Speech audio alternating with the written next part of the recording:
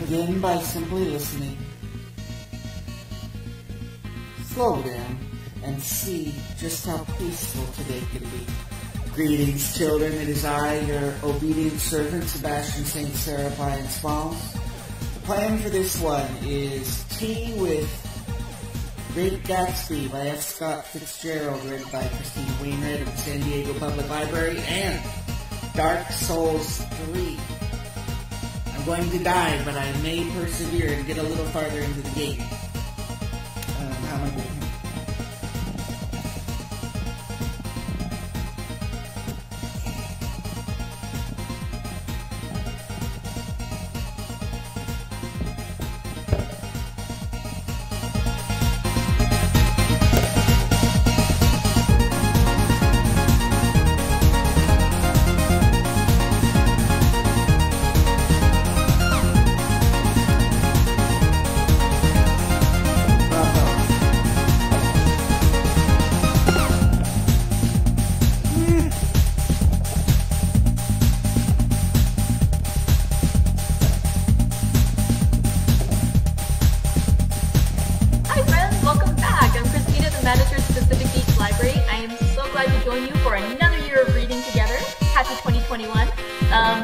Today we're going to start our read-along together of The Great Gatsby by F. Scott Fitzgerald, and this is one of those books that a lot of folks have read. It's extremely popular. Many folks consider it to be one of the premier American novels, and it's commonly read in schools, but I will confess I am not one of those students who had a chance to read The Great Gatsby in school and I hadn't read it on my own. So this will be my first time reading it. I would love it if you would comment as to whether you've read The Great Gatsby before, or if this is your first time. Also, if it was something that you had read previously, was it something that you enjoyed, or was it something that you sort of drudged through as school? Because I'm curious whether it's something that, I was speaking to at least one friend who, when I mentioned that we're going to read The Great Gatsby together, she said that it was something that, she'd had to endure, but she didn't really love it. But I've spoken to so many other people who really relate to the novel and love it so much. So I'm curious as to what your thoughts are on it. Hello, yes, happy 2021. I'm going to start us out with some tea, and I'm going to reveal that this, like The Great Gatsby, is a mystery to me. I don't know exactly which flavor it is. It's one of those Blumen teas. The packet that I got with these, it said, it has little pictures of what the dried up tea ball looks like, and then it describes what it will bloom into. However, that particular tea ball looked very similar to another little tea ball in that set, so I don't know. Once it blooms, we need to give it, I think, 3 or 4 minutes. We will find out. If it becomes a crimson tea, it's Lavender Dream, and I'll tell you what the ingredients are for that. But if it doesn't go to a crimson color, then it'll be more of an apricot-y flavor, it says, the Dragon Lily tea. We'll find out together. Let's give that a few minutes to steep. And let's talk a bit about F. Scott Fitzgerald and The Great Gatsby. So I do apologize that there is not yet a copy that you can read along with on Project Gutenberg. This book just went into the public domain on January 1st as part of Public Domain Day, where the works that were originally published in 1925 were made available without copyright protection any longer in the United States. So this one is a fresh off the presses of being copyright free. You are drinking something wonderful. I see a honey lavender. Oh, that sounds so good. You're having something amazing. Please.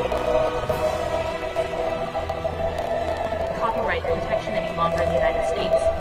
So this one is a fresh off the presses for us of being copyright free. By the way, if you are drinking something wonderful, I see a honey lavender. Ooh, that sounds so good. If you're having something amazing, please comment about it. I'd love for us to share tea together. It's fun. Let's see. Oh yeah, so this book came out in 1925, and unfortunately, what I learned when I was picking which edition of the book that I should read with you guys, I thought this was the proper one. It says it was the authorized text. However, when I was reading a little bit about it, it does say it corrects a couple errors that were in the original 1925 edition. So I do apologize, this is an updated version. It has a few small changes from the original text, which was published in 1925. I have ordered another copy of the other edition, and so we'll switch to that in another day or two once it arrives for me. But I did want to just apologize if you are reading along with the actual text that was originally published in 1925. I might have a few slight differences from what you have. So, that'll be something. Pilgrims discover the truth of the Our tea is starting to bloom.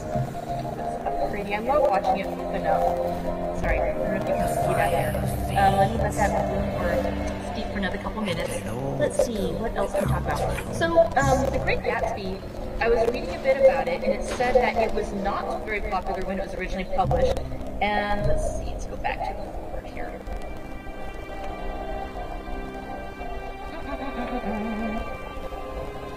Yeah, it says when it was originally published, it was quite They originally published 20,870 copies on April 10th, 2025, or 1925. They priced them at $2.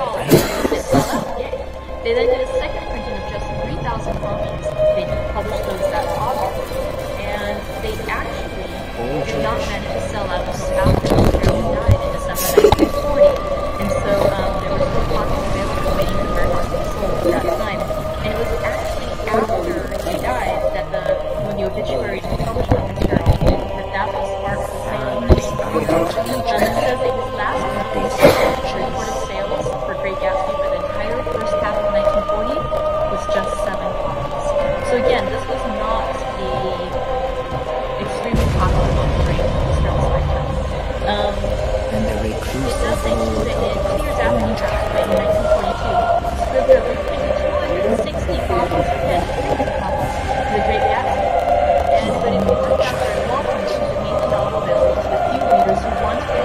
And then they published another novel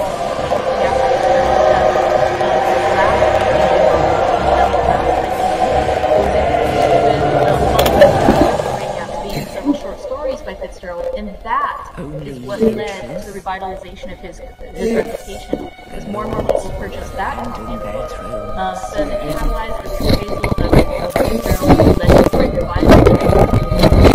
And then Scribner's published a student edition in 1957. From then on, it was frequently read by high school students and college students across the country, and that's again what led to the Great Gatsby being so widely known in American culture. I think this, sorry, it's hard to see. When I hold it up against something on the bottom, I can see the red color blooming across the bottom. When I have something so you can see that, you can see that. The red color is just like, it's like a sunrise starting. Wow, it's so pretty. So I think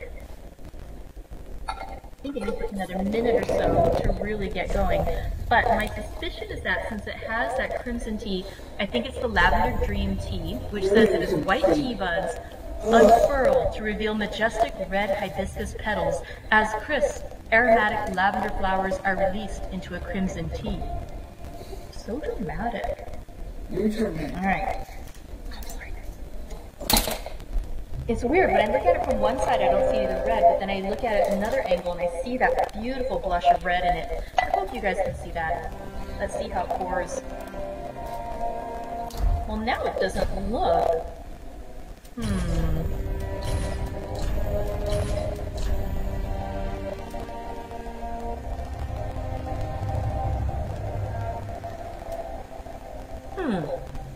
I'm not getting, actually now I'm not certain.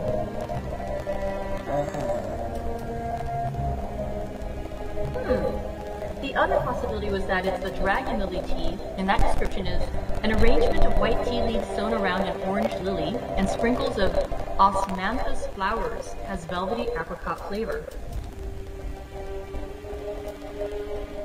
I don't know what osmanthus flowers would taste like, but I don't think this is the lavender. I'm not catching the lavender, and it's not as red as I thought it would be. So this might be the dragon lily rather than the... You can see that little red flush there.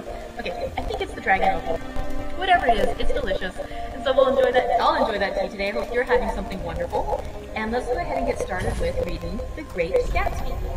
It's a very short book. It's only 9 chapters. today, so I think we're just going to read a chapter a day. If it does turn out the reading goes too long, I'll look ahead and just seeing about cutting some chapters into 2 parts so we read and separate. But for now, let's start out with reading a chapter. I'm going to also begin with the epigraph, the little quote at the beginning of the book, just because I thought this one will still out. The Great Gatsby. Then wear the gold hat, if that will move her. If you can bounce high, bounce for her too. Till she cried, lover, gold-hatted, high-bouncing lover, I must have you. Thomas Park D'Invilliers. And now, The Great Gatsby, Chapter 1. In my younger and more vulnerable years, my father gave me some advice that I've been turning over in my mind ever since. Whenever you feel like criticizing anyone, he told me, just remember that all the people in this world haven't had the advantages that you've had. He didn't say any more, but we've always been unusually communicative in a reserved way, and I understood that he meant a great deal more than that. In consequence, I'm inclined to reserve all judgments, a habit that has opened up many curious natures to me, and also made me the victim of not a few veteran bores. The abnormal mind is quick to detect and attach itself to this quality when it appears in a normal person, and so it came about that in college I was unjustly accused of being a politician, because I was privy to the secret griefs of wild, unknown men. Most of the confidences were unsought. Frequently, I have feigned sleep, preoccupation, or a hostile levity when I realized by some unmistakable sign that an intimate revelation was quivering on the horizon. But the intimate revelations of young men, or at least the terms in which they express them, are usually plagiaristic and marred by obvious suppressions. Reserving judgments is a matter of infinite hope. I am still a little afraid of missing something if I forget that, as my father snobbishly suggested, and I snobbishly repeat. A sense of the fundamental deficiencies is parceled out unequally at birth. And after boasting this way of my tolerance, I come to the admission that it has a limit. Conduct may be founded on the hard rock or the wet marshes, but after a certain point, I don't care what it's founded on. When I came back from the East last autumn, I felt that I wanted the world to be in uniform and at a sort of moral attention forever. I wanted no more riotous excursions with privileged glimpses into the human heart. Only Gatsby, the man who gives his name to this book, was exempt from my reaction. Gatsby, who represented everything for which I have an unaffected scorn. If personality is an unbroken series of successful gestures, then there was something gorgeous about him, some heightened sensitivity to the promises of life, as if he were related to one of those intricate machines that register earthquakes 10,000 miles away. This responsiveness had nothing to do with that flabby impressionability which is dignified under the name of the creative temperament. It was an extraordinary gift for hope, a romantic readiness such as I have never found in any other person, and which it is not likely I shall ever find again. No, Gatsby turned out all right at the end. It is what preyed on Gatsby, what foul dust floated in the wake of his dreams, that temporarily closed out my interest in the abortive sorrows and short-winded elations of men. My family have been prominent, well-to-do people in this middle western city for 3 generations. The Carraways are something of a clan, and we have a tradition that we're descended from the Dukes of Buccleuch. But the actual founder of my line was my grandfather's brother, who came here in '51, sent a substitute to the Civil War, and started the wholesale hardware business that my father carries on today. I never saw this great uncle, but I'm supposed to look like him, with special reference to the rather hard-boiled paintings. With special reference to the rather hard-boiled painting that hangs in Father's office. I graduated from New Haven in 1915, just a quarter of a century after my father, and a little later I participated in that delayed Teutonic migration known as the Great War.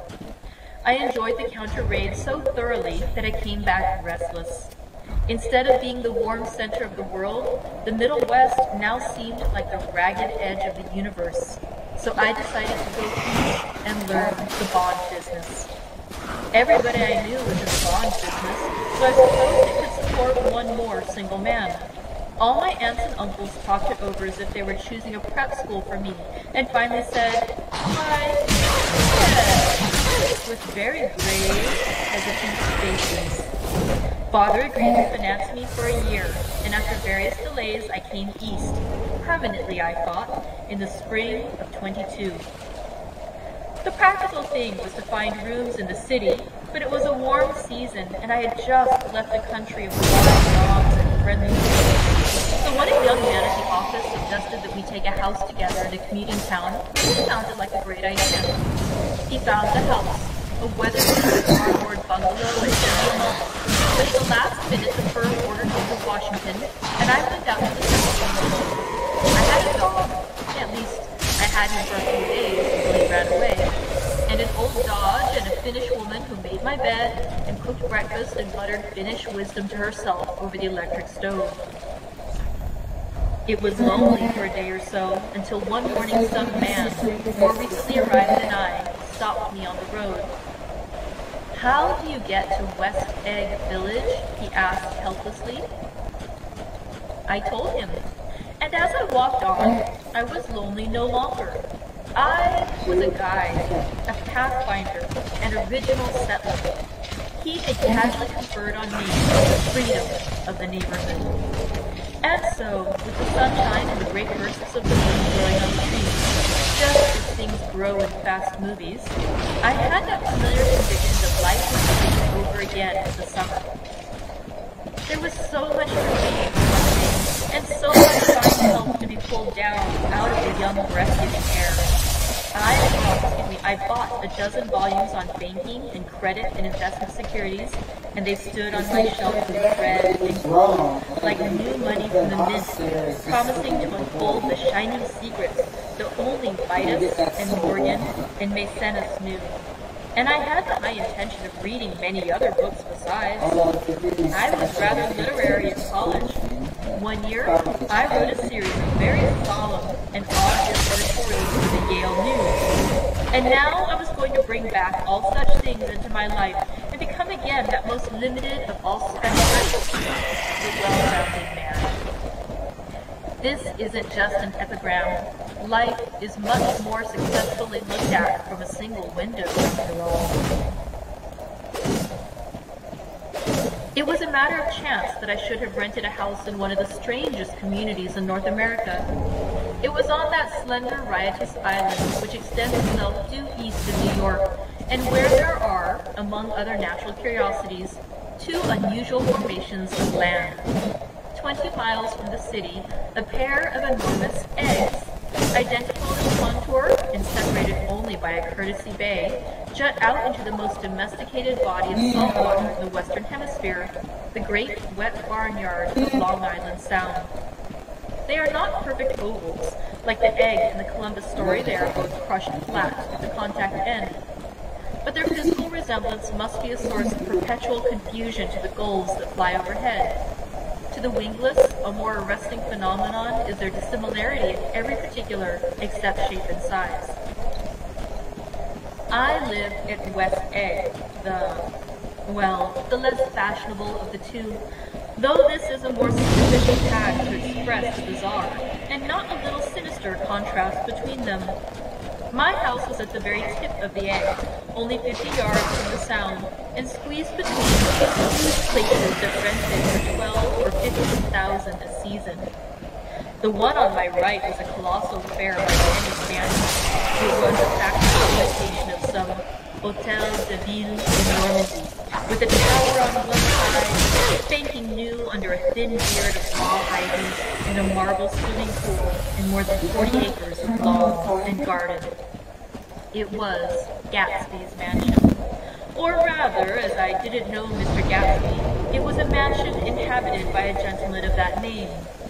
My own house was an eyesore, but it was a small eyesore, and it had been overlooked, so I had a view of the water, a partial view of my neighbor's lawn, and the consoling proximity of the millionaires, on $50 a month.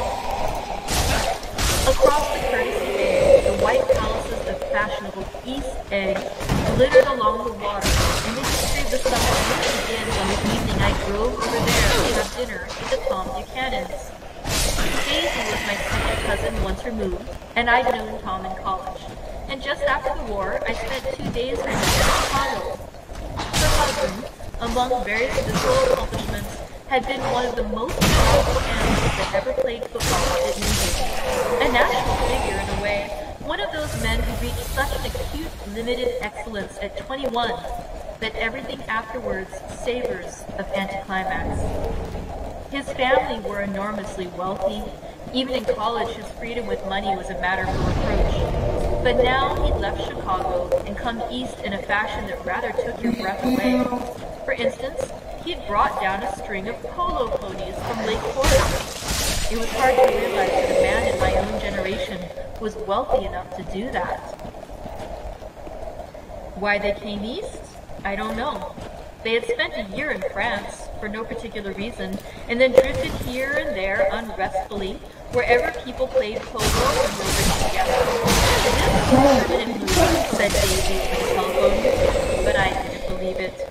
I had no sight into Daisy's heart, but I felt that Tom would drift on forever, seeking a little wistfully for the dramatic turbulence of some irrecoverable football game. And so it happened that on a warm, windy evening, I drove over to East Egg to see 2 old friends whom I scarcely knew at all.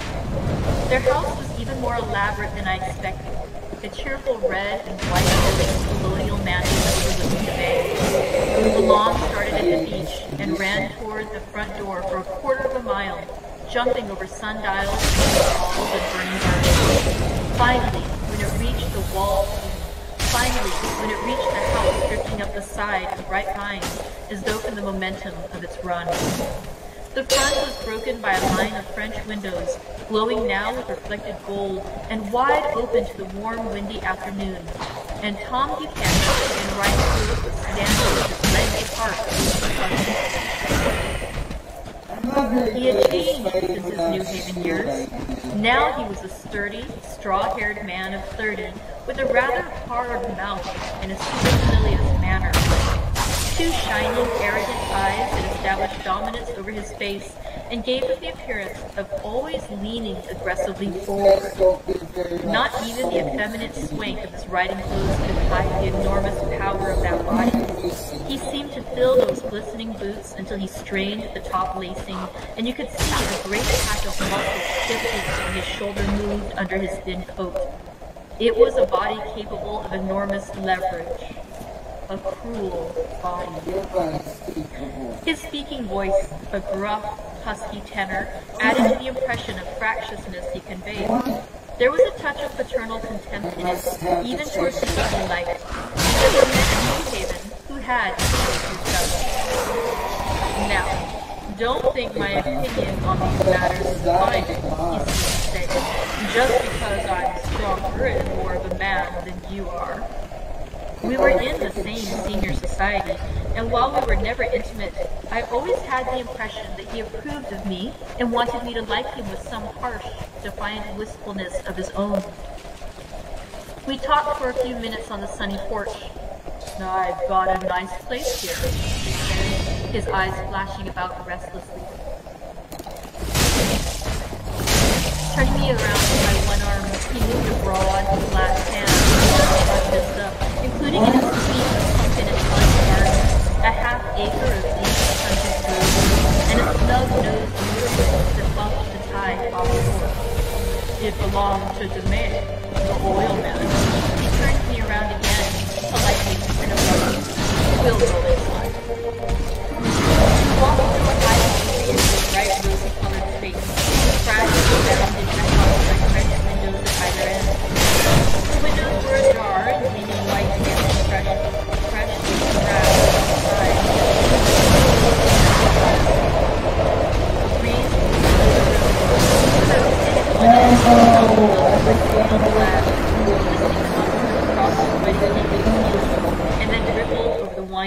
rug, making a shadow on it as wind does on the sea. The only completely stationary object in the room was an enormous couch on which two young women were buoyed up as though upon an anchored balloon. They were both in white, and their dresses were rippling and fluttering as if they had just been blown back in after a short flight around the house. I must have stood for a few moments listening to the whip and snap of the curtains and the groan of a picture on the wall.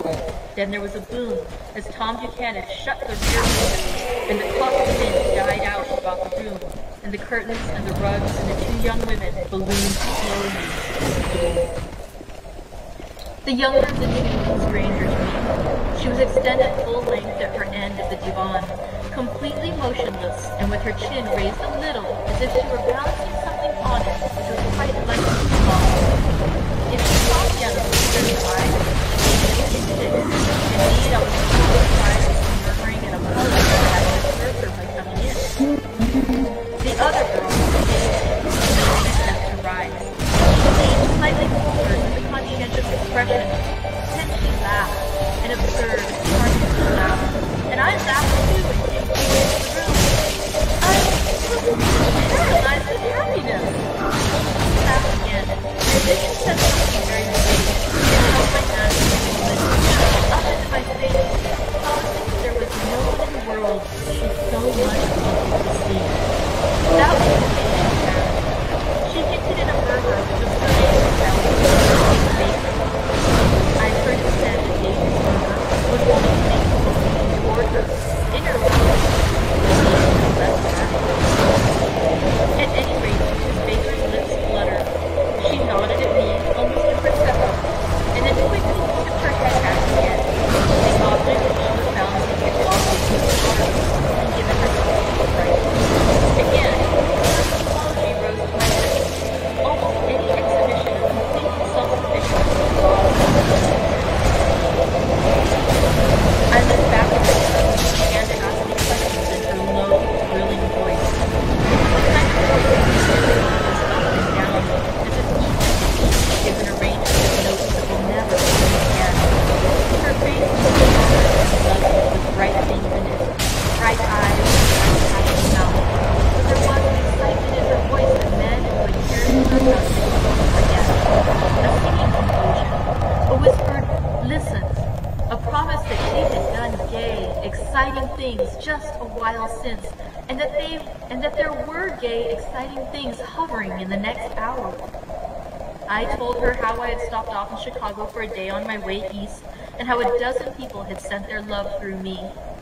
"Do they miss me?" she cried ecstatically. "The whole town is desolate.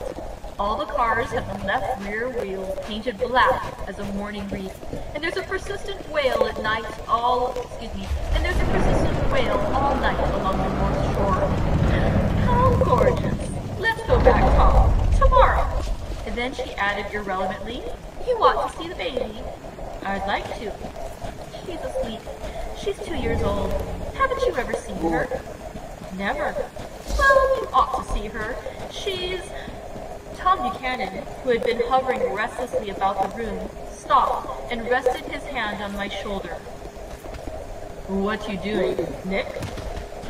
"I'm a bond man." I told him. "Never heard of them," he remarked decisively. This annoyed me. "You will," I answered shortly. "You will if you stay in the East." "Oh, I'll stay in the East. Don't you worry," he said, glancing at Daisy and then back at me as if he were alert for something more. "I'd be a goddamn fool to live anywhere else." At this point, Miss Baker said, "Absolutely," with such suddenness that I started. It was the first word she had uttered since I came into the room. Evidently it surprised her as much as it did me, for she yawned and with a series of rapid, deft movements stood up into the room. "I'm stiff," she complained. "I've been lying on that sofa for as long as I can remember." "Don't look at me," Daisy retorted. "I've been trying to get you to New York all afternoon." "No thanks," said Miss Baker to the 4 cocktails just into the pantry. "I'm absolutely in training." Her host looked at her incredulously. "You are?" He took down his drink as if it were a drop in the bottom of a glass. How you ever get anything done is beyond me. I looked at Miss Baker, wondering what it was she got done. I enjoyed looking at her. She was a slender, small-breasted girl with an erect carriage, which she accentuated by throwing her body backwards at the shoulders like a young cadet. Her gray, sun-strained eyes looked back at me with polite, reciprocal curiosity out of a wan, charming, discontented face.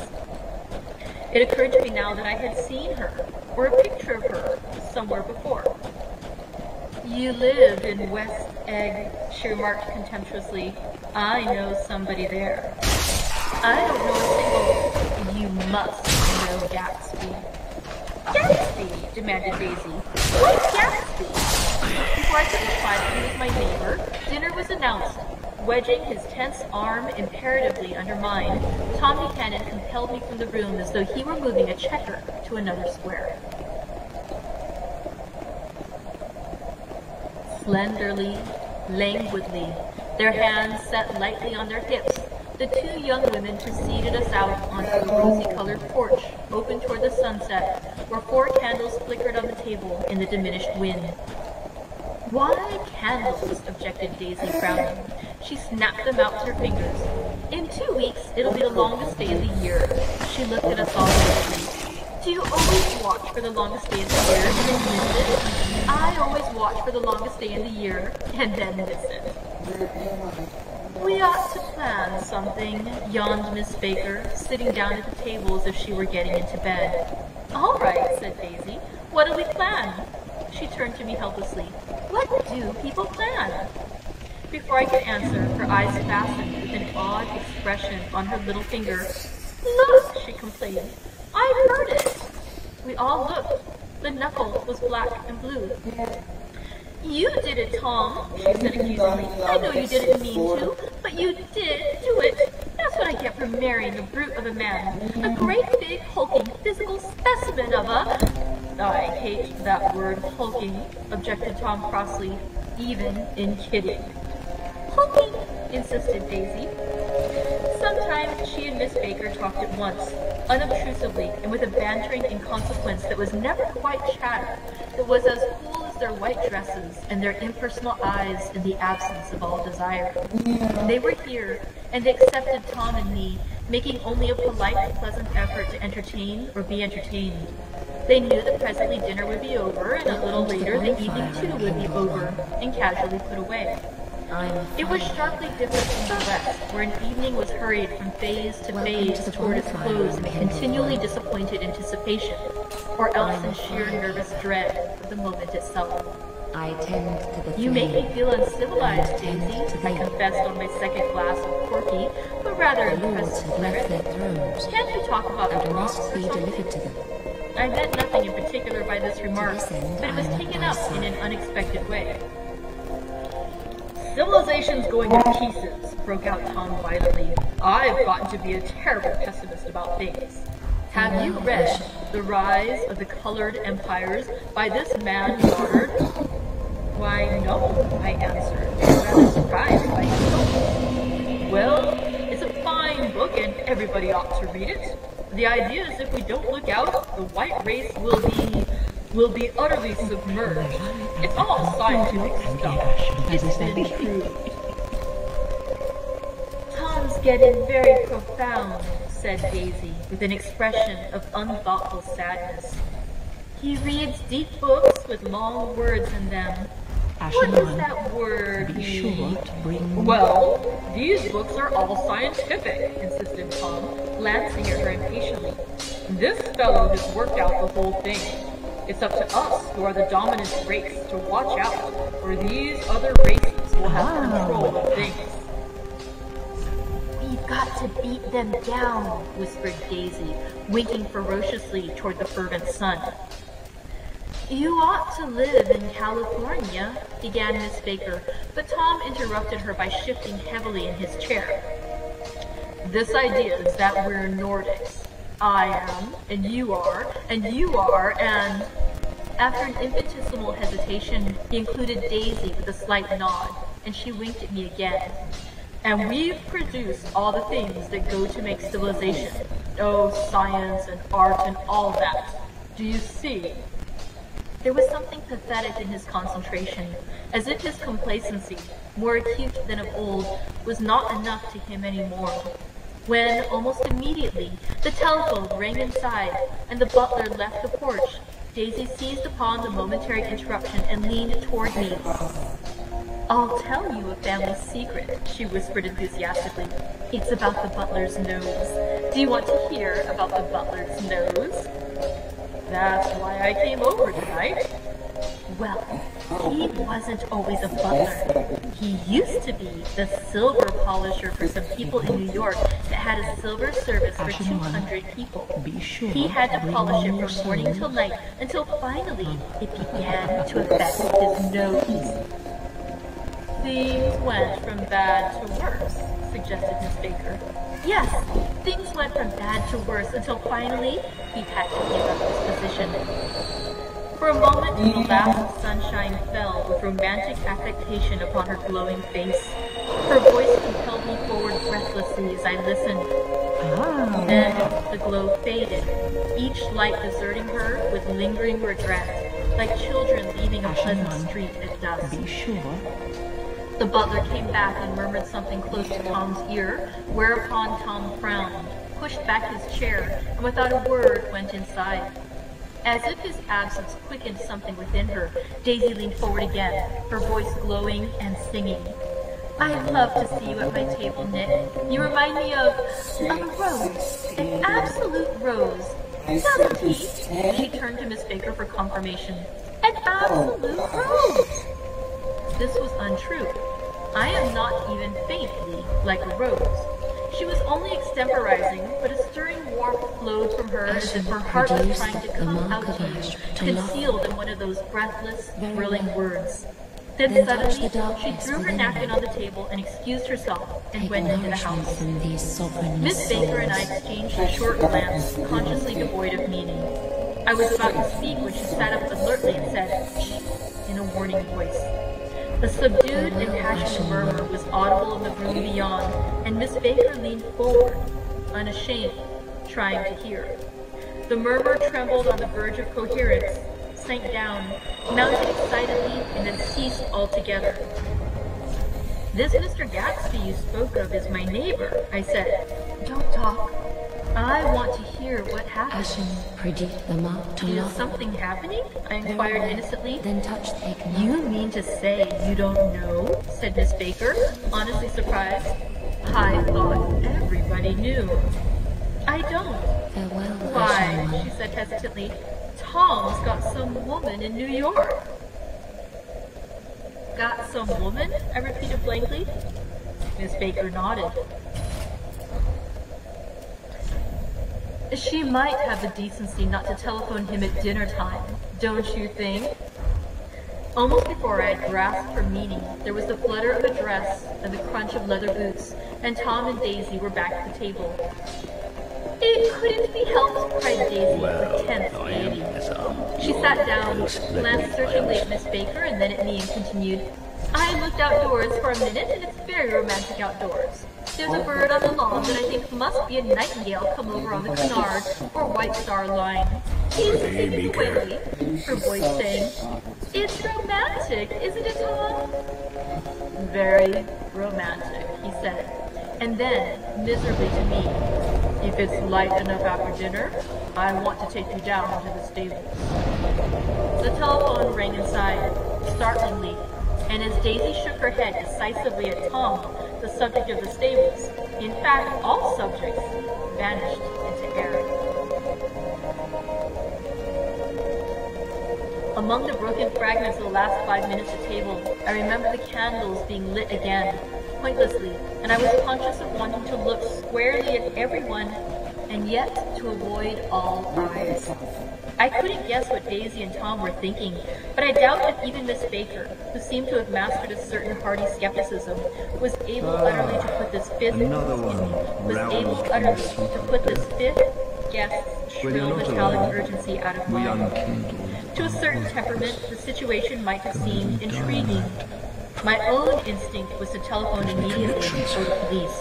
and it have us seek the The lords horses, of needless to cinder say, were not bottom mentioned and again. golden Tom and thrones. Miss Baker, with several feet of twilight between them, We're talking strolled back into the true library, legends as if to a with the vigil metal inside a beneath perfectly the tangible fire. body, while trying to look pleasantly Fit to interested look and a their little boots. deaf. I followed Daisy around a chain of connecting verandas to the porch in front. In its deep Don't you gloom, think? we sat down side by side on a wicker settee.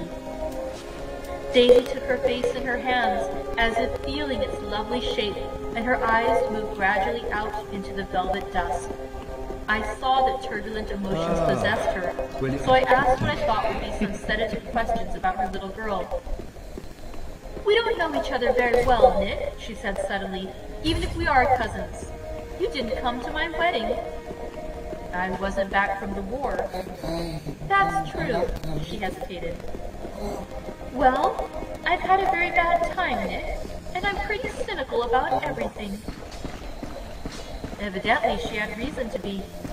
I waited, but she didn't say any more, and after a moment, I returned rather feebly to the subject of her daughter. "I suppose she talks and eats and everything?" "Oh, yes." She looked at me absently. "Listen, Nick, let me tell you what I said when she was born. Would you like to hear?" "Very much." "It'll show you how I've gotten to feel about things. Well, she was less than an hour old, and Tom was God knows where. I woke up out of the ether with an utterly abandoned feeling, and asked the night nurse right away if it was a boy or a girl. She told me it was a girl, and so I just turned my head away and wept. "All right," I said. "I'm glad it's a girl, and I hope she'll be a fool. That's the best thing a girl can be in this world, a beautiful little fool. You see, I think everything's terrible anyhow," she went on in a convinced way. "Everybody thinks so, the most advanced people. And I know. I've been everywhere and seen everything and done everything." Her eyes flashed around her in a defiant way, rather like Tom's. She laughed with feeling. "Sophisticated. God, I'm sophisticated." The instant her voice broke off, ceasing to compel my attention, my belief, I felt the basic insincerity of what she had said. It made me uneasy, as though the whole evening had been a trick of some sort to exact a contributory emotion from me. I waited, and sure enough, in a moment she looked at me with an absolute smirk on her lovely face, as if she had asserted her membership in a rather distinguished group of society to which she and Tom belonged. Inside, the crimson room loomed with light.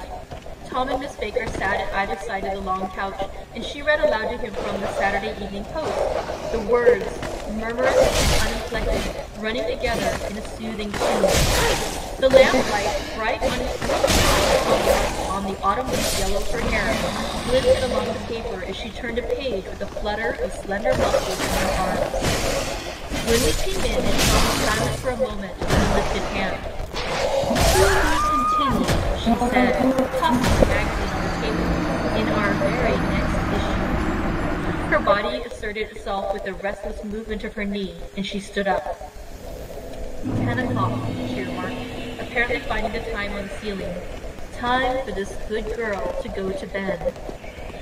"Daisy's going to play in the tournament tomorrow," explained "Jordan's going to play in the tournament tomorrow," explained Daisy, "over at Westchester." "Oh, you're Jordan Baker." I knew now why her face was familiar. Its teasing, contemptuous expression had looked out at me from many rotogravure pictures of the sporting life at Ashland and hot springs on Palm Beach. I had heard some story of her too, a critical, unpleasant story, but what it was I had forgotten long ago. "Good night," she said softly. "Wake me at 8, won't you? Please get up." "Good night, Mr. Carraway. See you anon." "Of course you will," confirmed Daisy. "In fact, I think I'll arrange a marriage. Come over often, Nick, and I'll sort of, fling you together. You know, lock you up accidentally in linen closets and push you out to sea in a boat, and all all that sort of thing. Good night, called Miss Baker from the stairs. I haven't heard a word. She's a nice girl, said Tom after a moment. They oughtn't to let her run around the country this way. Who oughtn't to? Inquired Daisy, boldly. Her family. Her family is one aunt about 1,000 years old. Besides, Nick is going to look after her, aren't you, Nick? She's going to spend lots of weekends up here this summer. I think the home influence will be very good for her. Daisy and Tom looked at each other for a moment in silence. Is she from New York? I asked quickly. Our white girlhood was passed together there. Our beautiful white. Did you give Nick a little heart-to-heart talk on the veranda? Demanded Tom suddenly. Did I? He looked at me. I can't seem to remember, but I think we talked about the Nordic race. Yes, I'm sure we did. It sort of crept up on us, and first thing you know... Don't believe everything you hear, Nick, he advised me.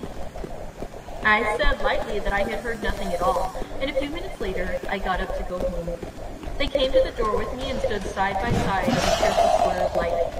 As I started my motor, Daisy peremptorily called, Wait! I forgot to ask you something, and it's important. We heard you were engaged to a girl out west. That's right, corroborated Tom kindly. We heard that you were engaged. It's a libel. I'm too poor. But we heard it, insisted Daisy, surprising me by opening up again in a flower-like way. We heard it from 3 people, so it must be true.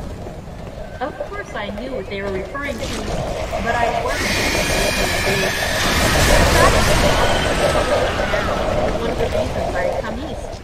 You can't stop going with a close friend. And on the other hand, their interest rather touched me and made them less remotely rich. Nevertheless, I was confused and a little disgusted as I drove away. It seemed to me that the thing for Daisy to do was to rush out of the house, child in arms. But apparently, there were no such intentions in her head. As for Tom, the fact that he had some woman in New York was really less surprising than that he had been depressed by a book.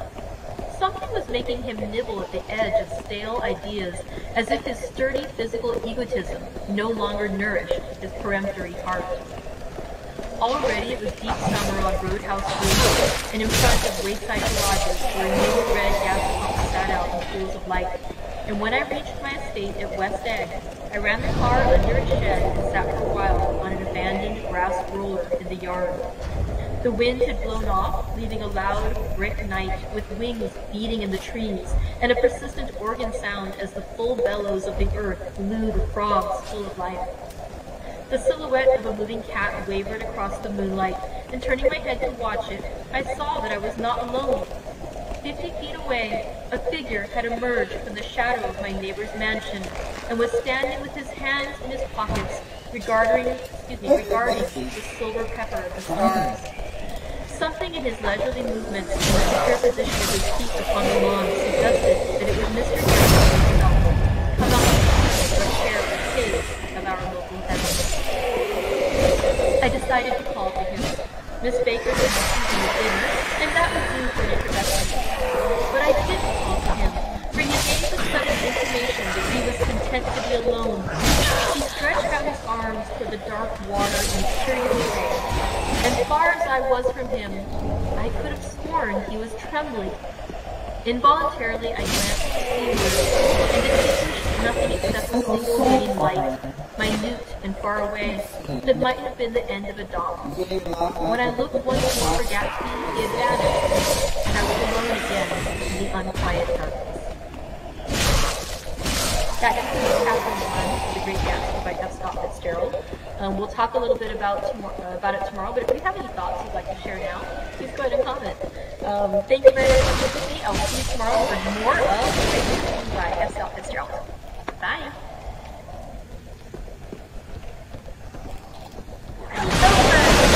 Manager from Pacific Beach Live joining me for day 2 of our read-along of The Great Gatsby, or The Great Gatsby. So I actually got another copy of the book. This is the original text. This one, the authorized text, has quite a few errors in this one, the 1925. Sadly, because we are reading without copyright, I'm going to read from the 25 edition, which, according to this one, has a few errors, so apologies. But if you are reading along, once Project Gutenberg does load up the free edition of Gatsby, it will match this text. So, I'm not sure which one I'm going to hold up each day because I think this one matches the iconic painting that we're used to seeing on the cover of The Great Gatsby. But this is the one we're actually going to read from. So, I might alternate them. This one is just too pretty not to show it off every day. But I'll look it up too to see if this is perhaps what the original edition looked like. That's what I was in the process of doing right when it hit 3 o'clock. So I'll do a little more research and I'll post that later on. So let's start with some tea. My tea today is what is today's tea? Today is the Black Forest Gâteau, which is a chocolate-flavored tea with cherry and cream notes. It is a black tea with citrus peel, cherry, chocolate, and safflower. And I do love this tea. I've had it quite a few times before. It just has such a wonderful chocolatey smell to it. It's so nice. I don't normally add sugar or cream to it. I just have it like this.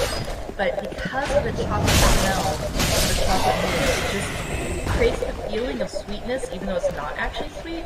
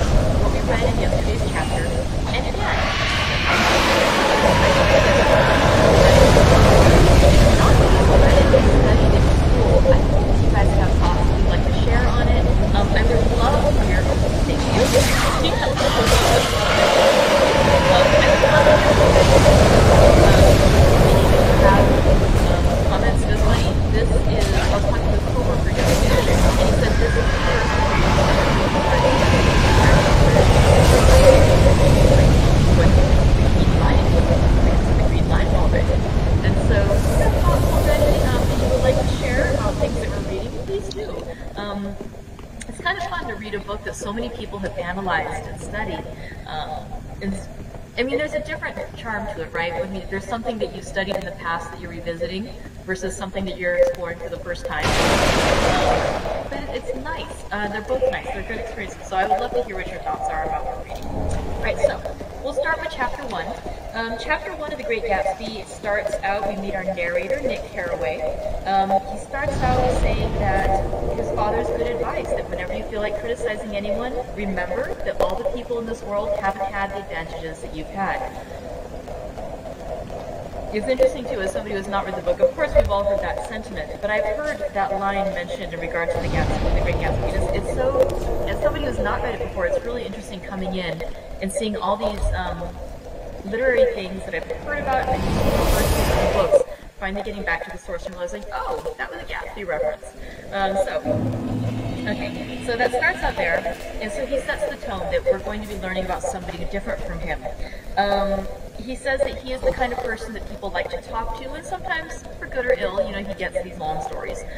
He has moved from the Midwest over to the East Coast. He's living outside New York, working in the financial market, and again, this story was published in 1925, set during the big boom, the heyday of the stock market and like the jazz age, and again before the stock market crash of 1929. So we see a lot of wealth and ostentation and excess, and that's going to, I think, be a theme of the book. So his family is pretty well-to-do over in the Midwest, but he decides to come out to New York. And they call this area where he's renting a home West Egg versus East Egg, which are, I guess, two areas off of Long Island, two little islands. And he is living on West Egg in a little rented house. But the next door neighbor is this huge, beautiful, fancy mansion, which we later learn is owned by Mr. Gatsby, and I can't remember if they already said his name, but it's J. Gatsby, we know. He also goes to visit his cousin, his second cousin Daisy, who lives across the way on East Egg. And Daisy, when he goes to visit her, is with her husband, Tom Buchanan, and their mutual friend, Jordan Baker, I think it was. Yes, Miss Baker. And they are quite wealthy. They're also... They have their own little issues. They are... You can already get the feeling that they're sort of... well, maybe it's just how I'm reading it because I know a little bit about the story, even though I haven't read it. A lot of us have heard about Gatsby. But just that she seems a bit... Well, to my impression so far, she seems a bit shallow. Like she sort of talks about her child, like, oh, she sees the baby, but they don't actually see the baby. And that, you know, she's not... She seems a bit shallow to me. But there is a little bit of depth. They're talking, oh sorry, somebody mentions you must know Gatsby. Jordan says that, and Daisy says, Gatsby? What Gatsby? So Daisy is just learning that there is a gentleman living on West Egg named Gatsby. This will of course become significant later.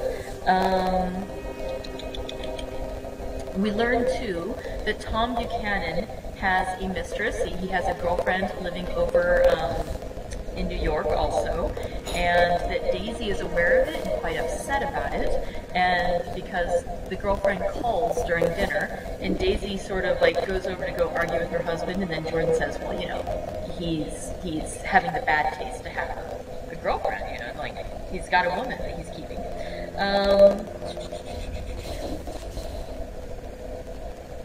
Let's see. Yeah, she might have the decency not to telephone him at dinner, don't you think? It's like, they're so sophisticated, as Daisy says. Let's see. Daisy points out, too, that she and Nick, even though they're cousins, they don't really know each other very well. That they haven't met up with each other. She points out he didn't come to the wedding. He was like fighting in the war. It was World War I. But he was so... they haven't been close with each other, but she talks a little bit about, she talks to him about stuff. She mentions about how when she had her daughter, she was clearly depressed about it, that when the child was born, Tom wasn't there with her. She was alone. She asked the nurse if it was a girl or a boy, and she found it was a girl. She wept, and said, I hope she'll be a fool. That's the best thing a girl can be in this world, a beautiful little fool. So again, that's where it's the question whether Daisy, because my first impression, as I said, is that she was a bit shallow. Is Daisy a fool, or does she just put on the eyes of the way, because that's what she thinks she needs to do at that time? Again, you have thoughts on that? Probably once they sit there, she also says, and this is an interesting thing, everything's so the most advanced people, everything's terrible anyhow. And she says, I've been everywhere, and seen everything, and done everything. And then she says, sophisticated. God, I'm sophisticated. And she breaks off her voice, and he feels the basic insincerity of what she says. And so again, for all her sophistication, we know that she's not happy, we know that she's not pleased with where she is. Another thing that I did not mention earlier in our recap was that Tom said some kind of hateful things earlier in the conversation. Like he had talked about how civilization is going to pieces, and he was mentioning some book called The Rise of the Colored Empires by a gentleman named Goddard, which we should look up. But basically it seems to be, from what it seems to me is what he's saying, it's one of those studies from the 20s about like trying to scientifically prove that the white race is better than everyone else, because he was saying how we are Nordics and you know we are better, and we've produced all the things that go to make civilization. And so I had heard that this book does have some anti-Semitic elements to it. I'm not sure. Caution one. Oh no! I did just want to caution that one. Sorry. We'll get more of that, I'm sure. Just good to see you. Let's see. The dinner party ends. Tom goes home. Sorry, not Tom. Nick goes home because Tom mentions too that he had heard that Nick was getting engaged, and he says, no, he's not engaged. Complicated. But because he's too poor. He says, no, that's part of why he came to New York, to get away from the gossip about that stuff. And so Nick eventually goes back to his house. Daisy says she's going to try to match Miss Jordan Baker with Nick Carraway, our narrator. we'll see what happens with that. And when Nick goes home to his little house along the water, he sees that his neighbors come out of his home. He's never met Mr. Gatsby, but he can see him there, and just by the way his posture is, it suggests that Mr. Gatsby himself is outside. And he's about to call to him, but then he doesn't, because as he looks across, he sees his neighbor sort of reach out his arm and tremble a little bit. And so, excitement, curiosity, nerves, who knows what it is. And he says Nick himself looked seaward to try to see what his neighbor Gatsby was looking at, and distinguished nothing except a single green light, minute and far away, that might have been the end of a dock. When I looked once more for Gatsby, he had vanished, and I was alone again in the unknown darkness. So that's our first appearance of the green light, which I understand will be quite significant to us. Welcome home, I should speak then. Let's go ahead and read chapter 2. Then touch By the way, as I mentioned, because we are reading the original edition now, there will be a couple little things that I'll try to see if I can find the differences in them. But one of the differences that I read in the other book that they corrected in this one is that in this original edition, it said that Tom and Daisy's child was 3 years old, versus in the corrected edition she was only 2 years old, because otherwise she would have, it doesn't work with the timeline. Apparently the reason there's these discrepancies is that Fitzgerald was a little lackadaisical about his editing, but also he was living in Italy at the time when they were putting this to press, and so as the changes were going back and forth, he was not easy to access, and so it was only afterwards when they looked back at the drafts, which Fitzgerald had kept, they were able to piece together what had actually been put in the intention. And so, let's go ahead and read chapter 2 now of The Great Gatsby. Chapter 2. About halfway between West Egg and New York, the motor road hastily joins the railroad and runs beside it for a quarter of a mile, so as to shrink away from a certain desolate area of land. This is a valley of ashes, a fantastic farm where ashes grow like wheat into ridges and hills and grotesque gardens, where ashes take the forms of houses and chimneys and rising smoke, and finally, with a transcendent effort, the ash-gray men who move dimly and already crumbling through the powerful air. Occasionally, a line of gray cars falls along an invisible track, gives out a ghostly creak, and comes to rest, and immediately the ash-gray men swarm up with leaden spades and stir up the invisible cloud, which screens of obscure operations from their sight. But above the gray land and the spasms of bleak dust which drift endlessly over it, you perceive, after a moment, the eyes of Dr. T.J. Ethelbert. The eyes of Dr. T.J. Ethelbert are blue and gigantic. Their retinas are 1 yard high. They look out of no face, but instead from a pair of enormous yellow spectacles which pass over a non-existent nose. Evidently, some wild wag of an oculist set them there to fatten his practice in the borough of Queens, and then sank down himself into a turning blanket and forgot them away. But his eyes, dimmed a little by many paintless days under sun and rain, brood on over the solemn dumping valley. The valley of ashes is bounded on one side by a steep loud road, and when the throttle is up to let barges through, the passengers on waiting trains can stare at the dismal scene for as long as half an hour. There is always a halt there of at least 1 minute, and it was because of this that I first met Tom Buchanan's mistress.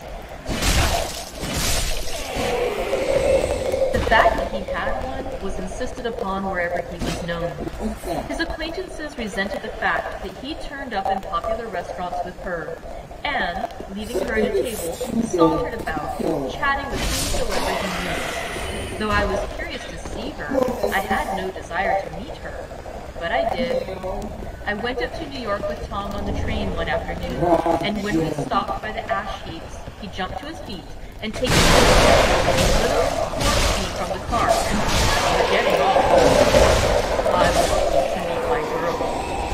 I think he'd tanked up a good deal at luncheon, and his determination to have my company bordered on violence. The supercilious assumption was that on Sunday afternoons I had nothing better to do. I followed him over a low whitewashed railroad fence and we walked back 100 yards along the road under Dr. Ethelberg's persistent stare. The only building in sight was a small block of yellow brick.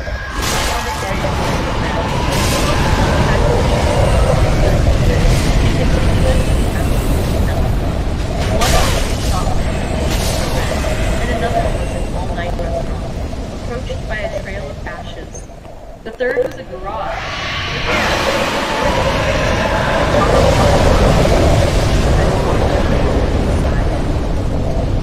The interior was unprosperous and bare. The only car visible was the dust-covered wreck of a Ford, which crouched in its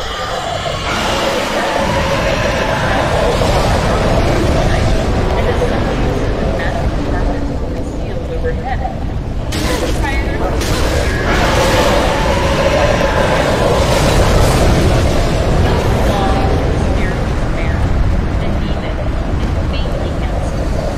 when he saw us, a damp gleam of hope sprang into his light blue eyes.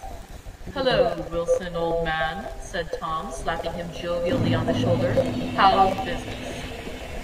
"I can't complain," answered Wilson unconvincingly. Well, when did you tell me that time? "Next week. I've got my man working on it now." "Works pretty slow, don't he?" "No, he doesn't," said Tom shortly. "And if you feel that way about it, maybe I'd better sell it somewhere else after all." "I don't mean that," explained Wilson quickly. "I just meant..." His voice faded off, and Tom glanced impatiently around the garage. Then I heard footsteps on the stairs, and in a moment the thickish figure of a woman walked out the light from the office. She was in the middle 30s and faintly stout, but she carried her surplus flesh sensuously, as some women can. Her face, above a spot of dark blue crepe de chine, contained no facet or gleam of beauty, but there was an immediately perceptible vitality about her, as if the nerves of her body were continually smoldering. She slowly smiled, and walking through her husband as if he were a ghost, shook hands with Tom, looking him flush in the eye. Then she wet her lips, and without turning around, spoke to her husband in a soft, hoarse voice. "Get some chairs, why don't you, so somebody can sit down." "Oh, sure," agreed Wilson hurriedly, and went toward the little office, mingling immediately with the cement color of the walls. A white ashen dust veiled his dark face, and his hair was in the vicinity, except for the wife, who moved close to Tom. "I want to see you," said Tom.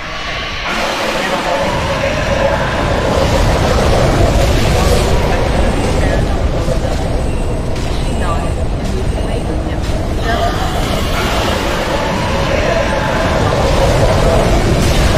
We waited for her down the road and out of sight.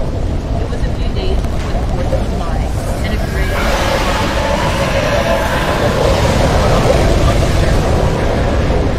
terrible place, said Tom, exchanging a frown with Dr. Ethelberg. "Huh?"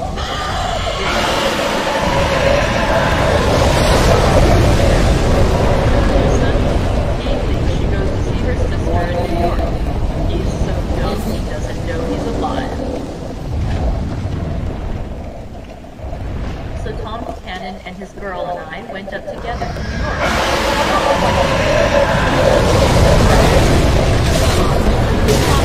That much those East Texas might be. She changed her dress to brown, which threatened rather wide hips as Tom helped her reflect.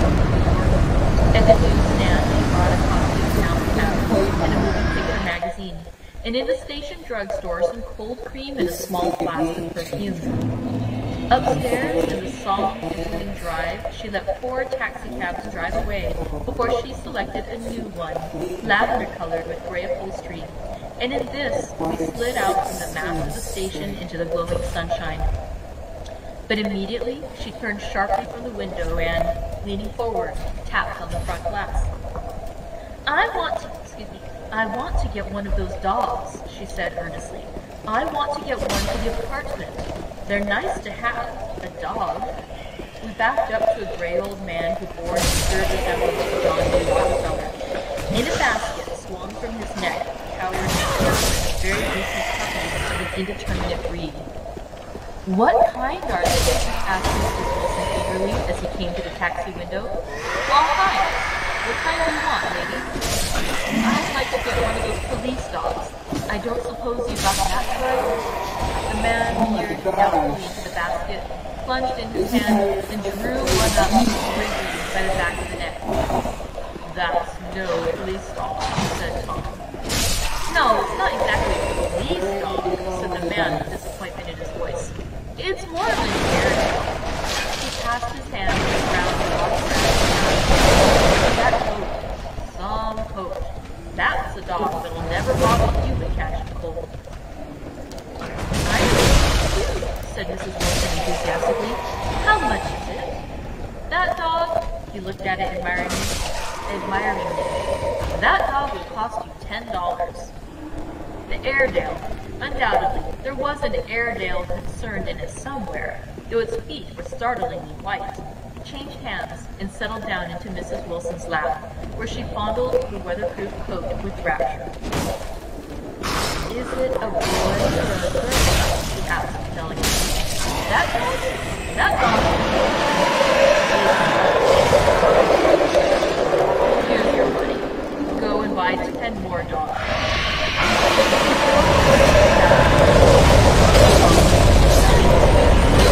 Sunday afternoon, and I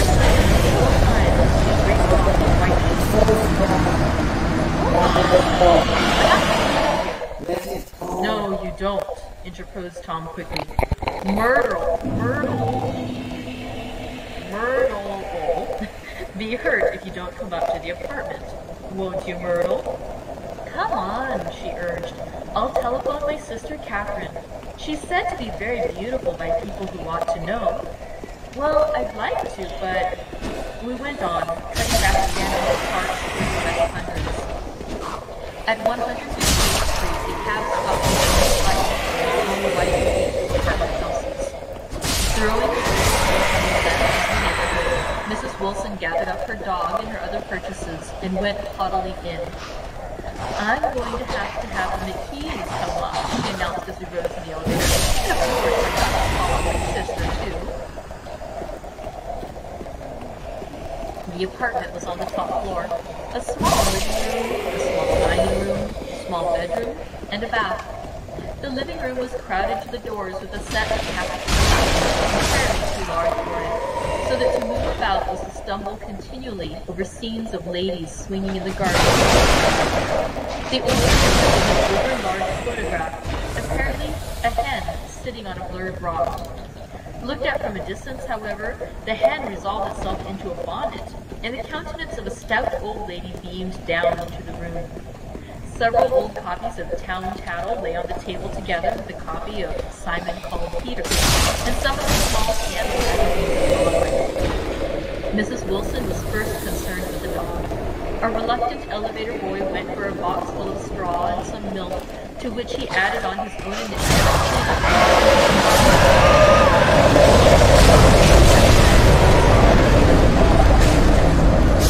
Meanwhile, Tom brought out a bottle of whiskey from a locked bureau door.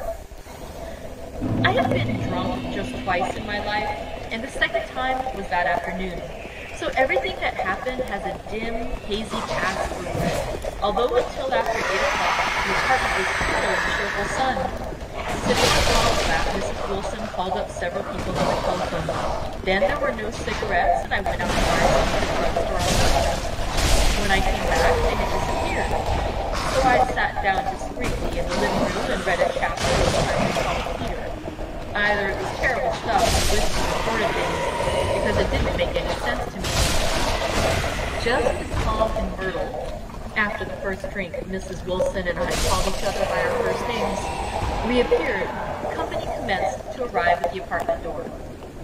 The sister, Catherine, was a slender, worldly girl of about 30.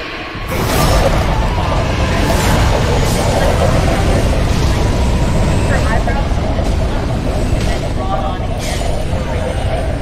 But the effort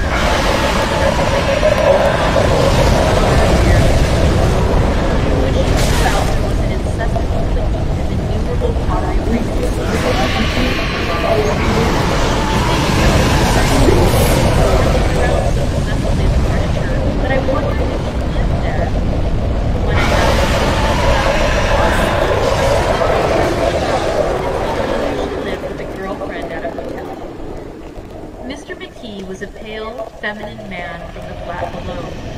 He had just shaved, but there was a white spot of lather on his cheekbone, and he was most respectful in his greeting to everyone in the room. He told me that he was in and I gathered he made an enlargement of Mrs. Wilson's mother, which hovered like an ectoplasm on the wall. His wife was shrill, languid, handsome, and coral. She told me with pride that her husband had photographed her 127 times since they had been married.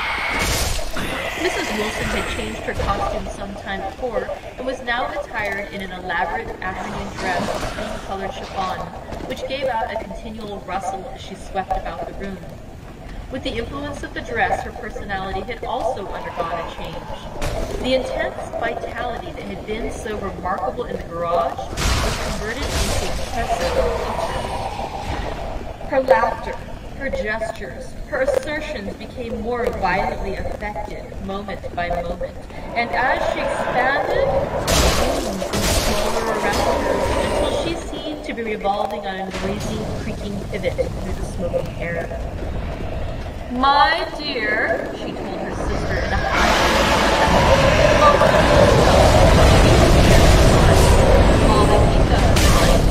I had a woman up here last week look at my foot, and when she gave me the bill,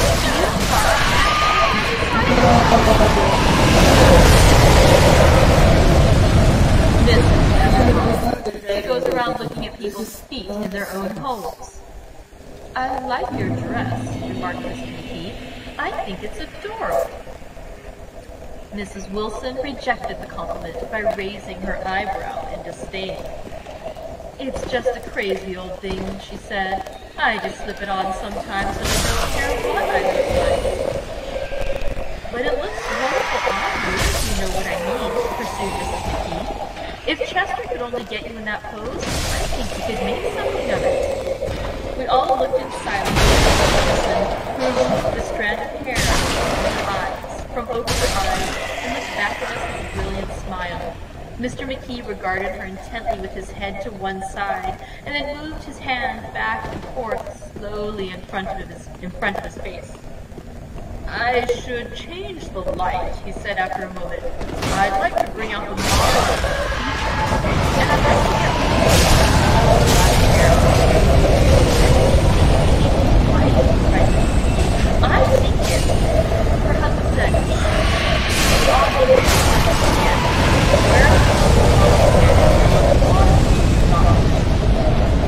"You McKees have something to drink," he said.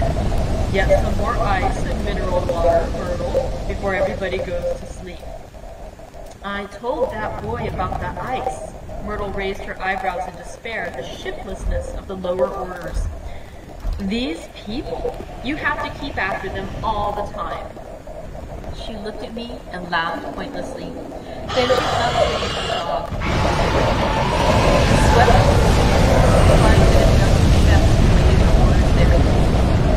"I've done some nice things out on Long Island," assured Mr. McKee. Tom looked at him blankly. "Two of them we have framed downstairs."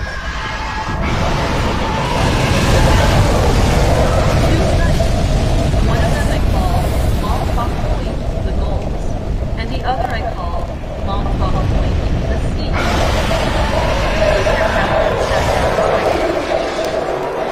"Do you live on Long Island too?" she inquired. "I live at West Egg." "Really? I was down there at a party about a month ago, at a man named Gatsby's. Do you know him?" "I live next door to him." "Well, they say he's a nephew or a cousin of Kaiser Wilhelm's. That's where all his money comes from." "Really?" She nodded. "I'm scared of him. I'd hate to have him get anything on me." This absorbing information about my neighbor was interrupted by Mrs. McKee's pointing suddenly at Catherine. "Chester, I think you could do something with her," she broke out. But Mr. McKee only nodded in a bored way and turned his attention to Tom. "I'd like to do more work on Long Island. All I ask is that they should give me a start." "Ask Myrtle, said Tom, breaking into a shout of laughter as Wilson entered with the tray. I'll give you a letter of introduction, won't you, Myrtle? Do what? She asked. We'll give you a letter of introduction to your husband, so that he can do some studies of him. His lips moved silently for a moment as he invented George the Gatsby. Catherine leaned close to me and whispered in my ear, neither of them can stand the person they're married to. Can't they? Can't stand them. She looked at Myrtle and then at Tom. What I say is, why go on living with them if they can't stand them? If I was them, I'd get a divorce and get married to each other right away. Doesn't she like Wilson either? The answer to this was unexpected. It came from Myrtle, who had overheard the question, and it was violent and obscene. You see, cried Catherine triumphantly. She lowered her voice again. It's really his wife that's keeping them apart. She's a Catholic, and they don't believe in divorce. Daisy was not a Catholic, and I was a little shocked at the elaborateness of the lie. When they do get married, continued Catherine, they're going west to live for a while until it blows over. It'd be more discreet to go to Europe. Oh, do you like Europe? She exclaimed excitedly. I just got back from college. Really? Just last year, I went over there with you. Stay long? No, we just took to Monte Carlo and back. We went by way of Marseille. We had over $1,200 when we started, but we got gypped out of it all in 2 days in the private rooms. We had an awful time getting back, I can tell you.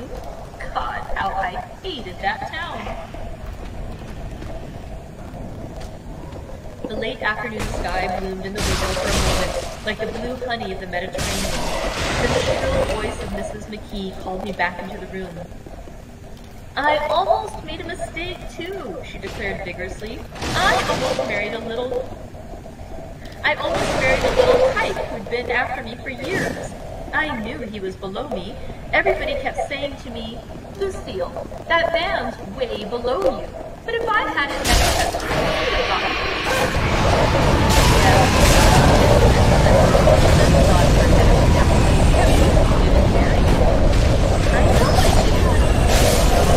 I married him, said Myrtle continuously, and that's the difference between your case and mine.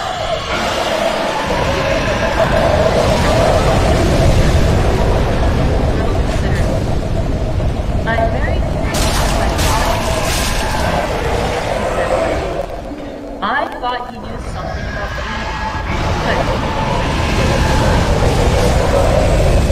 were crazy about him for a while, said Catherine. Crazy about him? Cried Myrtle incredulously. Who said I was crazy about him? I never was any more crazy about him than I was about that man there.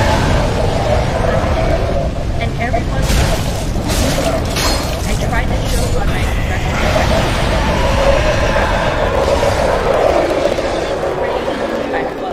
was when I married him. I knew right away I made a mistake. He borrowed somebody's best suit to get married in and never even told me about it. And then he found out one day when he was out. She looked around to see who was listening. Oh, is that your suit? I said. This is the first I ever heard about it. But I gave it to him, and then I lay down and cried to keep the bag all afternoon. She really ought to get away from him, resumed Catherine to me.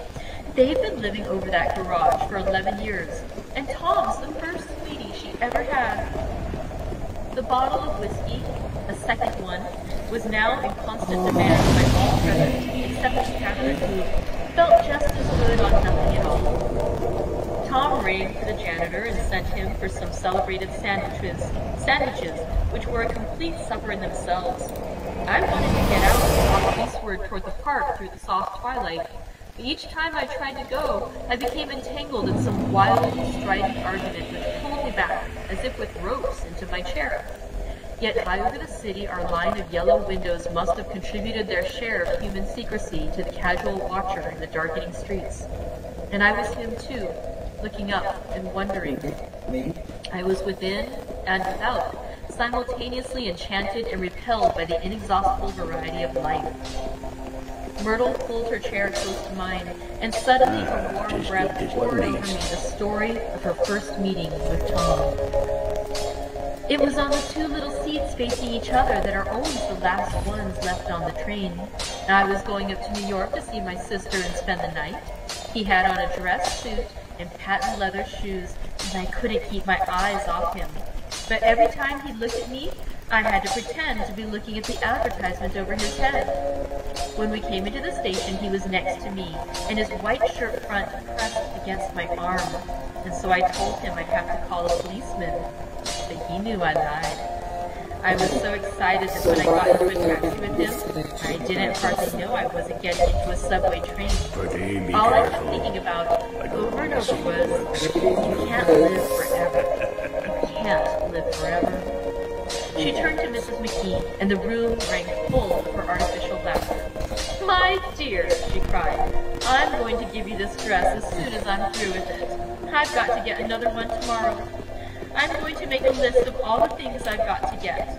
A massage, and a wave, and a collar for the dog, and one of those cute little ashtrays where you touch a spring, and a wreath with a black silk bow for Mother's grave that'll last all summer.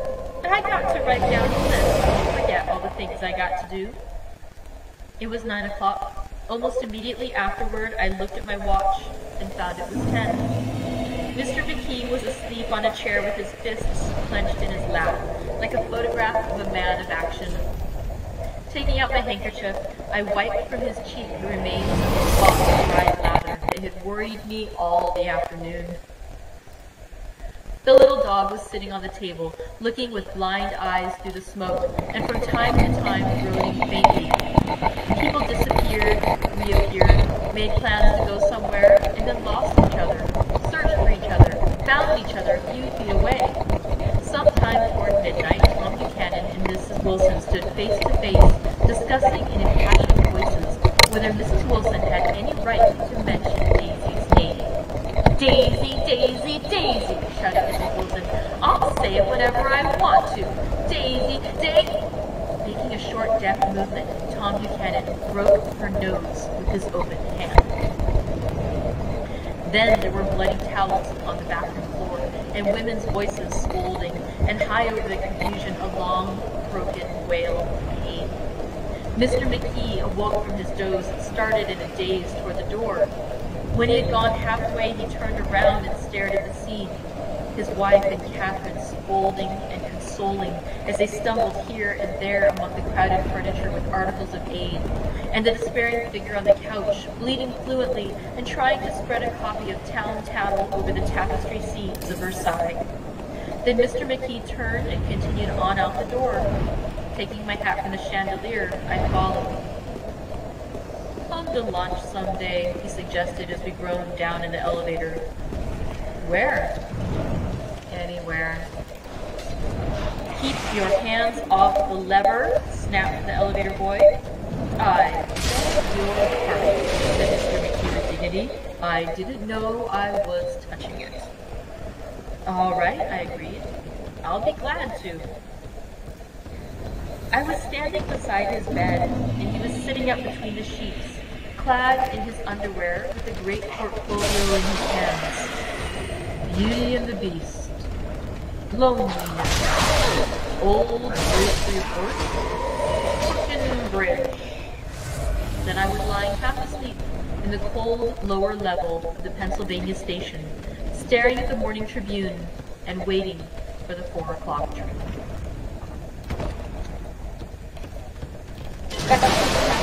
Great Gatsby. I'm just going to mention, there were 3 thoughts that I had that I want to be sure to share. One, going in chronological order, was, I love that line where Mrs. Wilson says that she only wears that dress. How does she say it again? It's just a crazy old thing. I just slip it on sometimes, and I don't care what I look like.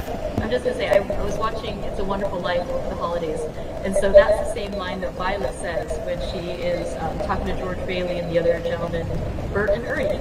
And she says, this whole thing is just something you're wearing in your house. Like, it's a nice little thing. I wonder if it was just a book set or if it was actually a reference to Great Gatsby when they included it in It's a Wonderful Life. So that's one thing. Second thing was just horrible. They used a slur, which is just one of those things. There was another short story I wanted to read when we were doing short stories for last week, and it had a slur that I didn't feel comfortable saying. It's just a little bit of a modern reflection. Even though they're of the time, sometimes it's hard as a modern reader to just read things that we see as hate speech now. So I apologize for having to read that. Okay, so that was it. And I know there was something else that as I read it, I was thinking, oh, I would love to talk about this with you guys. I don't know what it was, but those are the two things. There's a high note and a little bit of a low note that experiences as the narrator today. So thank you very much for reading with me. We will discuss a bit more about what we think was going on in this chapter. If we think any of this is foreshadowing, exciting stuff going on, or just we want to just talk about what happened and just a summary so we can keep it in our mind. We'll talk about it tomorrow. But if you have thoughts on it, I would love to hear them. And thank you very much. We'll see you for Chapter 3 in tomorrow's reading. Bye. Through the Pacific Beach Library. You may recall that yesterday I was saying I wasn't sure which copy of The Great Gatsby I should hold up. Should it be the authorized text with the proper picture on it that looks really nice?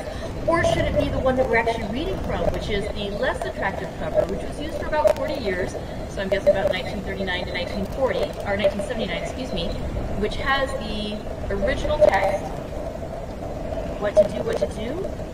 The answer is go for the third copy of the book. I noticed that it returned today. It's on our shelf. So this is a paperback edition that has the original artwork and the original text. So yay, problem solved. This is what we'll refer to from now on. So welcome back to day 3 of our reading from The Great Gatsby by Scott Fitzgerald. Yay! Now we've rated it one book. The cover that we want and the text that we want. So yay. Today's tea that I'm going to be enjoying is going back to the holiday tea that I was enjoying before we went up before the end of the year.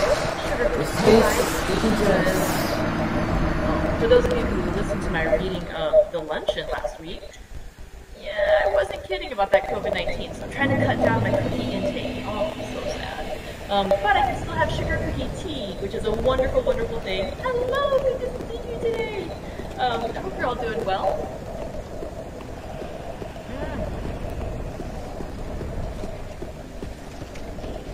Yummy. Not a real cookie, but tastes as good as a pancake. I'm still not sure how to get that word to make it. Okay, so let's talk a bit about yesterday's chapter. Yesterday's chapter was really interesting, I thought. And I peeked a little ahead today too. Today's going to be a good one as well. There is, so a lot happens in chapter 2 of the book. We still haven't met Gatsby. Oh, good to see you. We still haven't met Gatsby, who is, quite great. We know it well, right? He's also, we think, our main protagonist. It turns out Nick Carraway is our narrator. So the story starts out with Nick traveling over to the other side, from West Egg to New York. And he talks about the eyes of Dr. T.J. Ethelberg. They are blue and gigantic, and that basically there's a big sign that was erected years ago by an optometrist, and that it's just stayed up. And there has been speculation that, the eyes of Ethelberg are what the artist was hearkening back to when he designed this.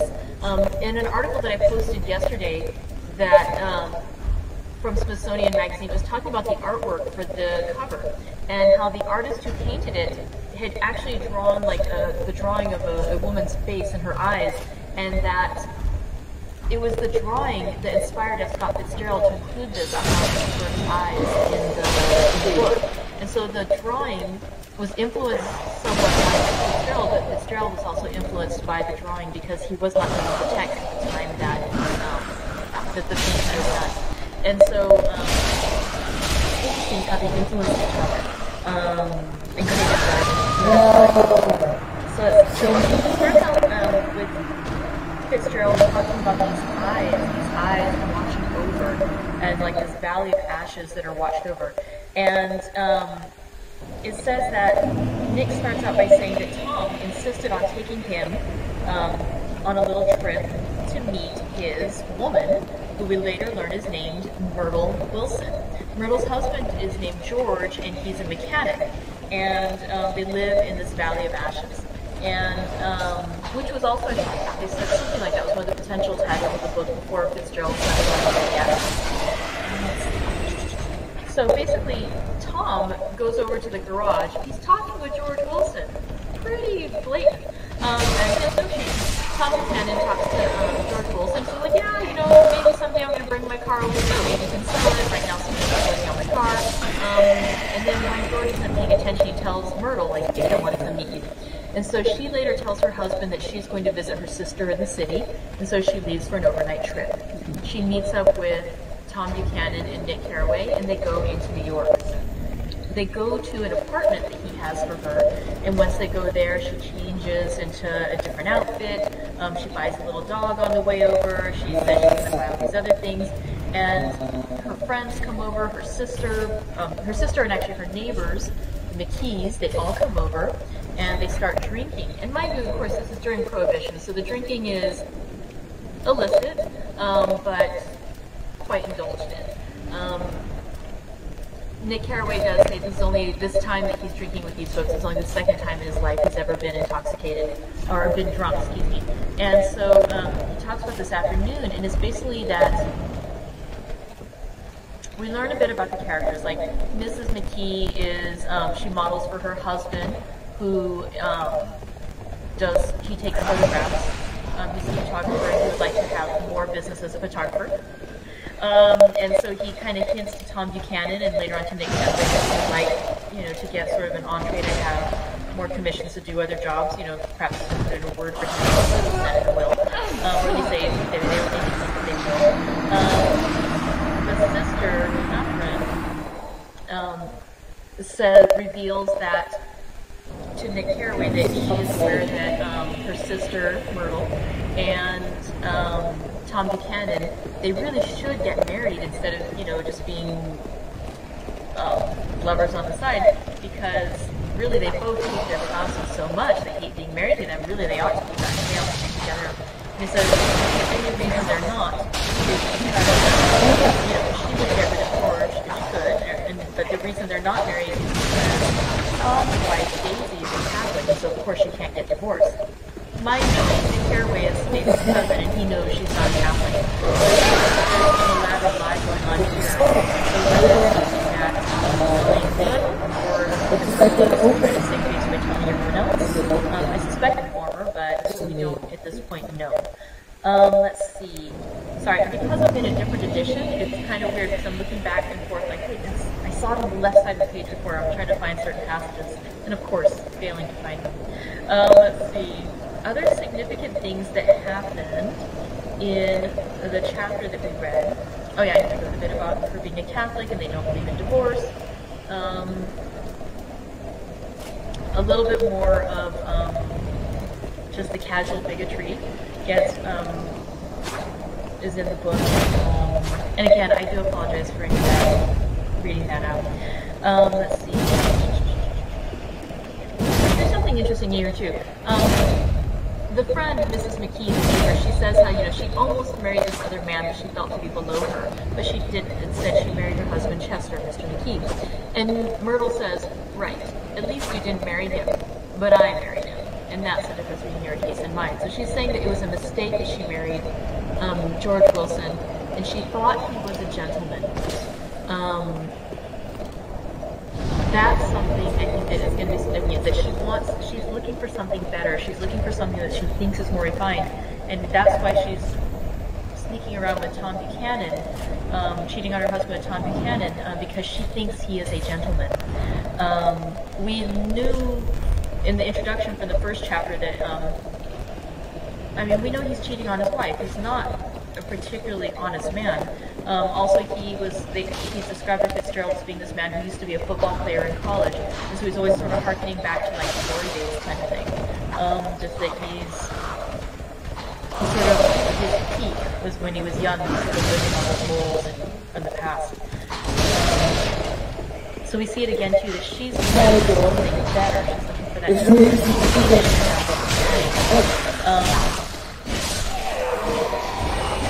what we find later though is that, again, as the evening goes on and on, they've settled on it. And by then, Mrs. Wilson and Tom Buchanan are arguing with each other, and she's saying, they're basically having an argument as to whether she's even allowed to say Jason's name. And Tom apparently doesn't want her to say his wife's name, so because she's shouting out, Daisy, Daisy, Daisy, I'll say whatever I want to, Daisy. And then he slaps her hard enough across the face to break her nose. So again, Tom Buchanan, not a gentleman at all. The friends all run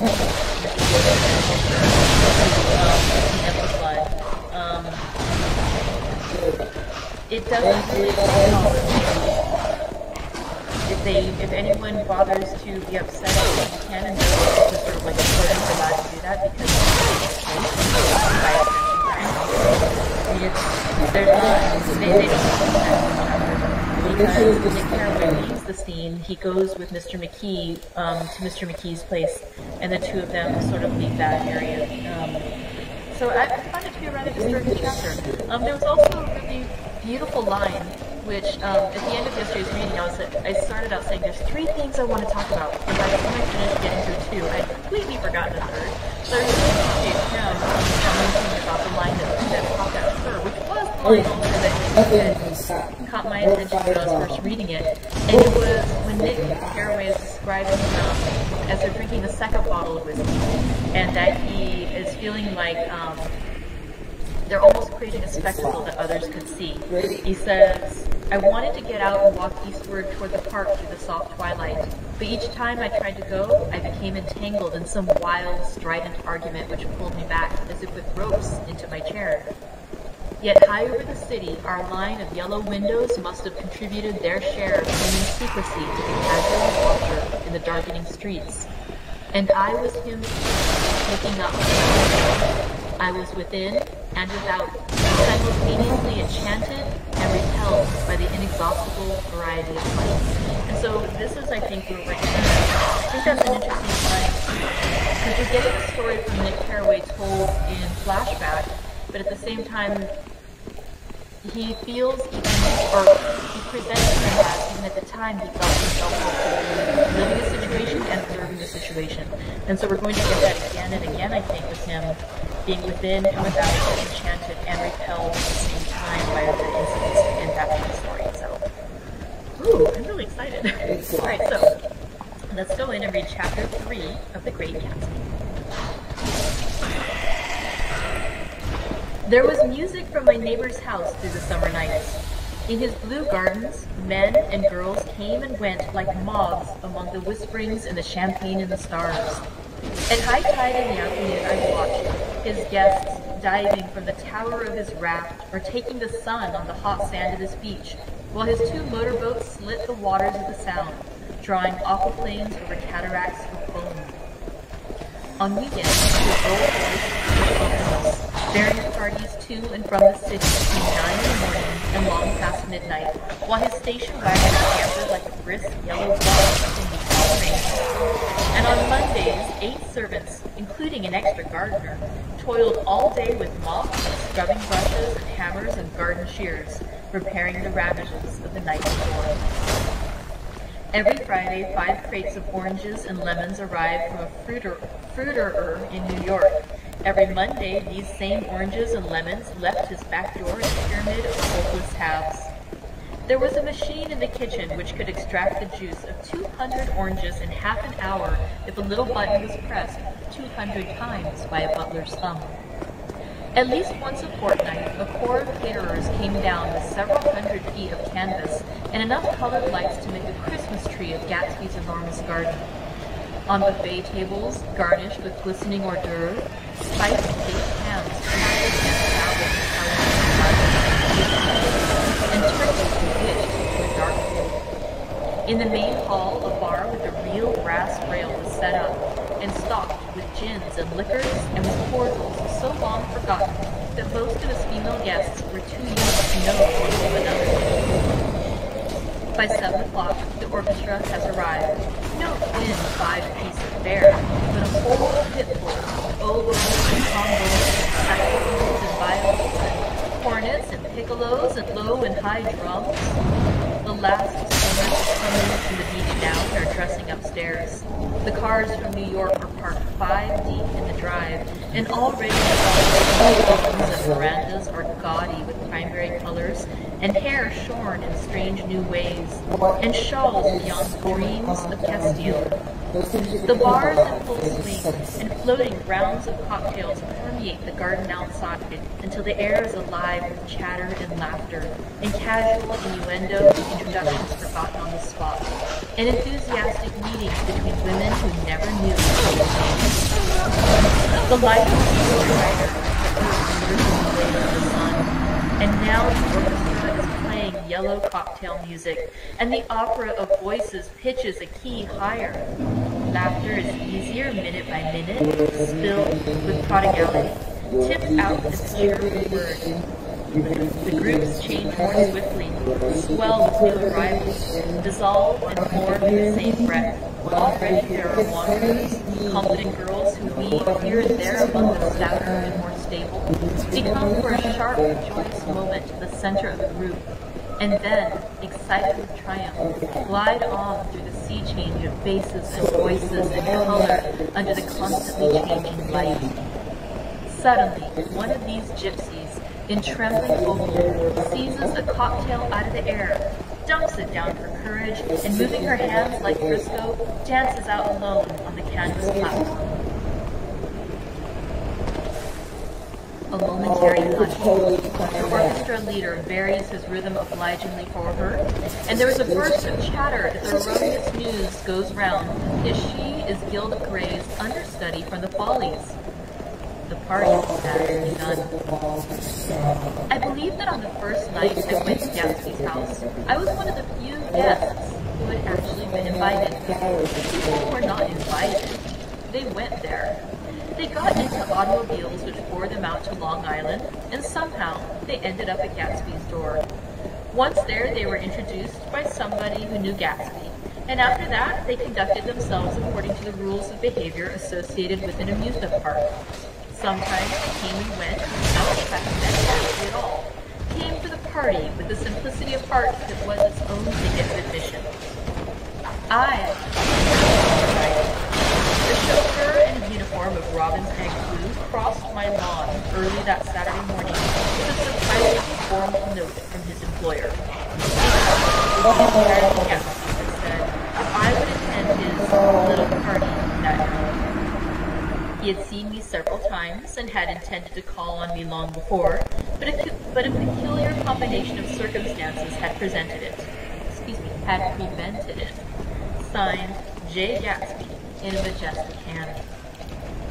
Dressed up in white flannel, I went over to his lawn away after 7 and wandered around rather ill at ease among swirls and eddies of people I didn't know, though here and there was a face I had heard on a recent train. I was immediately struck by the number of young Englishmen dotted about, all talking in low, earnest voices to the solemn prosperous Americans. I was sure that they were selling bonds or insurance or automobiles. They were at least agonizingly aware of the easy money in the vicinity and convinced that it was theirs for a few words in the right key. As soon as I arrived, I made an attempt to find my host, but the 2 or 3 people of whom I asked his whereabouts stared at me in such an amazed way and denied so vehemently any knowledge of his movements that I slunk off in the direction of the cocktail table, the only place in the garden where a single man could linger without looking purposeless and alone. I was on my way to getting roaring drunk from sheer embarrassment when George Baker came out of the house and stood at the head of marble steps, leaning a little backward and looking with contemptuous interest down into the garden. Welcome or not, I found it necessary to attach myself to someone before I should begin to address cordial remarks to the passers-by. "Hello!" I roared, advancing towards her. My voice seemed unnaturally loud once more. "I thought you might be here," she responded absently as I came up. "I remember you lived next door to..." She held my hand impersonally, as a promise that she'd take care of me in a minute, and gave ear to two girls in twin yellow dresses, who stopped at the foot of the stairs. "Hello!" they cried together. "Sorry you didn't win." That was for the golf tournament. She had lost in the finals the week before. "You don't know who we are," said one of the girls in yellow, "but we met you here about a month ago." "You've dyed your hair." "You've dyed your hair," she said, remarked Jordan, and I started. But the girls had moved casually on, and her remark was addressed to the premature moon, produced like the supper, no doubt, out of a caterer's basket. With Jordan's slender golden arm resting in mine, we descended the steps and sauntered about the garden. A tray of cocktails floated at us in the twilight, and as we sat down at a table with the two girls in yellow and three men, each one introduced to us as Mr. Mumble. "Do you come to these parties often?" inquired Jordan of the girl beside her. "The last one was the one I met you at," answered the girl in an alert, confident voice. She turned to her companion. "Wasn't it for you too, Lucille?" It was for Lucille too. "I like to come," Lucille said. "I never care what I do, so I always have a good time. When I was here last, I tore my gown on a chair, and he asked me my name and address. Inside of a week, I got a package from the courier with a new evening gown in it." "Did you take it?" asked Jordan. "Sure I did. I was going to wear it tonight, but the seam in the box had to be altered. It was gassy blue with lavender beads. $265. Talking about a fellow that'll do a thing like that," said the other girl eagerly. "He doesn't want to know what anybody." "Who doesn't?" I inquired. "Gatsby. Somebody told me." The two girls and Jordan leaned together confidentially. "Somebody told me that they thought you killed him." A thrill passed through the houses. The three Mr. Mumbles bent forward and listened eagerly.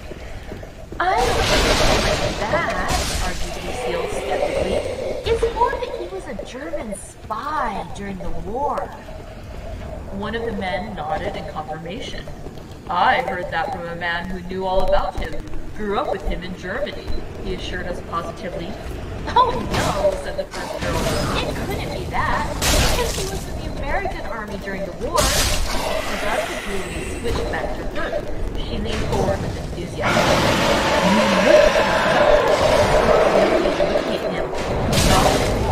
He killed the man."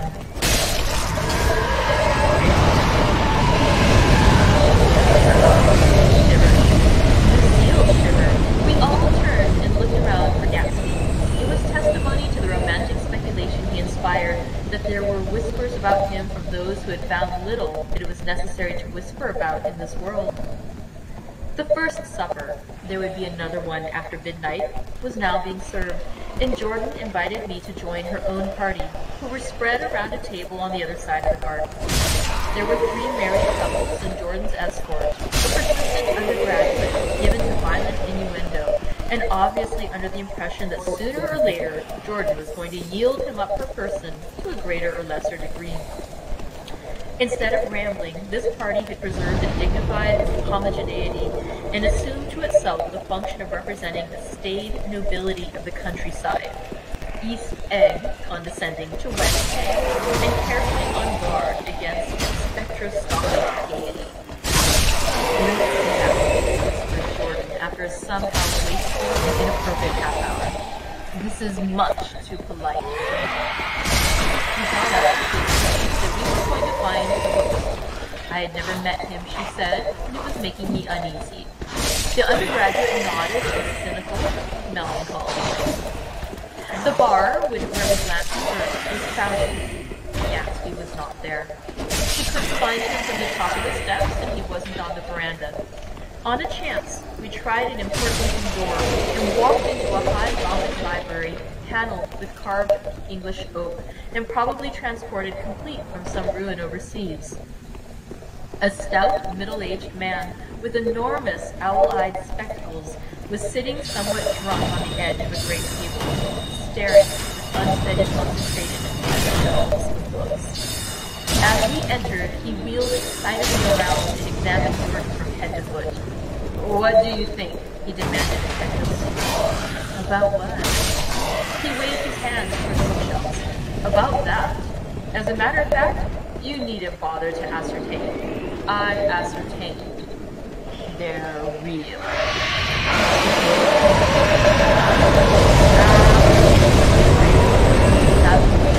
And everything. I thought they'd be a nice durable part. Matter of fact, they're absolutely real. Pages and...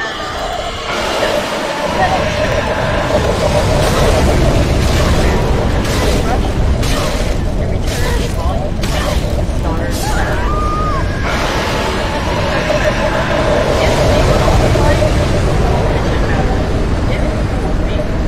This fellow's a regular Belasco. It's the triumph.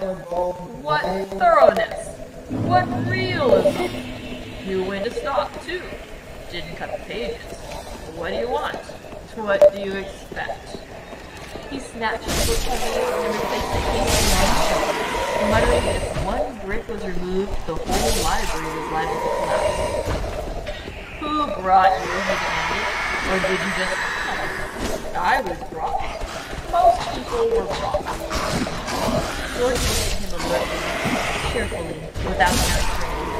"I was brought by a woman named Roosevelt. Mrs. Claude Roosevelt. Do you know her? I met her somewhere last night. I've been drunk for about a week now, and I thought it might sober me up to sit in the library." "Has it?" "A little bit, I think. I can't tell you. I've only been here an hour. Did I tell you about the books? They're real. They're..." We shook hands with him gravely and went back outdoors. There was dancing now on the canvas in the garden, old men pushing young girls backward in eternal, graceless circles, superior couples holding each other tortuously, fashionably, and keeping in the corner, and a great number of single girls dancing individualistically or relieving the orchestra for a moment of the burden of the banjo or the traps. By midnight, the hilarity had increased. A celebrated tenor had sung in Italian, and a notorious contralto had sung in jazz, and between the numbers, people were doing stunts all over the garden, while happy, vacuous bursts of laughter rose toward the summer sky. A pair of stage twins, who turned out to be the girls in yellow, did a baby act in costume, and champagne was served in glasses bigger than finger bowls. The moon had risen higher, and floating in the sound was a triangle of silver scales, trembling a little to the stiff, tinny drop of the banjos on the lawn. I was slowly the girl gave way upon the slightest provocation of uncontrollable laughter.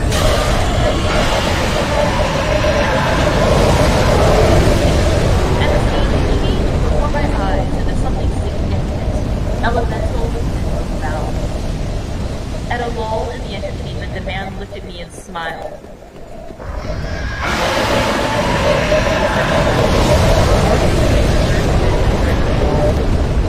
Why, yes, I was in the 9th Machine Gun Battalion. I was in the 7th Infantry until June 1918. I knew I'd seen him somewhere before. We talked for a moment about some wet, gray little villages in France. Evidently, he lived in this vicinity, for he told me that he had just bought a hydroplane and was going to try it out in the morning. Want to go with me, old sport? Just near the shore along the Sound. What time? Any time that suits best. It was on the tip of my tongue to ask his name when Jordan looked around and smiled. Having a gay time now? She inquired. Much better. I turned again to my new acquaintance. This is an unusual party for me. I haven't even seen the host.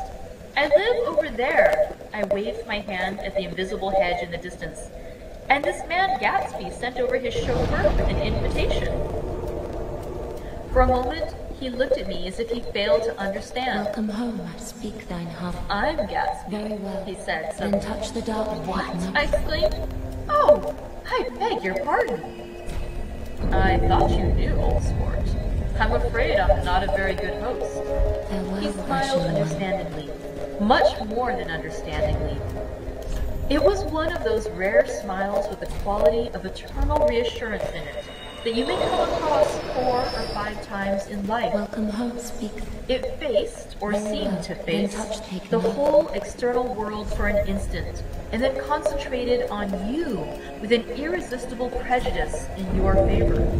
It understood you just as far as you wanted to be understood, believed in you as you would like to believe in yourself, and assured you that it had precisely the impression of you that, at your best, you hoped to convey.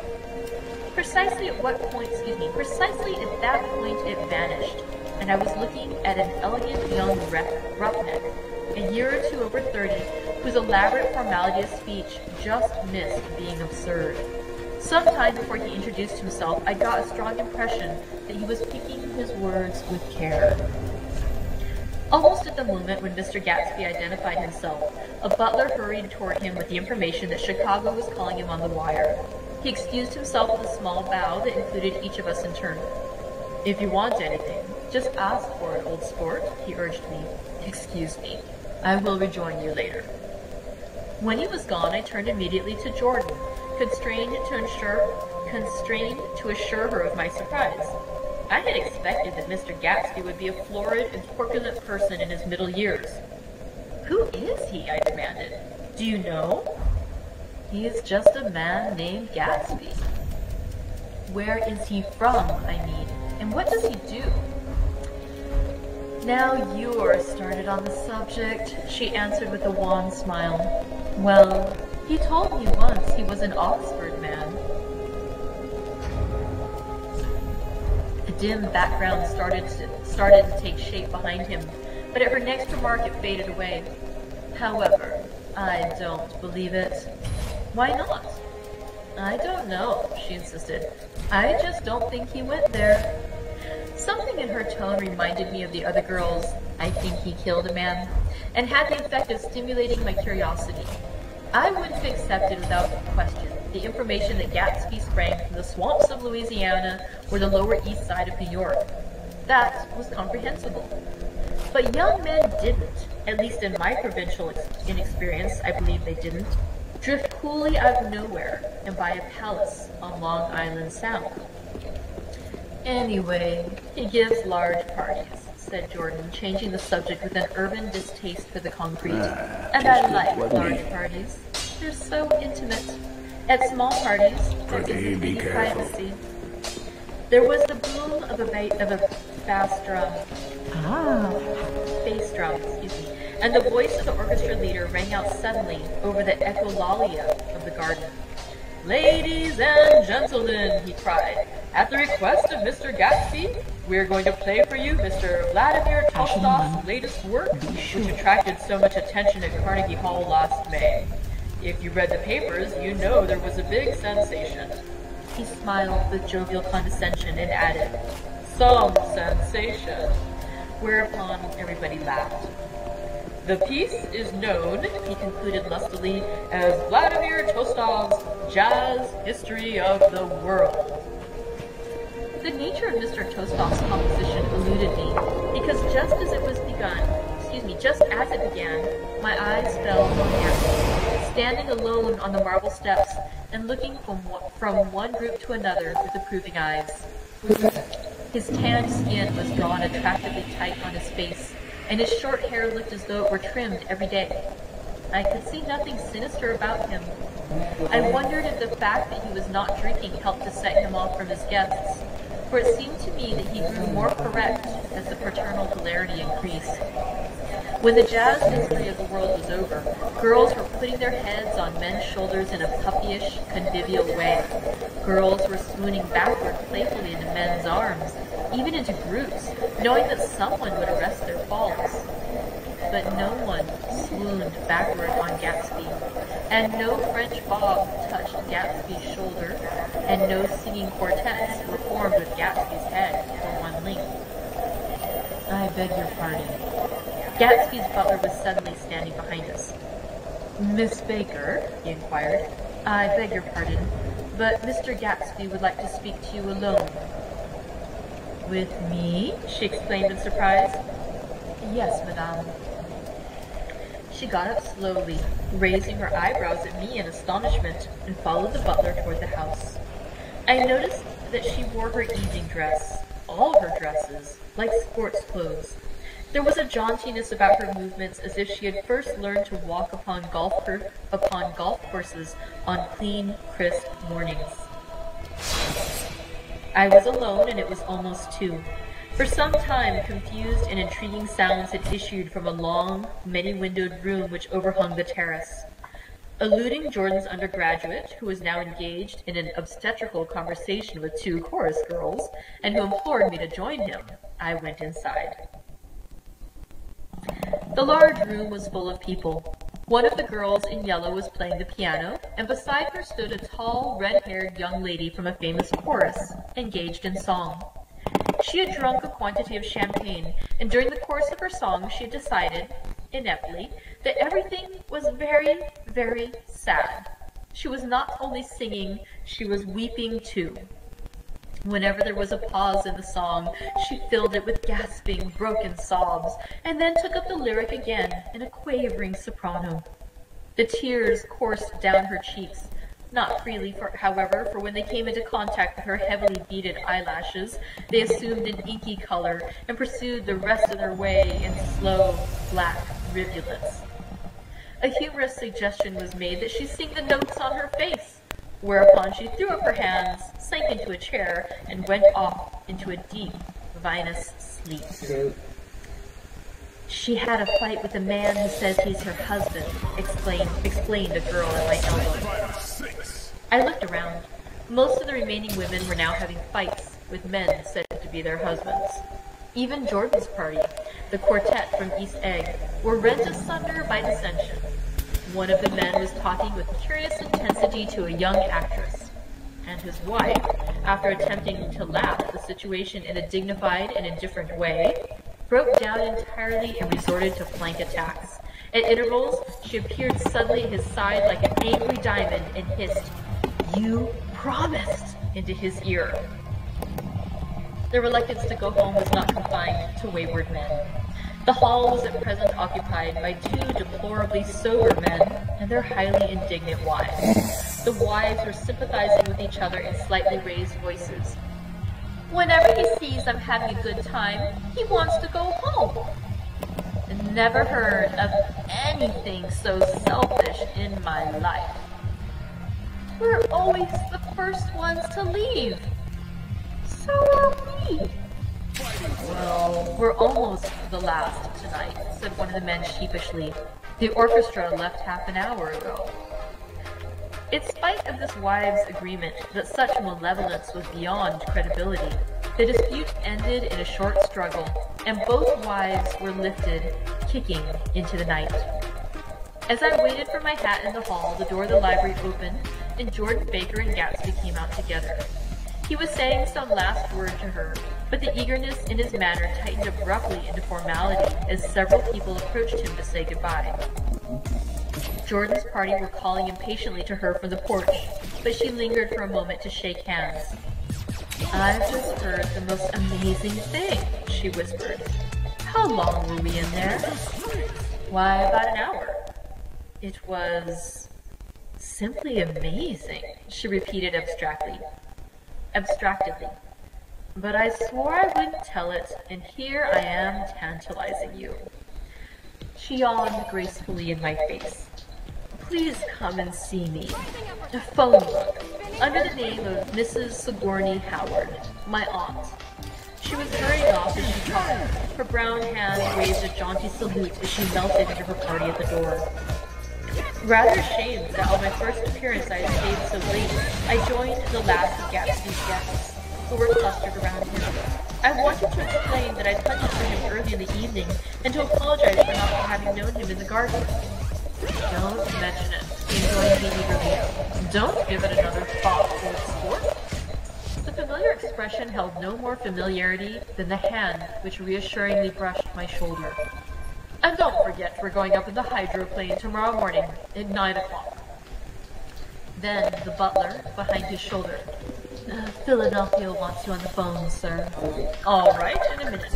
Tell them I'll be right there. Good night. Good night. Good night. He smiled, and suddenly there seemed to be a pleasant significance in having been among the last to go, as if he was desiring all the time. Good night, old sport. Good night. But as I walked down the steps, I saw that the evening was not quite over. 50 feet from the door, a dozen headlights illuminated the bizarre tumultuous scene. In the ditch beside the road, right side up, but violently shorn of one wheel, rested a new coupe which had left Gatsby's drive not 2 minutes before. The sharp jut of a wall accounted for the detachment of the wheel, which was now getting considerable attention from half a dozen curious chauffeurs. However, as they had left their cars blocking the road, a harsh and discordant din from those in the rear had been audible for some time, and added to the already violent confusion. A man in a long duster had dismounted from the wreck, and now stood in the middle of the road, looking from the car to the tire, and from the tire to the observer, in a sort of puzzled way.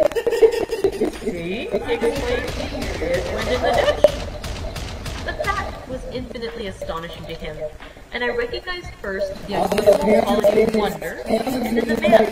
It was the late patron of Gatsby. How did that happen? He shrugged his shoulders.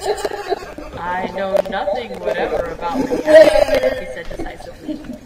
But how did it happen? Did you run into the wall? Don't ask me, said Allies, washing his hands of the whole matter. I know very little about driving, next to nothing. It happened, and that's all I know. Well, if you're a poor driver, you oughtn't to try driving at night. But I wasn't even trying, he explained indignantly. I wasn't even trying. An odd hush fell upon the bystanders. Do you want to commit suicide? You're lucky it was just a wheel. A bad driver and not even trying. You don't understand, exclaimed the criminal. I wasn't driving. There's another man in the car. The shock that followed this declaration found voice in a sustained, ah, as the door of the coupe swung slowly open. The crowd, it was now a crowd, stepped back involuntarily, and when the door had opened wide, there was a ghostly pause. Then, very gradually, part by part, a pale, dangling individual stepped out of the wreck, pawing tentatively at the ground with a large, uncertain dancing shoe. Blinded by the glare of the headlights, confused by the incessant groaning of the horns, the apparition stood swaying for a moment before he perceived the man in the duster. What's the matter? He inquired calmly. Did we run out of gas? Look! Half a dozen fingers pointed at the amputated wheel. He stared at it for a moment and then looked upward as though he suspected that it had dropped from the sky. It came off, someone explained. He nodded. At first, I didn't notice we'd stopped. A pause. Then taking a long breath and straightening his shoulders, he remarked in a determined voice, Wonderful, tell me where there's a gasoline station. At least a dozen men, some of them a little better off than he was, explained to him that wheel and car were no longer joined by any physical bond. Back off, he suggested after a moment. Put her in reverse. But the wheel's off. He hesitated. No harm in trying, he said. The caterwauling horns had reached a crescendo, and I turned away and cut across the lawn toward home. I glanced back once. A wafer of the moon was shining over Gatsby's house, making the night fine as before, and surviving the laughter and the sounds of his still glowing garden. A sudden emptiness seemed to flow now from the windows and the great doors, endowing with complete isolation the figure of the host who stood on the porch, his hand up in a formal gesture of farewell.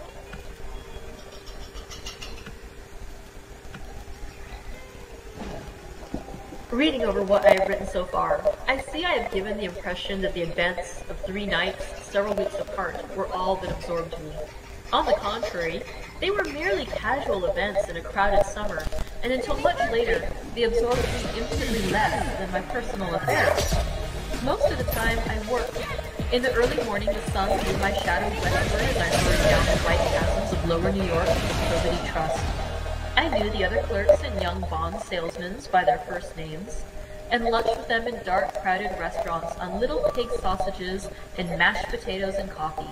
I even had a short affair with a girl who lived in Jersey City and worked in the accounting department. But her brother began throwing mean looks in my direction, so when she went on her vacation in July, I let it blow quietly away. I took dinner, usually at the Yale Club. For some reason, it was the gloomiest event of my day. And then I went upstairs to the library and studied investments and securities for a conscientious hour. There were generally a few writers around, but they never came into the library, so it was a good place for work. After that, as the night was mellow, I strolled down Madison Avenue, past the old Murray Hill Hotel, and over 33rd Street to the Pennsylvania Station. I began to like New York, the racy, adventurous feel of it at night, and the satisfaction that the constant flicker of men and women and machines gives to the restless eye. I liked to walk up Fifth Avenue and pick out romantic women from the crowd, and imagine that in a few minutes I was going to enter into their lives, and no one would ever know or disapprove. Sometimes, in my mind, I followed them to their apartments on the corners of hidden streets, and they turned and smiled back at me before they faded through a door into warm darkness. At the enchanted metropolitan twilight, I felt a haunting loneliness sometimes, and felt it in others. Poor young clerks who loitered in front of windows, waiting until it was time for a solitary restaurant dinner. Young clerks in the dusk, wasting the most poignant moments of night and life. Again at 8 o'clock, when the dark lanes of the 40s were 5 deep with throbbing taxicabs bound for the theater district, I felt a sinking in my heart. Forms leaned together in the taxis as they waited, and voices sang, and there was laughter from unheard jokes, and lighted cigarettes outlined unintelligible gestures in sight. Imagining that I, too, was hurrying towards gaiety and sharing their intimate excitement, I wished them well. For a while, I lost sight of Jordan Baker, and then, in midsummer, I found her again. At first, I was flattered to go places with her, because she was a golf champion, and everyone knew her name. Then, it was something more. I wasn't actually in love, but I felt a sort of tender curiosity. The bored, haughty face that she turned to the world concealed something. Most affectations conceal something eventually, even though they don't at the beginning. And one day, I found what it was. When we were on a house party together up in Warwick, she left a borrowed car out in the rain with the top down, and then lied about it. And suddenly I remembered the story about her that had eluded me that night at Daisy. At her first big golf tournament, there was a row that nearly reached the newspapers, a suggestion that she had moved her ball from a bad lie in the semifinal round. The thing approached the proportions of a scandal, then died away. A caddy retracted his statement, and the only other witness admitted he might have been mistaken. The incident and the name had remained together in my mind. Jordan Baker instinctively avoided clever, shrewd men, and now I saw that this was because she felt safer on a plane where any divergence from the code would be thought impossible. She was incurably dishonest. She wasn't able to endure being at a disadvantage, and, given this unwillingness, I suppose she begun dealing in subterfuges when she was very young, in order to keep that cool and cynical smile turned to the world, and yet satisfy the demands of her father's donkey body. It made no difference to me. Dishonesty in a woman is a thing you never blame deeply. I was casually sorry, and then I forgot. It was on that same house party that we had a curious conversation about driving a car. It started because she passed so close to some workman that our fender flicked a button on one man's coat. "You're a rotten driver," I protested. "Either you ought to be more careful, or you oughtn't to drive at all." "I am careful." "No, you're not." "Well, other people are," she said lightly. "What's that got to do with it?" "They'll keep out of my way," she insisted. "It takes two to make an accident." "Suppose you met somebody just as careless as yourself." "I hope I never will," she answered. "I hate careless people. That's why I like you." Her gray, sun-strained eyes stared straight ahead, but she had deliberately shifted our relations. And for a moment, I thought I loved her. But I am slow-thinking and full of interior rules that act as brakes on my desires, and I knew that first I had to get myself definitely out of that tangle back home. I'd been writing letters once a week and signing them, "Love, Nick," and all I could think of was how, when that certain girl played tennis, a faint mustache of perspiration appeared on her upper lip. Nevertheless, there was a vague understanding that had to be tactfully broken off before I was free. Everyone suspects himself of at least one of the cardinal virtues, and this is mine. I am one of the few honest people that I have ever known. That concludes Chapter 3 of The Great Gatsby. We have finally met Gatsby. We can talk a little bit more tomorrow about what happened in today's reading, but that was really good today. Thank you so much. I look forward to seeing you next time. I hope you're having some wonderful tea today, and it's a wonderful, wonderful evening. See you tomorrow. Bye. Hi friends, welcome back. I'm Christina, the manager at the Pacific Beach Library.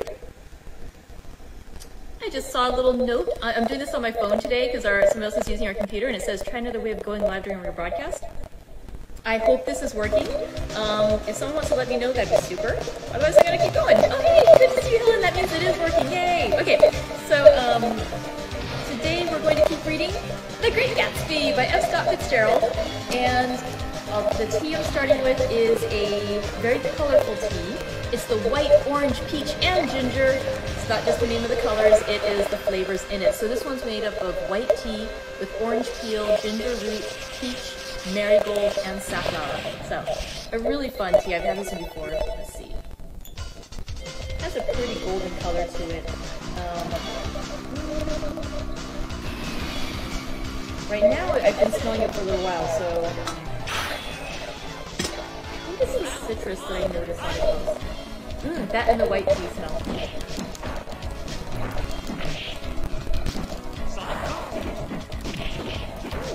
You do catch the peach too. I'm not sure that I'm catching the ginger.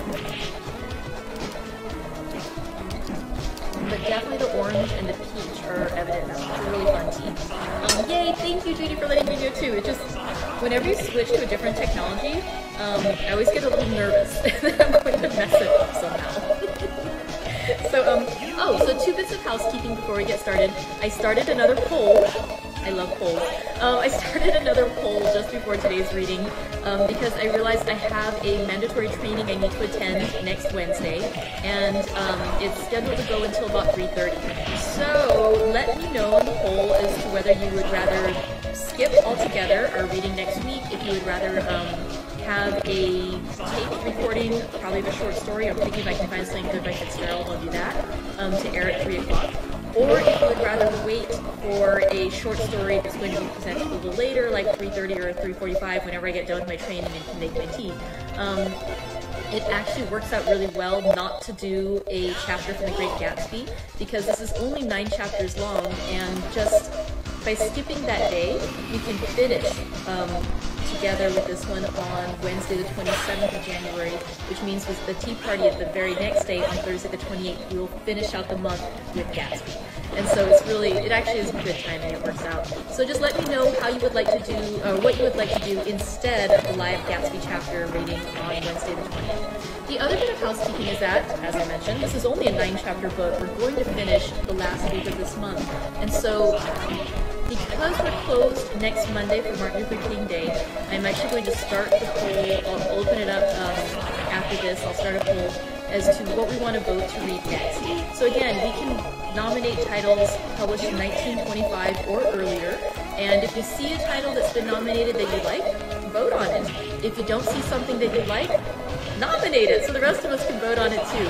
And so we'll have all of next week in which to vote starting today, and then we'll select our winner on Monday the 25th of January, and then we'll start the new reading on February the 1st. And so that'll be a lot of fun. So that's our housekeeping. We've caught up with what we need to do in preparation for discussing yesterday's reading. Yesterday we had a really good chapter. It's kind of neat too, it's such a short book, just 9 chapters. There's so much in each chapter, just a lot of richness in there. Alright, so chapter 3. We finally met Jay Gatsby. It took us a while, but we finally got to meet the Great Gatsby, if you will. And so chapter 3 started out with Nick Carraway talking about the grandness, the ostentation, if you will, of the parties that are held next door at the home of his neighbor Gatsby. And so he talks about these parties, and he mentions that he is invited to attend one of these parties. And he goes, and when he goes there, he meets Jordan Baker. That was the golfer, the woman who was a friend of Daisy and Tom Buchanan's that he had met in chapter 1. And so the two of them are sort of wandering the party together. They talk to different people. He looks for his host so he can thank his host for inviting him and also to introduce himself personally, but he's never able to find his host. And then he hears other people talking about Gatsby.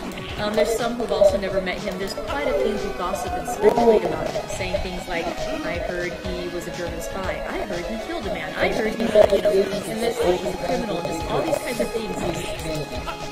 These specious stories about Gatsby, this man who is rather mysterious and obviously very generous, has opened up his home for these amazingly elaborate parties every weekend, and yet so many people are there without really knowing who he is. So even though his life seems wide open, he's quite mysterious. And so it's an interesting juxtaposition there. At one point, Nick Carraway is talking to another man. He and Jordan sit down at a table with a man of about his age and a young woman, and they just get to chatting, and the man says to Nick, you know, you look familiar, and they realize that they served together in World War I. He's like, oh, you were in this division, I was in that battalion, blah, blah, blah, blah. They start talking, and then Nick says, you know, I really like to meet this man Gatsby. I want to, introduce myself. He was kind enough to invite me, and the man with whom he's speaking says, I'm Gatsby.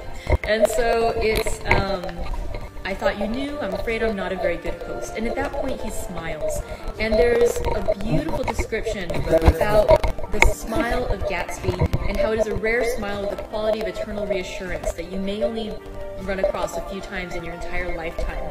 And it's this smile where it says, it seemed to concentrate on you with an irresistible prejudice on your favor. It understood you just as far as you wanted to be understood, believed in you as you would like to believe in yourself, and assured you that it had precisely the impression of you that at your best you hoped to convey. So Gatsby has this ability to make others feel at their best and to create this. It's interesting that he creates this intimacy with Nick immediately, even though he's been so mysterious and he's so distant from his other guests, who, again, they're at his party, whether invited themselves or, having been invited or been invited by friends, or just chose to wander in because they heard about the grandeur of these parties. This man who is so separated from everyone else, that he has this ability to make you feel seen and to create that immediate bond with Nick Carraway is rather interesting. Nick also, or sorry, let me get quick. At some point too, Gatsby asked to speak alone with Miss Baker, with Jordan Baker, and the two of them speak for about an hour. And she doesn't quite say afterwards what it was they discussed. She does hint that it was something very interesting. She shouldn't talk about it. He asked her not to talk about it, but you know, she'll probably talk about it at some point. There's also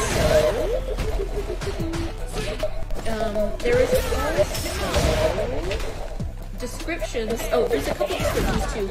There was earlier in the party, they met somebody who he refers to as Owl Eyes, because of his glasses. You know, partiality respect himself.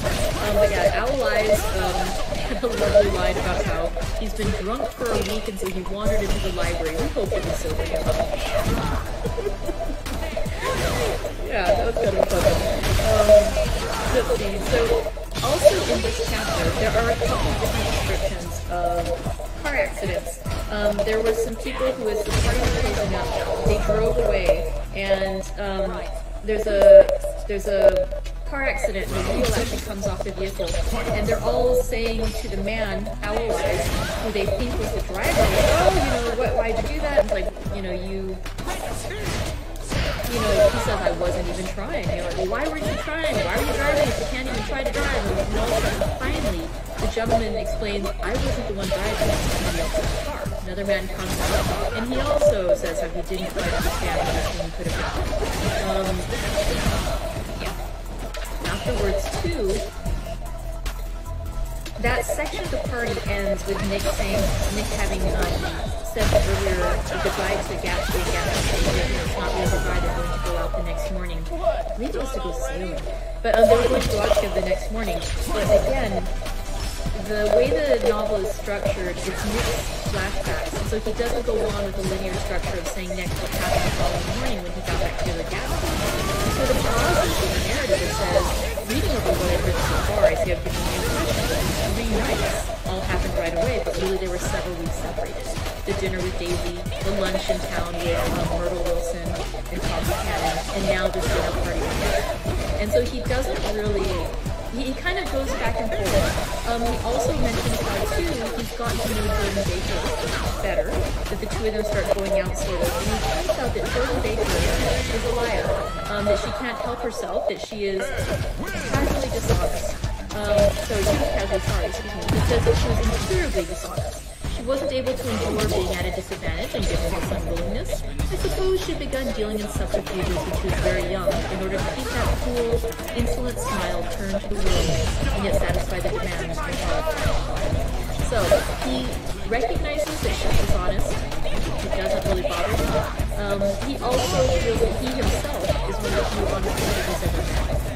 And it's one of the ways that he needs to live up to that honesty is that he needs to completely break his own from his home near the Midwest, where the Daisy and Tom had asked that he still writes letters to her and signs them love Nick, and that before he can continue this potential relationship with George. So, interesting structure, because we left the scene of what was going on with the, oh sorry, I bring that up too because, speaking of the accidents, Jordan had also mentioned something too about how she was a rock driver.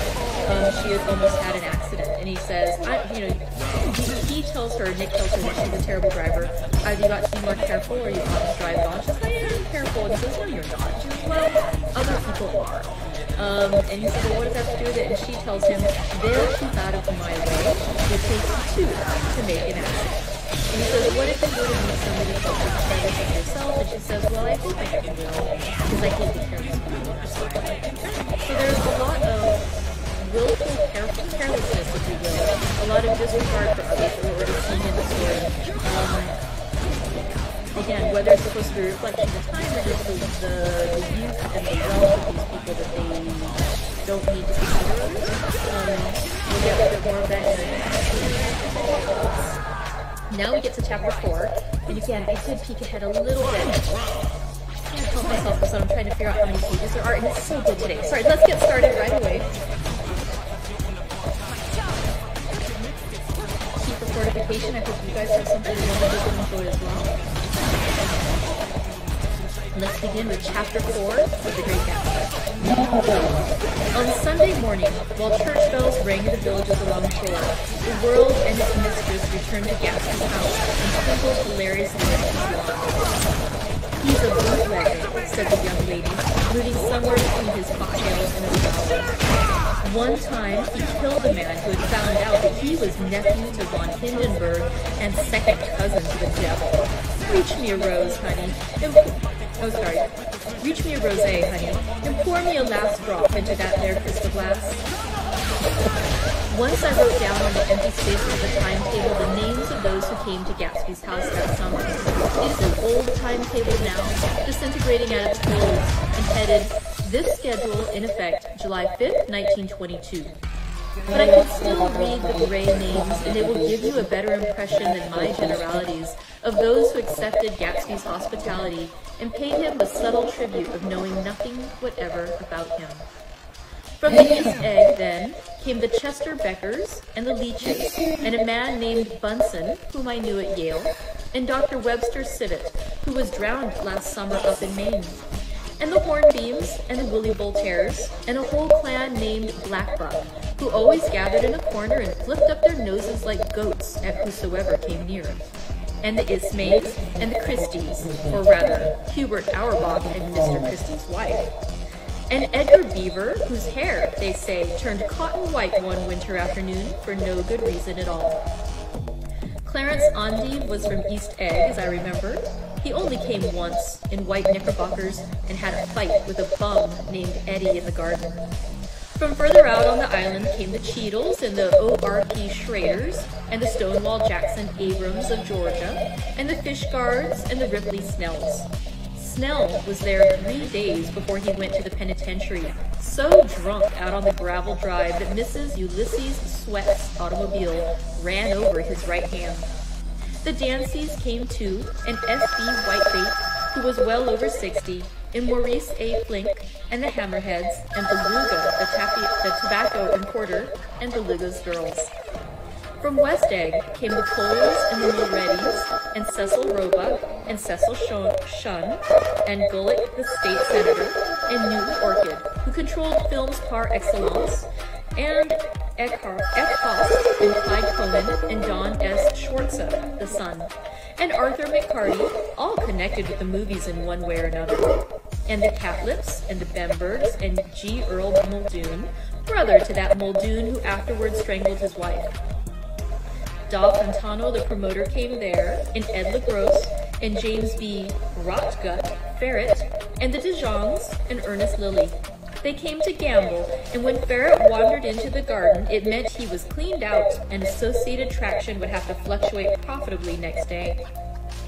A man named Klipspringer was there so often and so long that he became known as the Boarder. I doubt if he had any other home. Of theatrical people, there was Gus Waits and Horace O'Donovan and Lester Meyer and George Duckweed and Francis Bull. Also from New York were the Cromes and the Backheisens and the Denekers and Russell Betty and the Corrigans and the Kelleher's and the Dewars and the Scullys and S.W. Belcher and the Smirks and the Young Quins, divorced now, and Henry L. Palmetto, who killed himself by jumping in front of a subway train in Times Square. Benny McClanahan always arrived with 4 girls. They were never quite the same ones in physical person, but they were so identical one with another that it inevitably seemed they had been there before. I have forgotten their names.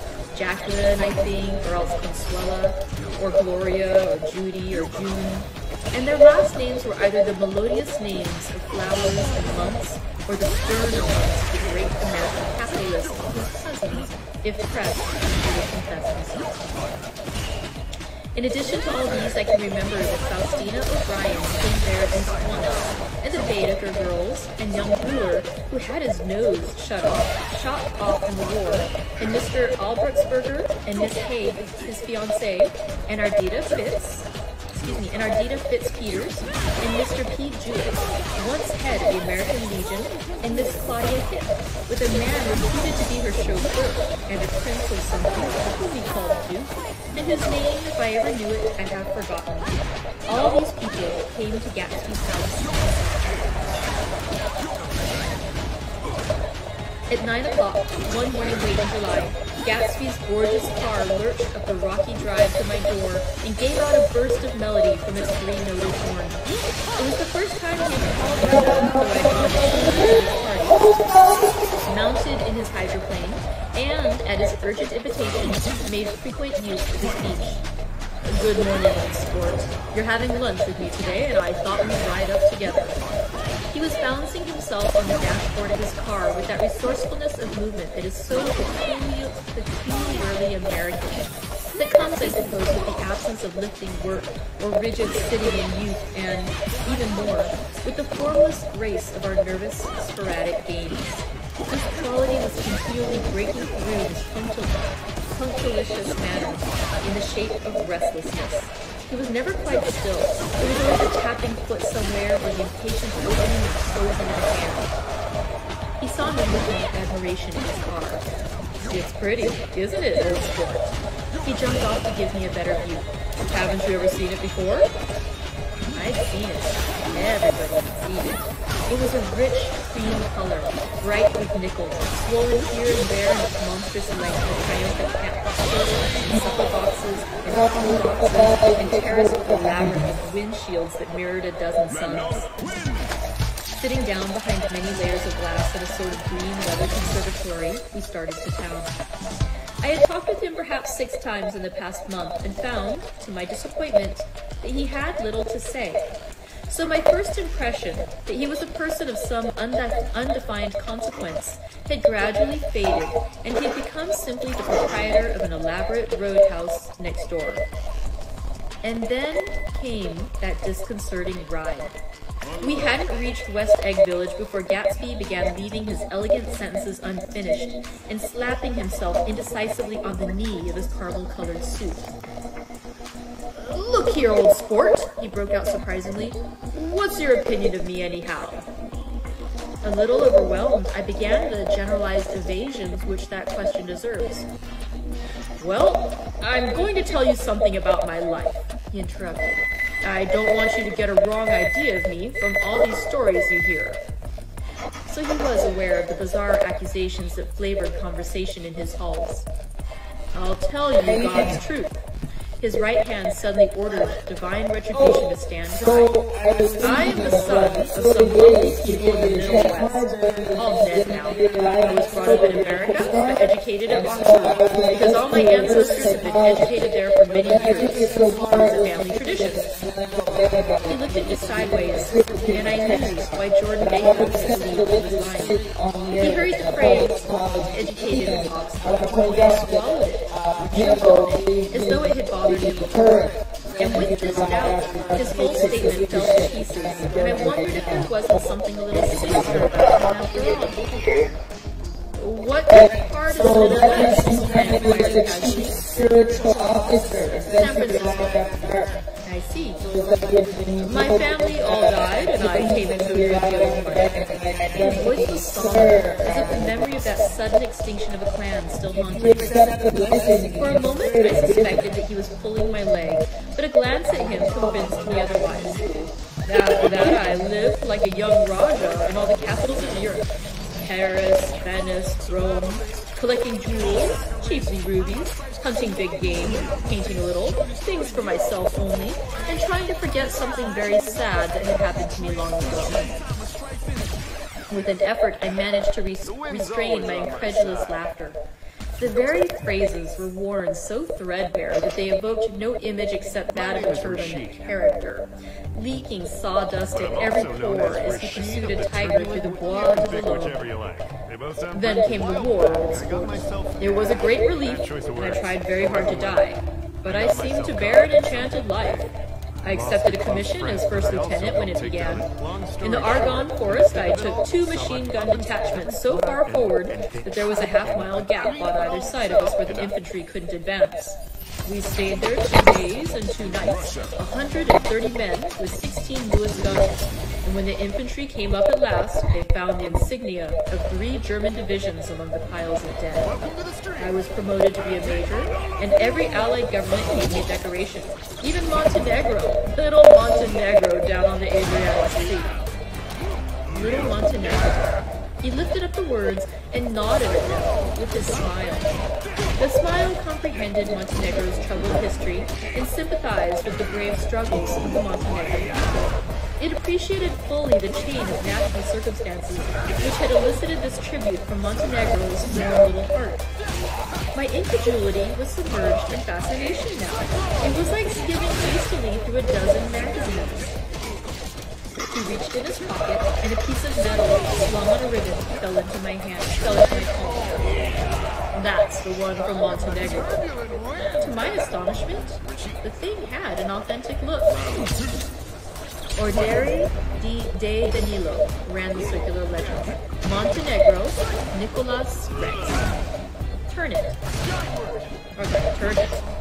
Major J. Gatsby, I read. For valor extraordinary. Here's another thing I always carry.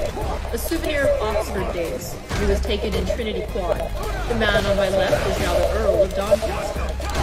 It was a photograph of half a dozen young men in blazing, floating in an archway through which were visible a host of spires. There was Gatsby, looking a little, not much younger, with a cricket bat in his hand. Then it was all true. I saw the skins of tigers flaming in his palace on the Grand Canal. I saw him opening a chest of rubies to ease with their crimson-lighted depths, the gnawings of his broken heart. I'm going to make a big request of you today, he said, pocketing his souvenirs with satisfaction. So I thought you ought to know something about me. I didn't want you to think I was just some nobody. You see, I usually find myself among strangers because I drift here and there, trying to forget the sad thing that happened to me. You'll hear about it this afternoon. No, this afternoon. I happen to find out that you're taking Miss Baker to tea. Do you mean you're in love with Miss Baker? No, old sport, I'm not. But Miss Baker has kindly consented to speak to you about this matter. I hadn't the faintest idea what this matter was. But I was more annoyed than interested. I hadn't asked Jordan to discuss Miss Baker. I was sure the request would be something utterly fantastic, and for a moment I was sorry I'd ever set foot on his little populated lawn. He wouldn't say another word. His correctness grew on him as we neared the city. We passed Port Roosevelt, where there was a glimpse of red-belted ocean-going ships, and sped along a cobbled slum lined with the dark, undeserted saloons of the faded gilt 1900s. Then the Valley of Ashes opened out on both sides of us, and I had a glimpse of Mrs. Wilson straining at the garage pump with panting vitality and lunar high. With fenders spread like wings, we scattered like fragments.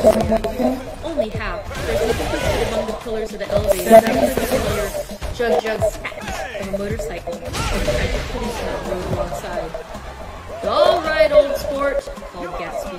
We slowed down, taking a white card from his wallet to there before the man left. Right you are, agreed the policeman. Know you next time, Mr. Gatsby. Excuse me. What was that? I inquired. A picture of I was able to do the commissioner a favor once, and he sends me a Christmas card every year. Over the Great Bridge, with the sunlight and the making a constant flicker upon moving cars, with the city rising up across the river in white heaps and sugar lumps all built with a wish out of non-olfactory money. The city seen from the Queensboro Bridge is always the city seen for the first time, in its first wild promise of all the mystery and the beauty of the world. A dead man passed us in a hearse with flumes, followed by 2 carriages with drawn blinds, and by more cheerful carriages with friends. The friends looked out at us with the tragic eyes and short upper lips of southeastern Europe, and I was glad that the sight of Gatsby's splendid car was included in their somber holidays. As we crossed Blackwell's Island, a limousine passed us, driven by a white chauffeur, in which sat 3 modish Negroes, 2 bucks on a bill. I laughed aloud as the yolks of their eyeballs rolled towards us in haughty rivalry. Anything can happen now that we've slid over this bridge, I thought. Anything at all. Even Gatsby could happen without any consideration.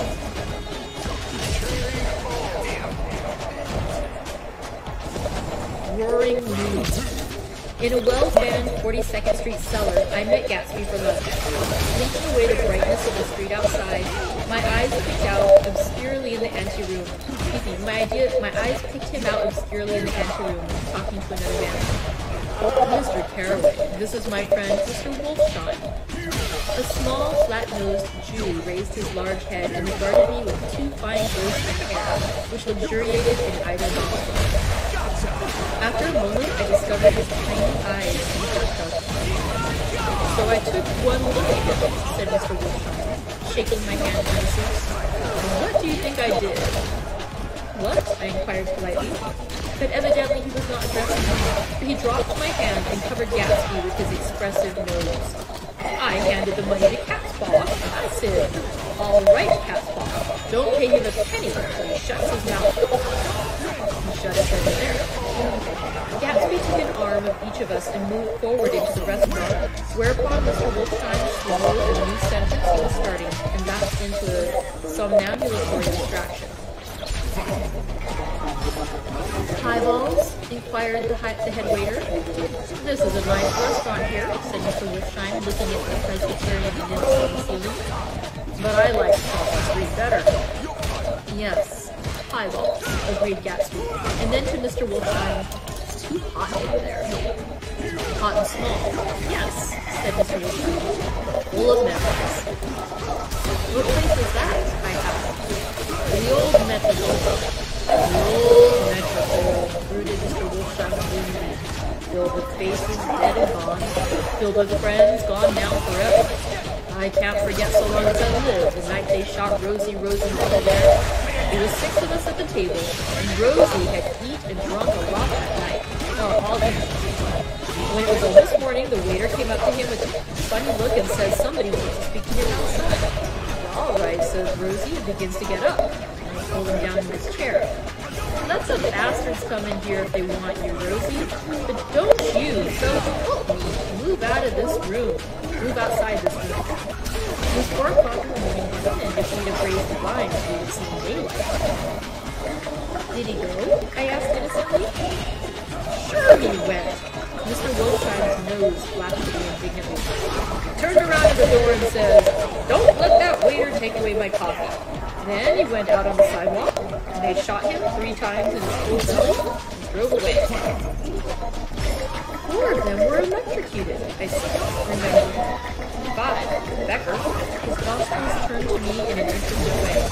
I understand you're looking for a business connection.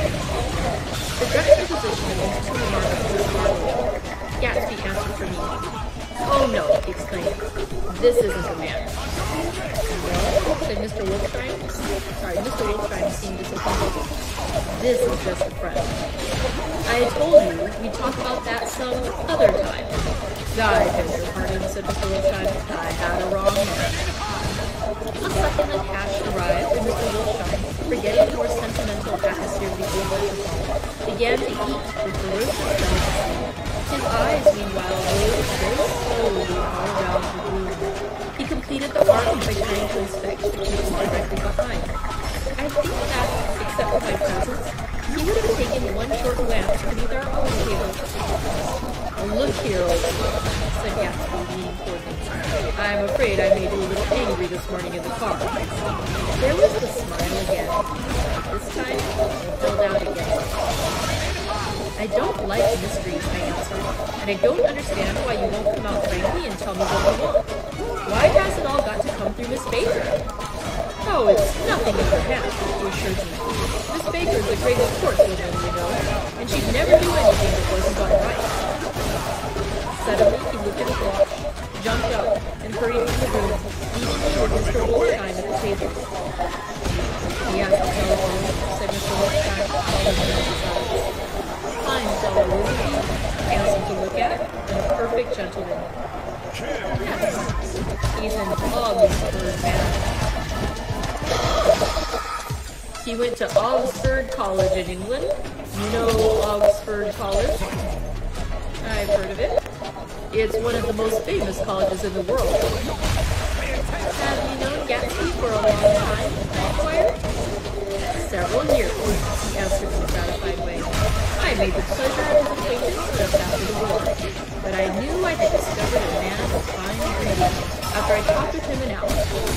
to myself, there is the kind of man you'd like to take home and introduce to your mother and sister. I see you're looking at my buttons. I hadn't been looking at them, but I did now. They were composed of oddly familiar pieces of ivory. Finest specimens of human molars, he informed me. Well, I exclaimed, that's a very interesting idea. Yep. He flipped his sleeves up under his coat. Yeah, he's very careful about women. He would never so much as look at a friend's wife. When the subject of this instinctive trust returned to the table and sat down, Mr. Wolfsheim drank his coffee with a jerk and got to his feet. I have enjoyed my lunch, he said, and I'm going to run off from you two young men before I outstay my welcome. Don't hurry, Meyer, said Gatsby without enthusiasm. Mr. Wolfsheim raised his hand in sort of benediction. You're very polite, but I belong to another generation, he announced solemnly. You sit here and discuss your sports and your young ladies and your... He supplied an imaginary noun and waved his hand. As for me, I am 50 years old, and I won't impose on you any longer. As he shook hands and turned away, his tragic nose was trembling. I wondered if I had said anything to offend him. He becomes very sentimental sometimes, explained Gatsby. This is one of his sentimental days. He's quite a character around New York, a denizen of Broadway. Who is he, anyhow? An actor? No. A dentist? Meyer Wolfsheim? No. He's a gambler. Gatsby hesitated and then added coolly, he's the man who fixed the World Series back in 1919. Fixed the World Series? I repeated. The idea staggered me. I remembered, of course, that the World Series had been fixed in 19, but if I had thought of it at all, I would have thought of it as a thing that merely happened, the end of some inevitable change. It never occurred to me that one man could start to play with the fate of 50 million people, with the single-mindedness of a burglar blowing safe. How did he happen to do that? I asked after a minute. He just saw the opportunity. Why isn't he in jail? They can't get him, old sport. He's a smart man. I insisted on paying the check. As the waiter brought my change, I caught sight of Tom Buchanan across the crowded room. Come along with me for a minute, I said. I've got to say hello to someone. When he saw us, Tom jumped up and took half a dozen steps in our direction. Where have you been? He demanded eagerly. Daisy's furious because you haven't called up. This is Mr. Gatsby, Mr. Buchanan. They shook hands briefly, and a strange, unfamiliar look of embarrassment came over Gatsby's face. How have you been, anyhow? Demanded Tom of me. How'd you happen to come up this far to eat? I've been having lunch with Mr. Gatsby. I turned towards Mr. Gatsby, but he was no longer there. One October day in 1917, said Jordan Baker that afternoon, sitting up very straight on a straight chair in the tea garden at the Plaza Hotel. I was walking along from one place to another, half on the sidewalks and half on the lawns. I was happier on the lawns because I had on shoes from England with rubber knobs on the soles that fit into the soft ground. I had on a new plaid skirt that blew a little in the wind, and whenever this happened, the red, white, and blue banners in front of all the houses stretched out stiff and said tut-tut-tut-tut in a disapproving way. The largest of the banners and the largest of the lawns belonged to Daisy Faye's house. She was just 18, 2 years older than me, and by far the most popular of all the young girls in Louisville. She dressed in white and had a little white roadster, and all day long the telephone rang at her house, and excited young officers from Camp Taylor demanded the privilege of monopolizing her that night. Anyways, for an hour. When I came opposite her house that morning, the white roadster was beside the curb, and she was sitting in it with a lieutenant that I'd never seen before. They were so engrossed in each other that she didn't see me until I was 5 feet away. Hello, Jordan, she called unexpectedly. Please come here. I was flattered that she wanted to speak to me, because of all the older girls, I admired her most. She asked me if I was going to the Red Cross, and they bandaged it. I was. Well then, would I tell them that she couldn't come that day? The officer looked at Daisy while she was speaking, in a way that every young girl wants to be looked at sometime, and because it seemed romantic to me, I've remembered the incident ever since. His name was J. Gatsby, and I didn't lay eyes on him for over 4 years. Even after I'd met him on Long Island, I didn't realize it was the same man. That was 1917. By the next year, I had a few beaux myself, and I began to play in tournaments, so I didn't see Daisy very often. She went with a slightly older crowd, when she went with anyone at all. Wild rumors were circulating about her, how her mother had found her packing her bag one winter night to go to New York and say goodbye to a soldier who was going overseas. She was effectually prevented, but she wasn't on speaking terms with her family for several weeks. After that, she didn't stay around with the soldiers anymore, but only with a few flat-footed, short-sighted young men in town who couldn't get into the army at all. By the next autumn, she was gay again, gay as ever. She had a debut after the armistice, and in February she was presumably engaged to a man from New Orleans. In June, she married Tom Buchanan of Chicago, with more pomp and circumstance than Louisville had ever knew before. He came down with 100 people in 4 private cars and hired a whole floor of a sealed-off hotel.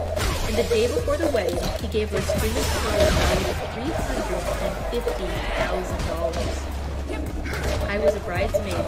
I came into her room half an hour before the bridal dinner and found her lying on her bed as lovely as the June night in a flowered dress. I was drunk as a monkey.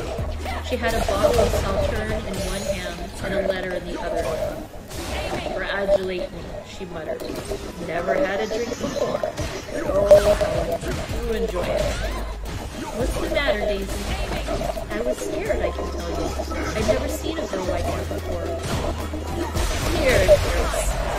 She groped around in a wastebasket she had before the bed and pulled out the string of pearls. "Take them downstairs and give them back to whoever they belong to. Tell them all Daisy's changed her mind. Say, Daisy's changed her mind." She began crying. She cried and cried.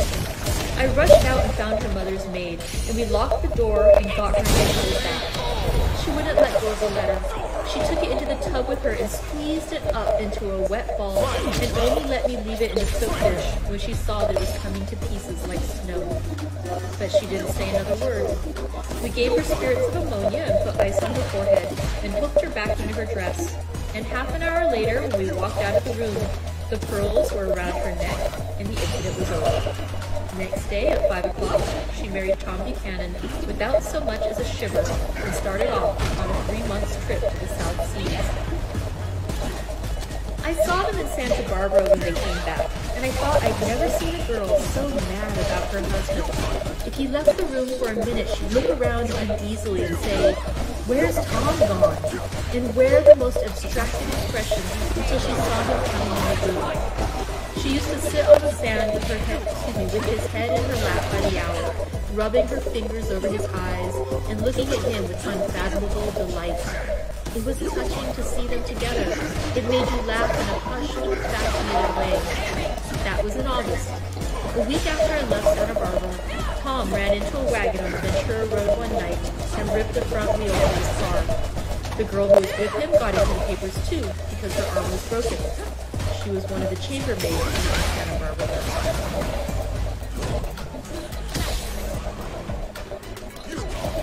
The next April, Daisy had her little girl, and they went to France for a year.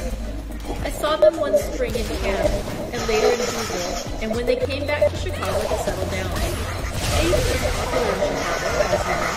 They moved with a fast crowd, all of them young and rich and wild. She came out with an absolutely perfect reputation. Perhaps because she doesn't drink. It's a great advantage not to drink among hard-drinking people. You can hold your tongue, and moreover, you can time any little irregularity of your own so that everybody else is so blind that they don't see or care. Perhaps Daisy never went in for a war at all. Yet there is something in that voice of hers. Well, About 6 weeks ago, she heard the name Gatsby for the first time in years. It was when I asked you, do you remember, if you knew Gatsby in West Egg? After you had gone home, she came into my room and woke me up and said, "What Gatsby?" And when I described him, I was half asleep. She said in the strangest voice that it must be the man she used to know. It wasn't until then that I connected this Gatsby with the officer in her white car. When Jordan Baker had finished telling all this, we had left the plaza for half an hour and were driving in Victoria through Central Park. The sun had gone down behind the tall apartments of the movie stars in the West 50s, and the clear voices of little girls, already gathered like crickets on the grass, rose through the hot twilight. "I'm the Sheik of Araby, your love belongs to me. At night when you're asleep, into your tent I'll creep." It was a strange coincidence, I said. But it wasn't a coincidence at all. Why not? Gatsby bought that house so that Daisy would be just across the bay. But it had not been merely the stars to which he had aspired on that June night. He came alive to me, delivered something from the womb of Christmas splendor. "You must know," continued Jordan, "if you'll invite Daisy to your house some afternoon, and then let him come over." The core members of the team. The modesty of the demand shook me. He had waited 5 years and bought a mansion where he dispensed starlight to his casual moms so that he could come over some afternoon to a stranger's garden. Did I have to know all this before you ask such a little thing? He's afraid. He's waited so long. He thought you might be offended. You see, he's a regular tough underneath it all. Something worried me. Why didn't he ask you to arrange a meeting? He wants her to see his house, she explained, and your house is right next door. Oh. I think he half expected her to wander into one of his parties some night, went on Jordan, but she never did. Then he began asking people casually if they knew her, and I was the first one he found. It was that night he sent for me at his dance, and you should have heard the elaborate way he worked up to it. Of course, I immediately suggested a luncheon in New York, and I thought he'd go mad. "I don't want to do anything out of the way," he kept saying. "I want to see her right next door." When I said you were a particular friend of Tom's, he started to abandon the whole idea. He doesn't know very much about Tom, though he says he's read a Chicago paper for years, just on the chance of catching a glimpse of Daisy's name. It was dark now, and as we dipped under a little bridge, I put my arm around Jordan's golden shoulder and drew her toward me and asked her to dinner. Suddenly, I wasn't thinking of Daisy and Gatsby anymore. I was a hard, limited person who dealt in universal skepticism and who leaned back jauntily just within the circle of my arm. A phrase began to beat in my ears with a sort of heady excitement. There are only the pursued, the pursuing, the busy, and the tired. And Daisy ought to have something in her life, murmured Jordan to me. Does she want to see Gatsby? She's not to know about it. Gatsby doesn't want her to know. You're just supposed to invite her to tea.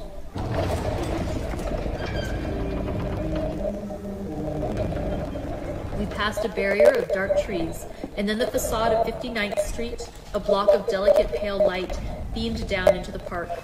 Unlike Gatsby and Tom Buchanan, I had no girl whose disembodied face floated along the dark cornices and blinding signs, and so I drew up the girl beside me, tightening my arms. Her wan, scornful mouth smiled, and so I drew her up again closer, this time to my face. That concludes Chapter 4 of The Great Gatsby by F. Fitzgerald. I'm hoping that when we come back, we are again, the libraries are all closed on Monday, the 18th of January for Martin Luther King Day. And so we'll see you again for another reading on Tuesday, the 19th. And I'm hoping that it will be the tea party with, where Nick Carraway invites Daisy over as he shows up. Woo! Thank you so much. And yeah, please go ahead and nominate some books to read next after we conclude Gatsby. And also let me know what you guys want to do next Wednesday, since we're not going to get to our usual live reading at 3.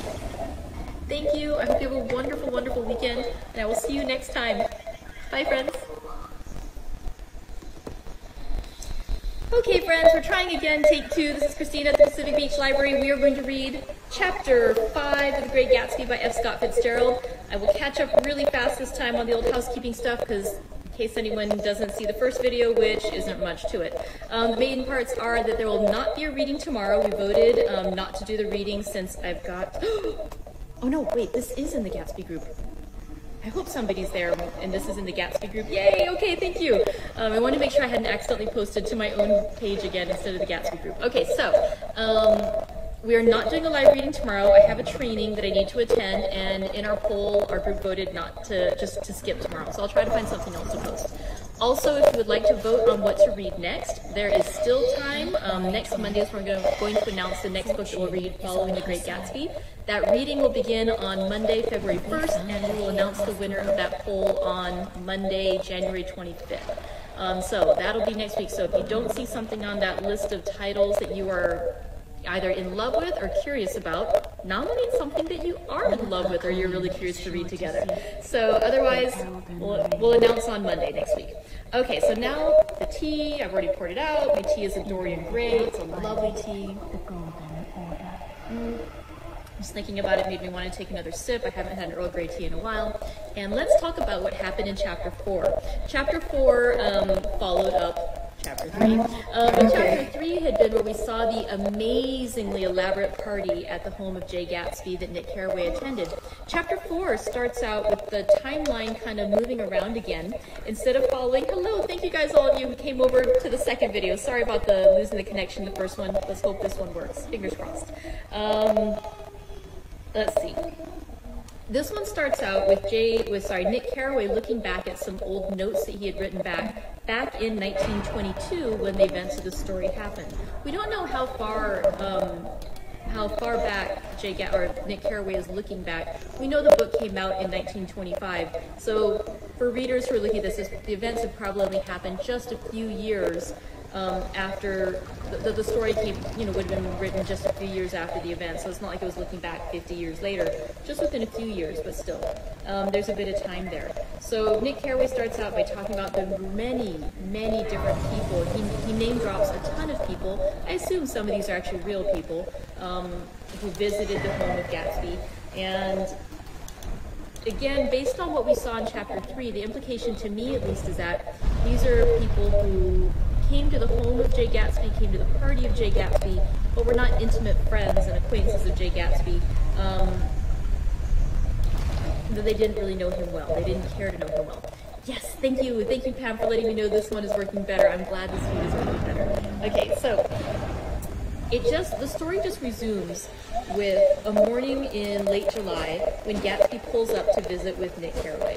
And so we know that at this point they've already had that, was it hydroplaning or whatever they were going to do. They had some sort of engagement after that party. They had done a few other things together, and now they're driving up in Gatsby's beautiful sports car over to the city. Hydroplane, that's what it was. And he had used the beach frequently, so they furthered that acquaintance, they furthered that relationship. And Gatsby starts out with having an interesting conversation with Nick Carraway, where basically says, I don't want you to get a wrong idea of me from all the stories you hear. And we know that there's a lot of weird stories going around about Gatsby because he's mysterious. He doesn't talk to a lot of people.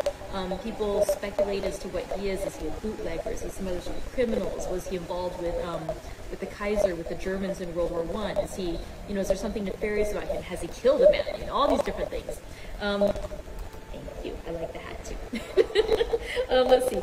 So there's all this speculation about Gatsby. And he says, I don't want you to get a wrong idea of me, so I'm going to tell you the God's truth. He then proceeds to tell him some things that are interesting. That he's the son of a wealthy family from the Middle West, that they're all dead. He was brought up in America but educated at Oxford because all my ancestors have been educated there for years. It is a family tradition. Now, as he says these things, Nick Carraway sort of hears the way he says it, and he just gets this feeling that Gatsby is lying or exaggerating. And he says that he could tell why Jordan Baker believed that Gatsby was lying. The way he said that he was educated at Oxford just doesn't ring true. There's something weird about it. Also, he says he's from the Midwest. He's like, where in the Midwest are you from? San Francisco. Now, I read in another thing that could be a sign that Gatsby is lying, or it could be a sign that F. Fitzgerald had a really poor understanding of geography. So that's a little unsure, but for those of us who are looking at it, I think it indicates a bit of the lying also. He says how his family died, he got a great deal of money, he was at Oxford, and then he got involved with the war, and, you know, he did all these different things, and as he's saying all this glorious story of his history, Nick Carraway sort of listened to him like, yeah, right. And then he says, like, you know, for my valor in the war, I was awarded these different decorations, including this medal from Montenegro. And then he pulls out of his pocket an actual medal, from Montenegro, awarded to Major J. Gatsby for valor extraordinary. And when he sees that, suddenly this image that Nick Carraway has of J. Gatsby, of this man who is quite wealthy but obviously lying about his past, it suddenly changes. Gatsby also shows Nick a photo of him at Oxford from when he was a student, and he recognizes Gatsby, clearly a little younger, but clearly Gatsby at Oxford. And suddenly, it was all true. I saw the skins of tigers flaming in the palace on the Grand Canal. I saw him opening a chest of rubies rubies to ease, with the crimson lighted depths, the gnawings of his broken heart. And so, suddenly, because of these bits of corroboration, he's forced to believe the truer, larger story of J. Gatsby, of this tale that he's spinning about his past. And Gatsby says there's something that, you know, he had, part of the reason he fled to the continent was he was fleeing something sad that had happened to him long ago. And he says, he continues the story saying, there's something I want to ask of you to help me. You'll hear about it this afternoon. I'm not going to tell you myself. Your friend Jordan Baker is going to tell you. He's like, well, is it that you're in love with Jordan? It's like, no, there's something completely else. And it's rather odd. And Nick Carraway takes a little bit of offense that rather than just telling him himself, J. Gatsby has asked Jordan Baker to speak to Nick. And he doesn't quite understand it. They end up going over, though, they meet somebody for lunch, and this gentleman is named Mr. Wolfsheim. Mr. Wolfsheim, there's a couple little signs in there, too, that there's something interesting about him as well. He talks about some folks who had had some problems, somebody who was shot. He talks about, he mispronounces Oxford. Instead he says Augsford, like O-G-G-S-F-O-R-D. He talks about a connection, but instead it's a connection. So it's these little signs that there's something a little lower class about Mr. Wolfsheim. And then later on, Gatsby actually says that Mr. Wolfsheim is a gambler, and in fact, he is the man who fixed the World Series back in 1919, so with the Black Sox scandal. And so we know that Mr. Wolfsheim has some criminal aspects to him, and that he is an associate of J. Gatsby. Their lunch concludes pretty much when Nick Carraway cites Tom Buchanan coming in. And Tom Buchanan asked Nick Carraway asked J. Gatsby to go with him to say hello to Tom. But when he turns, he says, I've been having lunch with with Mr. Gatsby, and he turns to introduce him, Gatsby's gone. So, the story just picks up again with Nick Carraway talking to Jordan Baker. Offer you an accord. And she relates how back in the October of 1917, so almost 5 years prior, that she had been a younger friend of Daisy Buchanan before she married, so she was still Daisy Faye at that point. The two of them, they lived in Louisville, Kentucky, and that one day she had spotted Daisy having a romantic moment with a young man who was in the army named J. Gatsby. And she didn't realize for a long time that it was the same gentleman that was now living near them in West Egg. In your search for the Elden Ring. Daisy, you know, she saw that there was this romantic moment with Daisy and Jay, but then, you know, he left, and Daisy was very sad about it for a while. But then, you know, time passed. Daisy ended up finding somebody else. She ends up getting married or getting engaged to Tom Buchanan. On the verge of the wedding, She's drunk though, she's depressed, and she's saying that she wants to cancel it off. She says Daisy has changed her mind, she doesn't want to marry it, and she's married Tom, and she's crying and weeping and wailing. And she's holding a letter. And she doesn't let anyone else read the letter. The letter, she actually gets it wet in the bathtub, squeezes it up, and when it disintegrates, only then does she let it go. So we don't learn what was in the letter at this point. Daisy does change her mind, though. After she sobers up, she ends up marrying Tom Buchanan, and they go off on their trip to the South Seas. They're quite happy together. They seem to be very happy indeed, until a while later, Tom is involved in a car accident, yet another car accident story. And when he's involved in the car accident, a wheel is ripped off the car, and it gets into the newspapers because there was a chambermaid with him from the hotel where Daisy and Tom were staying. That's how it's revealed that Tom has been cheating on Daisy, and that's where we start seeing a rift in their marriage. Daisy, a few months after that, or almost, that was in August, and in April, let me do my math, the next year, Daisy has her little girl in April, and they seem to be doing well with each other, Tom and Daisy. Jordan's telling the story. Daisy seems to be popular, she seems to be happy. She, unlike the rest of the crowd, doesn't drink as much, but she seems to be very involved for them all. And then, something happened.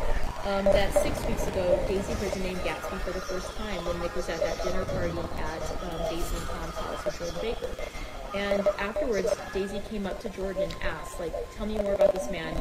And that's when they realized it was the same man whom Daisy had knew 5 years before in 1917. So, the story wraps up with Jordan saying that, that they'd known each other, and Nick says, wow, what a strange coincidence. She's like, oh, no, not a coincidence at all. Gatsby bought the house that he did so that Daisy would be just across the bay. And in fact, he had thrown these parties over the years so that he was hoping that it might attract Daisy to come to one of these parties one of these days. And in fact, he has now asked Jordan to ask Nick if he would be so kind as to invite his cousin Daisy over to his home so that Daisy would come to Nick's house and then see Gatsby's mansion next door.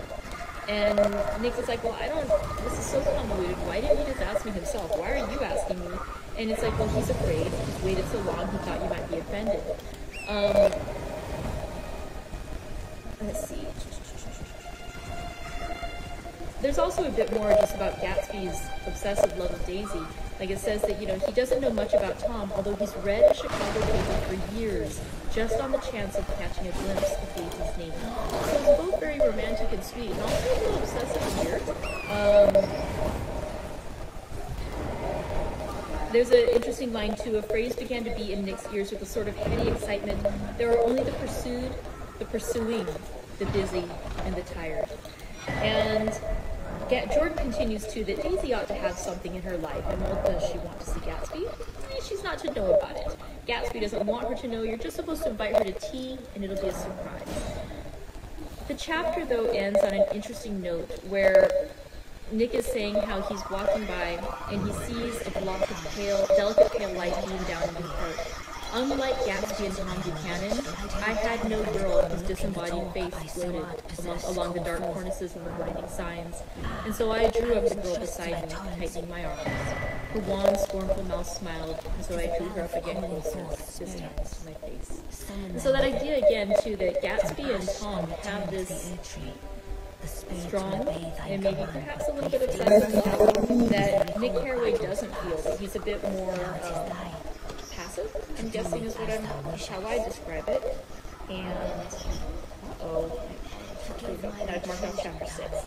So let's go ahead and start with chapter 5 of our book. It's a little bit of a shorter chapter, which is fine since we had a little mess up on the second video already.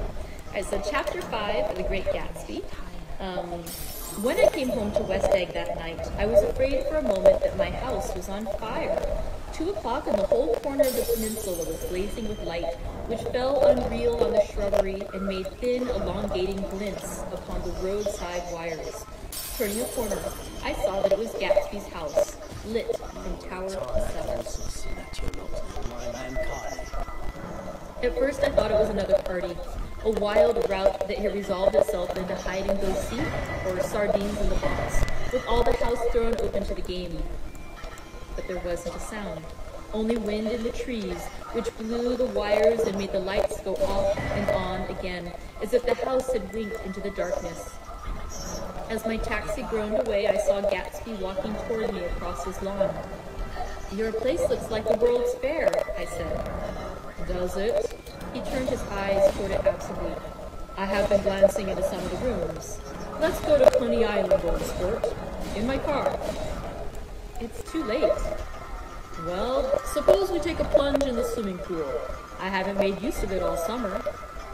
"I've got to go to bed." "All right." He waited, looking at me with suppressed eagerness. "I talked with Miss Baker," I said after a moment. "I'm going to call up Daisy tomorrow and invite her over here to tea." "Oh, that's all right," he said carelessly. "I don't want to put you to any trouble." "What day would suit you?" "What day would suit you?" he corrected me quickly. "I don't want to put you to any trouble, you see." "How about the day after tomorrow?" He considered for a moment, then, with reluctance, "I want to get the grass cut," he said. We both looked at the grass. There was a sharp line where my ragged lawn ended, and the darker, well-kept expanse of his began. I suspected that he meant my grass. "There's another little thing," he said uncertainly, and hesitated. "Would you rather put it off for a few days?" I asked. "Oh, it isn't about that. At least," he fumbled with a series of beginnings. Why, look here, old sport. You don't make much money, do you?" "Not very much." This seemed to reassure him, and he continued more confidently. "I thought you didn't, if you'll pardon my... You see, I carry on a little business on the side, a sort of sideline, you understand. And I thought, if you don't make very much... You're selling bonds, aren't you, old sport?" "Trying to." "Well, this would interest you. It wouldn't take up much of your time, and you might pick up a nice bit of money. It happens to be a rather confidential sort of thing." I realize now that under different circumstances that conversation might have been one of the crises of my life. But because the offer was obviously and tactlessly for a service to be rendered, I had no choice except to cut him off there. "I've got my hands full," I said. "I'm much obliged, but I couldn't take on any more work." "You wouldn't have to do any business with Wolfsheim." Evidently he thought that I was shying away from the connection mentioned at lunch, but I assured him he was wrong. He waited a moment longer, hoping I'd begin a conversation, but I was too absorbed to be responsive, so he went unwillingly home. The evening had made me lightheaded and happy. I think I walked into a deep sleep as I entered my front door. So I don't know whether or not Gatsby went to Coney Island or for how many hours he glanced into rooms while his house blazed gaudily on. I called up Daisy from the office next morning and invited her to come to tea. "Don't bring Tom," I warned her. "Well, don't bring Tom." "Who is Tom?" she asked innocently. The day agreed upon was pouring rain. At 11 o'clock, a man in a raincoat, dragging a lawnmower, tapped at my front door and said that Mr. Gatsby had sent him over to cut my grass. That reminded me that I forgot to tell my Finn to come back, so I drove into West Egg Village to search for her among soggy, whitewashed alleys and to buy some cups and lemons and flowers.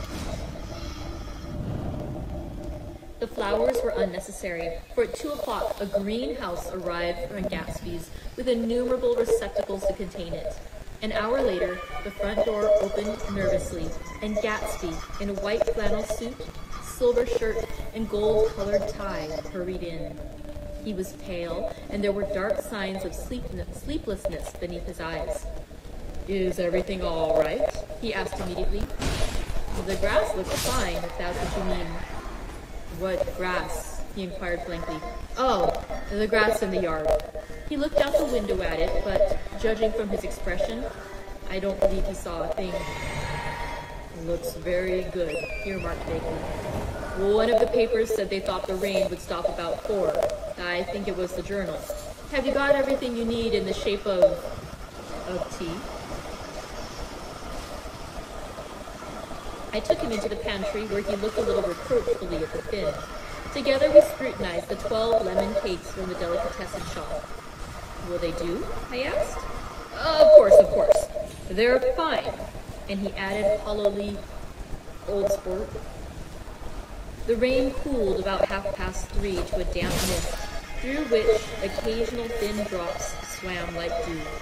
Gatsby looked with vacant eyes through a copy of Clay's Economics, starting at the finished tread that shook the kitchen floor, and peering through the bleared windows from time to time, as if a series of invisible but alarming happenings were taking place outside. Finally, he got up and informed me, in an uncertain voice, that he was going home. Why's that? Nobody's coming to tea. It's too late. He looked at his watch as if there was some pressing demand on his time elsewhere. I can't wait all day? Don't be silly. It's just 2 minutes to 4. He sat down miserably as if I had pushed him, and simultaneously there was the sound of a motor turning into my lane. We both jumped up, and, a little harrowed myself, I went out into the yard.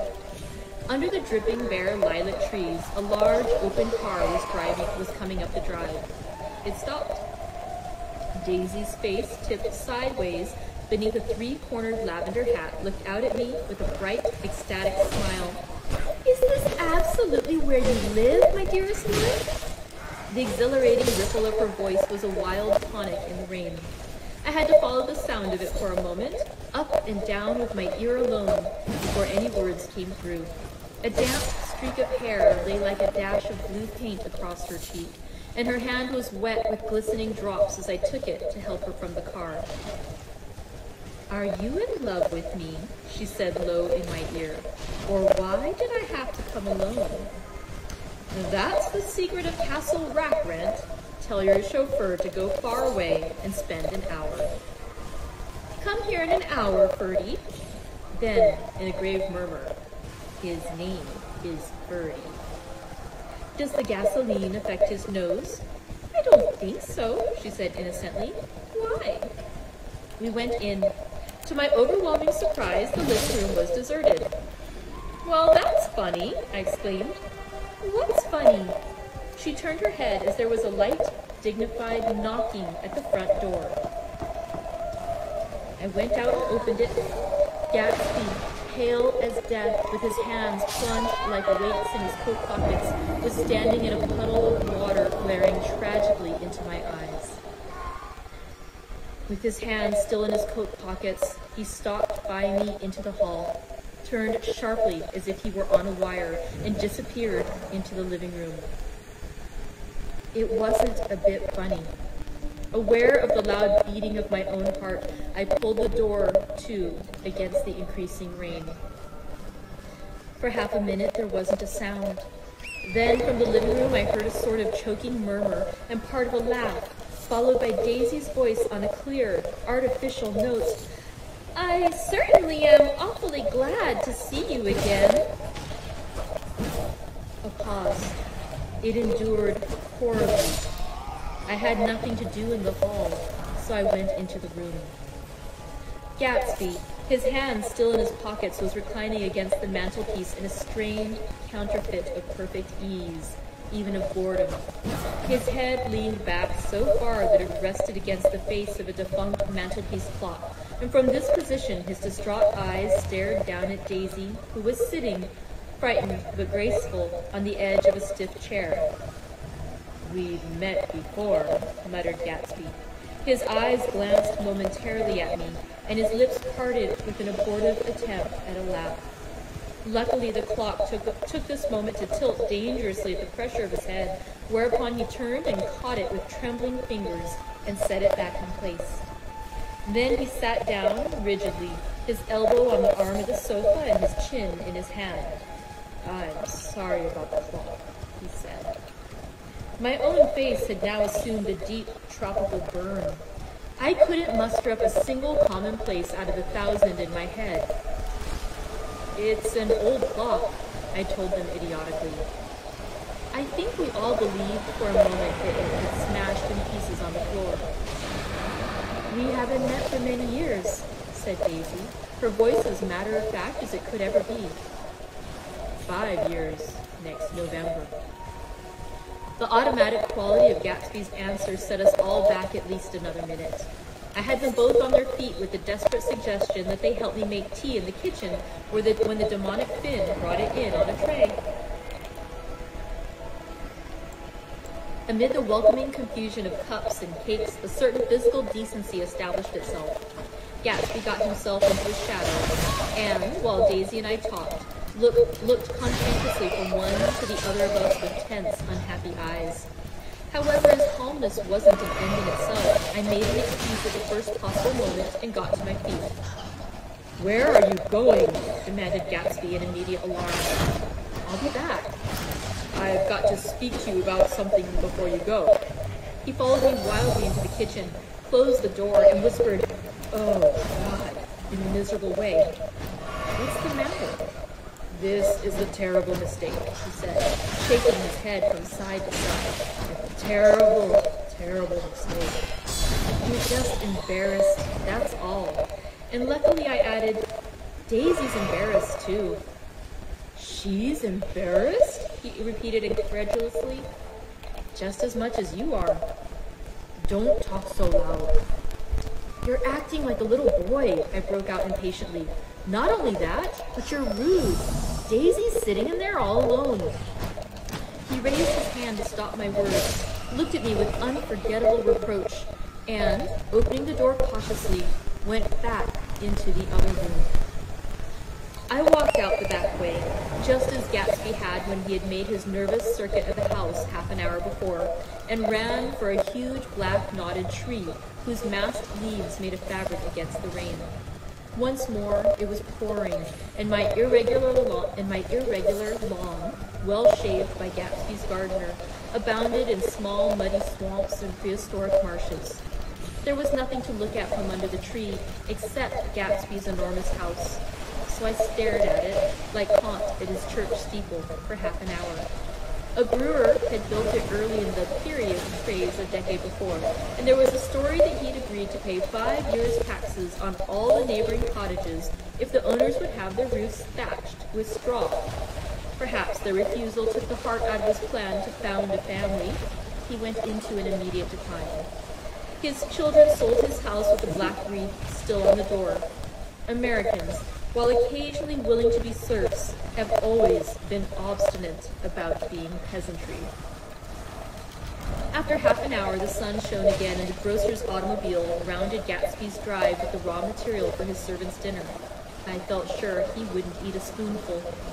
A maid began opening the upper windows of his house, appeared momentarily in each, and leaning from a large central bay, spat meditatively into the garden. It was time I went back. While the rain continued, it had seemed like the murmur of their voices, rising and swelling a little now and then with gusts of emotion. But in the new silence, I felt that silence had fallen within the house, too. I went in, after making every possible noise in the kitchen, short of pushing over the stove, but I don't believe they heard a sound. They were sitting at either end of the couch, looking at each other as if some question had been asked or was in the air, and every vestige of embarrassment was gone. Daisy's face was smeared with tears, and when I came in, she jumped up and began wiping at it with her handkerchief before a mirror. But there was a change in Gatsby that was simply confounding. He literally glowed. Without a word or a gesture of exultation, a new well-being radiated from him and filled the little room. "Oh, hello, old sport," he said, as if he hadn't seen me for years.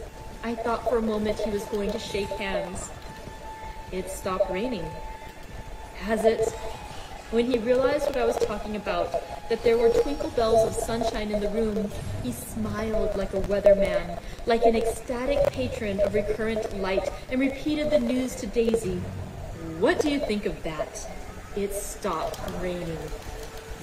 "I'm glad, Jay." Her throat full of aching, grieving beauty, told only of her unexpected joy. "I want you and Daisy to come over to my house," he said. "I'd like to show her around." "You're sure you want me to come?" "Absolutely, old sport." Daisy went upstairs to wash her face. Too late, I thought with humiliation of my towels, while Gatsby and I waited on the lawn. "My house looks well, doesn't it?" he demanded. "See how the whole front of it catches the light?" I agreed that it was splendid. Yes. His eyes went over it, every arched door and square tower.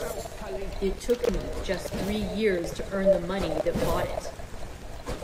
"I thought you inherited your money." "I did, old sport," he said automatically, "but I lost most of it in the big panic, the panic of the war."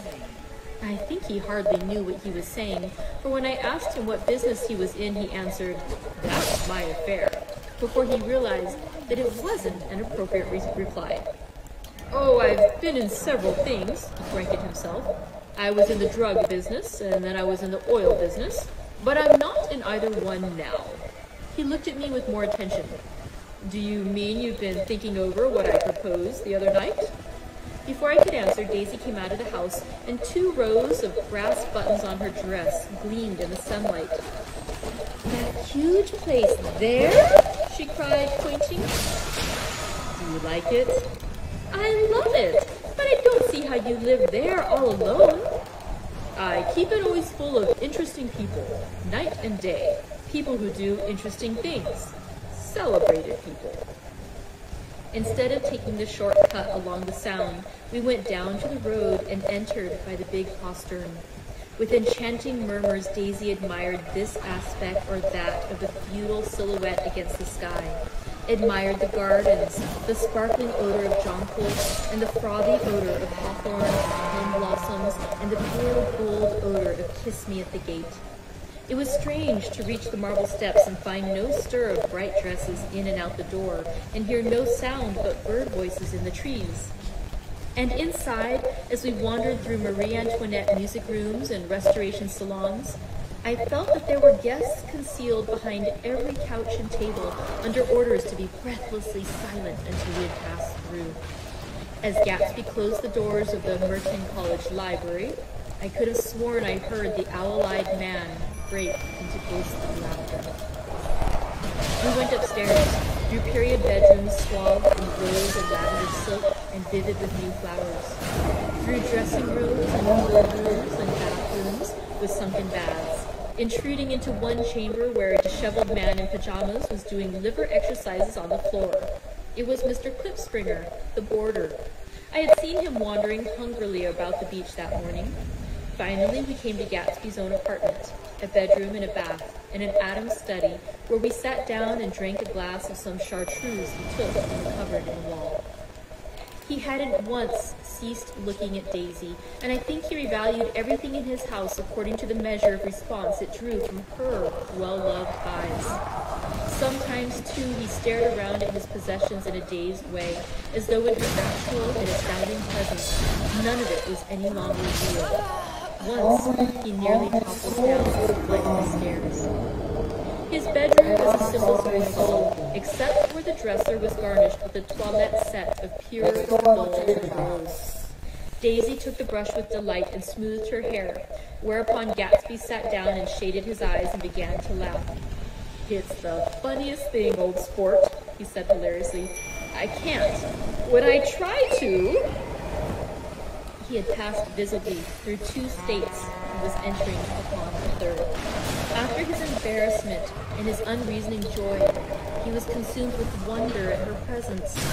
He had been full of the idea so long, dreamed it right through to the end, waited with his teeth set, so to speak, at an infinite intensity. Now, in reaction, he was running down like an overwhelmed.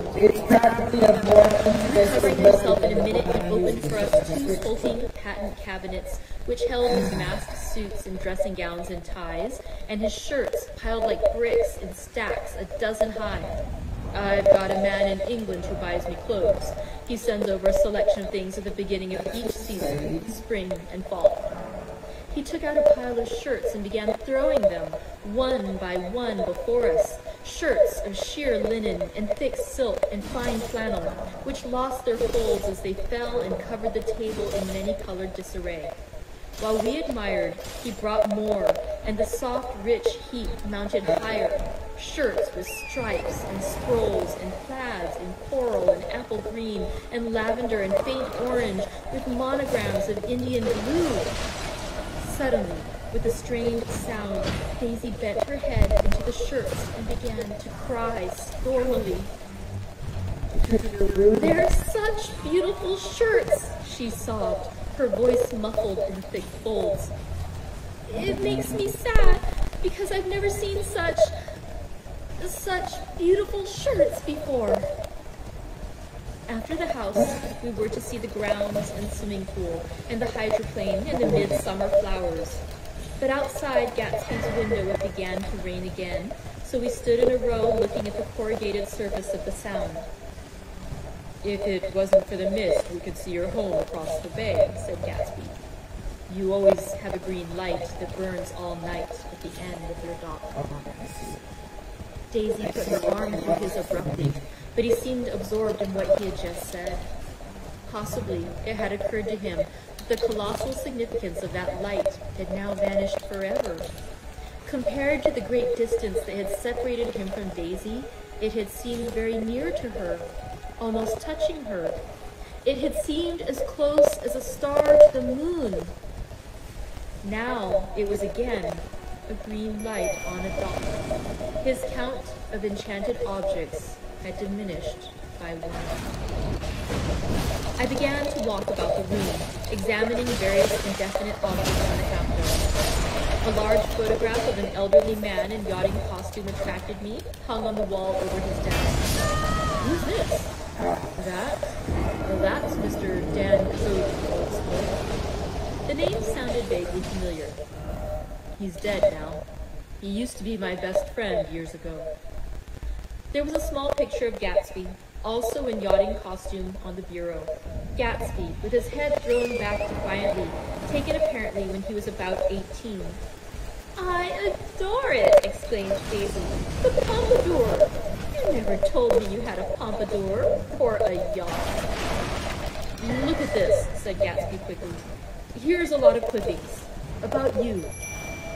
They stood side by side examining it. I was going to ask to see the rubies when the phone rang, and Gatsby took up the receiver. "Yes. Well, I can't talk now." "Can't talk now, old sport." "I said a small town. He must know what a small town is." "Well, he's no use to us if Detroit is his idea of a small town." He rang on. "Come here quick!" cried Daisy at the window. The rain was still falling, but the darkness had parted in the west, and there was a pink and golden billow of foamy clouds above the sea. "Look at that," she whispered, and then after a moment, "I'd like to just get one of those pink clouds and put you in it and push you around." I tried to go then, but they wouldn't hear of it. Perhaps my presence made them feel more satisfactorily alone. "Oh, it will do," said Gatsby. "We'll have Fitzgerald play the piano." He went out of the room calling, "Ewing!" and returned in a few minutes, accompanied by an embarrassed, slightly worn young man with shell-rimmed glasses and scanty blonde hair. He was now decently clothed in a sport shirt, open at the neck, sneakers, and duck trousers of a nebulous hue. "Did we interrupt your exercises?" inquired Daisy politely. "I was asleep," cried Mr. Clipspringer in a spasm of embarrassment. "That is, I'd been asleep. Then I got up." "Clipspringer plays the piano," said Gatsby, cutting him off. "Don't you, Ewing, old sport?" "I don't play well. I hardly play at all. I'm all out of practice." "Well, go downstairs," interrupted Gatsby. He flipped a switch. The gray windows disappeared as the house glowed full of light. In the music room, Gatsby turned on a solitary lamp beside the piano. He lit Daisy's cigarette from a trembling match and sat down with her on a couch far across the room, where there was no light save that the gleaming floor bounced in from the hall.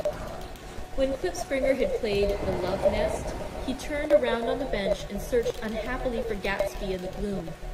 "I'm all out of practice, you see. I told you I couldn't play. I'm all out of practice." "Don't talk so much, old sport," commanded Gatsby. "Play." "In the morning, in the evening, ain't we got fun? Outside the wind was loud, and there was a faint flow of thunder along the sound. All the lights were going on in West Egg now. The electric trains, men carrying, were plunging home through the rain from New York. It was the hour of a profound human change, and excitement was generating on the air.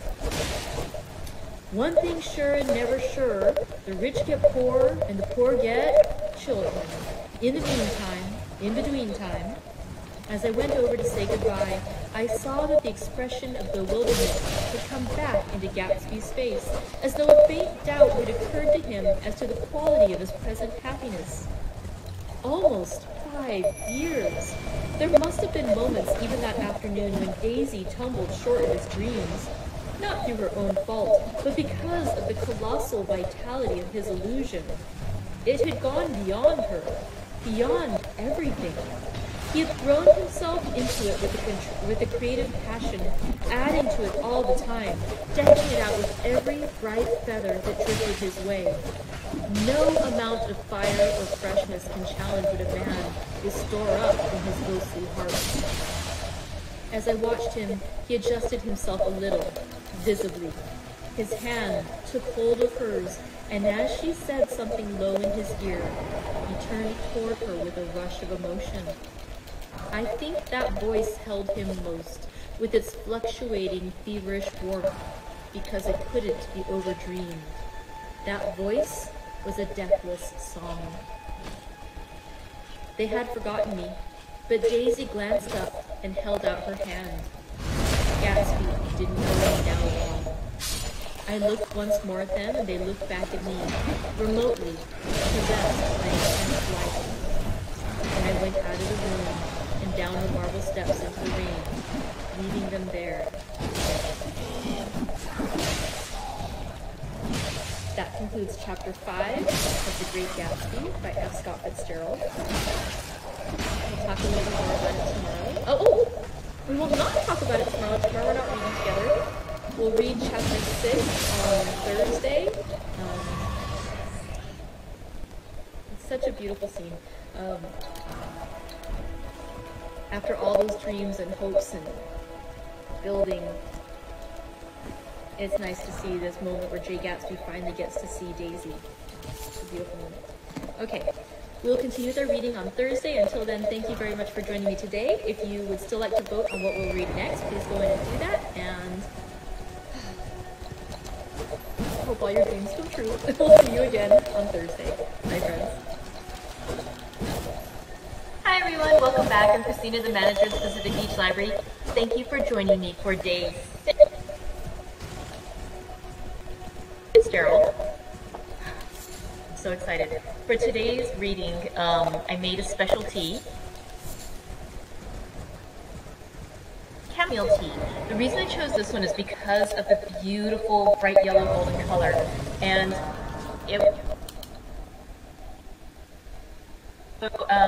I didn't read yesterday because I had a training for work, and in anticipation, I was trying to find something special to post for you. I found a reading by F. Scott Fitzgerald, which I thought was kind of interesting, just because, you know, hello, he lived so long ago, there's not a lot, I mean, well, of course there's recordings of him, but there weren't a lot that I found, and so that was kind of a treat to get to hear him reading aloud from Shakespeare. He read a bit from Othello. And, but when I was searching for videos, I found some really interesting analyses of The Great Gatsby by John Green, who's a young adult author that I really like, and he does some I think he does some really thoughtful and fun analyses of literary classics. And I was wanting to post them, but then I held off on it because it had some spoilers, so I'll wait till next week to post them. But one of the bits that I was watching was he was talking about some of the symbolism in The Great Gatsby. And of course he talked about the green light, we'll get into that a little bit today, but he also talked about the color gold, and how we see it a lot in the chapter that we read together on Tuesday, that talk about just different objects that are golden, like the yellow color of Gatsby's car, of course Daisy's blondness, and then she was wearing a yellow gown at some point. In this chapter we see Gatsby, when he's showing her his room, he holds up a solid gold set with like a hairbrush, hello, and different things. So we see the color gold repeated a lot in the book, and what John Green another colorful name, was saying that he thought it was Fitzgerald's way of talking about like the, you know, the wealth and the hope and the excess and richness that we see in the story. And so it's just that idea of the, like, looking forward for the golden ticket, the golden light, the golden future. And that's why I wanted to make a bright golden tea. So today, chamomile tea for me. Nice. If you have a particularly awesome tea that you're drinking today, please go ahead and share it with us. Alright, let's talk a bit about The Great Gatsby. As I'm getting myself situated, let's do a little housekeeping, because I love housekeeping. Okay, I love housekeeping when it comes to the books, not my house. Let's see. We still have a couple more days in which to vote on what you'd like to read next. We are going to conclude our reading together of The Great Gatsby next Wednesday. That will be on the 27th, and I'll set up an invitation next week for us to do a tea party together if you'd like to join us on Zoom on Thursday the 28th. And next Monday the 25th is when we will pick our next book to read after Gatsby.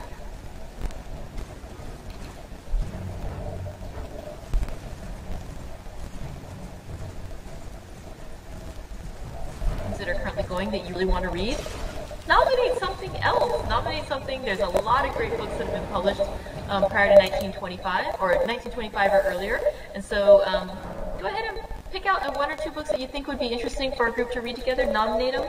We'll see if others also want to read them, and if they do, we will go ahead and read it together. Also, sometimes, as you might know, it's taken a while for some books to get picked, and so even if you think it's a little late in the voting process and it may not get picked this time, nominate it anyway if it's on your mind, because that'll put it on our radar so that next time we finish the next book, we can remember to nominate it then too. Alright, so I just encourage you to put in some good books to read, because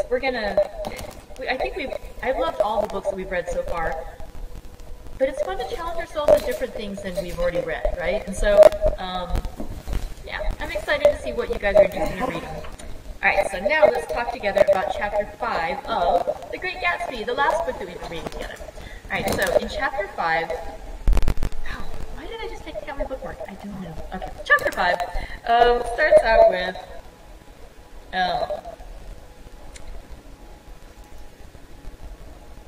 it starts out with Nick Carraway talking to Gatsby. Gatsby wants to invite Nick out to do something. He's just restless. He wants to go do something. And Nick is like, no time for that right now. Gotta rest. But he says, maybe it's time for them to make that date, to invite Daisy over to Nick's house so that she can see Gatsby's house, which they had talked about in the previous chapter. Or actually, more accurately, which Gatsby had asked Lord Baker to talk about with Nick, since Gatsby didn't dare to speak directly with Nick about this thing that he wants, this fulfillment of his heart's desire. It's weird. So Gatsby this time finally sort of hints that, you know, it would be good, like, when would be a good day for you? And it's like, well, when would be a good day for you? It's like, oh my god, just say what you want. They finally come up with a day. So Nick invites Daisy over, and Gatsby tries to help Nick get his house looking a bit more presentable. He has the lawn mowed. He wants it to be perfect. He wants it to be absolutely perfect. On the day of their tea party together, so what better way to celebrate than tea? On the day of their tea party together, Gatsby arrives early at Nick's home, and he's just so excited and so stressed out. I mean, he is just seriously stressing out over this whole thing. Oh my goodness. Sorry, I just saw a lovely tea that Adrienne is having. I don't even know how to pronounce that. Jeju Orchid Flower Green Tea from Korea, courtesy of a coworker. Oh my gosh, that sounds beautiful. Sorry. If you are having something amazing today, also...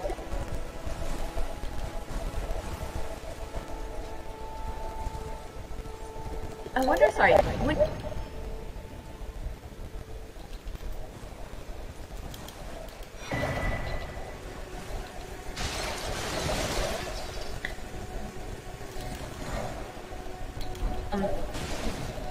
Gatsby is just stressing himself.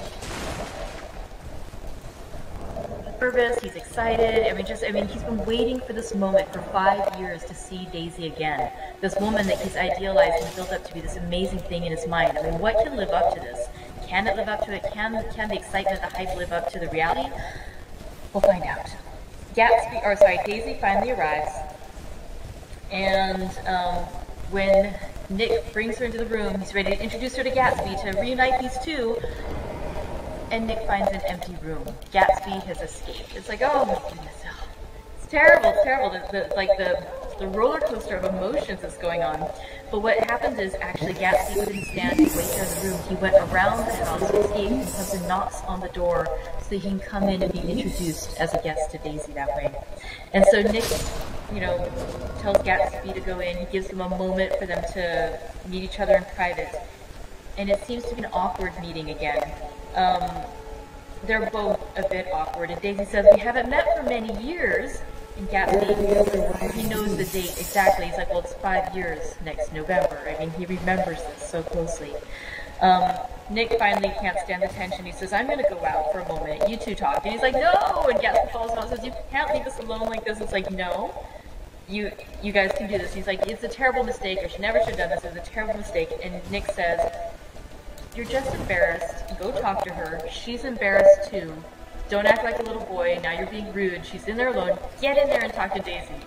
And so Nick then leaves Gatsby and Daisy alone in the room for about half an hour. By the time he goes in, they reconcile.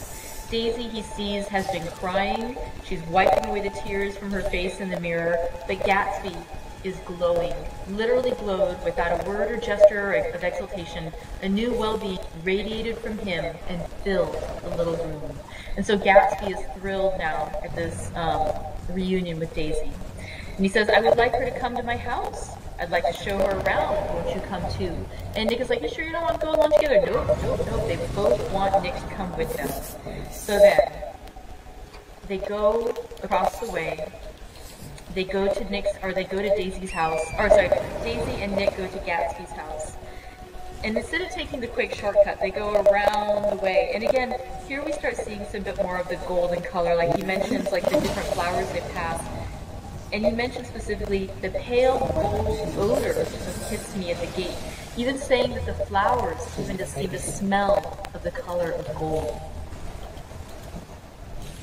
And so we see it as we come around, just like this brightness, even though there's rain outside, it's beautiful. He shows her around the house. Eventually they make it to his bedroom. His bedroom is the simplest room of all, except where the dresser was garnished with the toilette set of pure dull gold. She took the brush with delight, smoothed her hair, whereupon he sat and he laughed. And he just seems to be almost giddy. Gatsby is hilarious. He says, after his embarrassment and his unreasoning joy, he was consumed with wonder at her presence. He had been full of the idea so long, dreamed it right through to the end, waited with his teeth set to it, so to speak, in an inconceivable pitch of intensity, and now in reaction, he was running down and overwhelmed.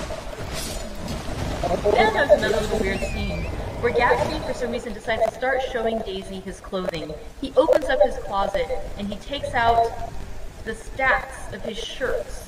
And he starts just throwing them out onto the bed and showing her all these different shirts, the different fabrics, the different cuts, the prints, and it's so beautiful. And suddenly, and it's so excessive too, that this man who suddenly has so much. And Daisy begins to cry. And she sobs and she says, they're such beautiful shirts. It makes me sad because I've never seen such beautiful shirts before. So we know there's more going on. They're obviously not shirts, but there's something else happening. This I thought was one of the sadder lines of the chapter too. Because again, it's both, it's poignant, right? He's finally getting a chance to reunite with this woman whom he's idealized for so long. But it's so excessive at the same time. It's like you just, oh well. He points out to her that if it was not raining, you'd be able to see across. If it wasn't so misty, you could see her home across the bay. And he says, you always have a green light that burns all night at the end of your dock. So he admits here that he's been looking at her dock, just looking at that green light as a way to be close to her. And suddenly, Nick Carraway describes it as, he seemed absorbed in what he had just said. Possibly it had occurred to him that the colossal significance of that light had now vanished forever. Compared to the great distance that had separated him from Daisy, it had seemed very near to her, almost touching her. It had seemed as close as a star to the moon. But now that he has Daisy beside him and he doesn't need to look at a little light just to feel close to her, now the green light is again just a green light on a dock, and his count of enchanted objects had diminished by one. Oh, that's so beautiful and so heartbreaking at the same time. This feeling of, as you try to achieve the things that you want, the things that you think you need, they leave you feeling empty sometimes. Oh, such a beautiful passage. So, they spend a little bit more time together. They invite his house guests in to sing a song for him. I apologize. I remembered the tune the first time, but then when I read the second passage, I didn't remember to the end it was the same tunes. I didn't sing it in tunes. Sorry about that. So, the chapter ends with the two of them. It seems almost, Nick Carraway says it seems almost that Gatsby, how could he not have been disappointed at some point? There must have been moments even that afternoon when Daisy tumbled short of his dreams, not through her own fault, but because of the colossal vitality of his illusion. It had gone beyond her, beyond everything. He had thrown himself into it with a creative passion, adding to it all the time, decking it out with every bright feather that drifted his way, and no amount of fire or freshness can challenge what a man will store up in his ghostly heart. It's just so beautiful how you can't get the things that you dream of because the dreams are too big sometimes. But still, when he hears her voice, he seems entranced afresh. And the chapter ends with the two of them looking at each other. And even though they look back at Nick as if they don't see him, and he leaves them alone together as he leaves the room. It's a beautiful, beautiful chapter. And it's just... it's so beautiful and at the same time so sad because it's just... there's no way that what you dream of, that what he dreams of, can actually be real. On that note, I'm so sorry. Let's read chapter 6 together as we are now past our halfway point of The Great Gatsby. We have just 4 chapters left. Let's read today chapter 6 of The Great Gatsby by F. Scott Fitzgerald. About this time, an ambitious young reporter from New York arrived one morning at Gatsby's door and asked him if he had anything to say. Anything to say about what? Inquired Gatsby politely. Why, any statement to give out. It transpired after a considerable 5 minutes that the man had heard Gatsby's name around his office in a connection which he either wouldn't reveal or didn't fully understand. This was his day off, and with laudable initiative he had hurried out to see.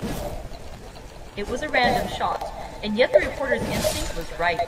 Gatsby's notoriety, spread about by the hundreds who had accepted his hospitality and so become authorities upon his past, had increased all summer until he fell just short of being news.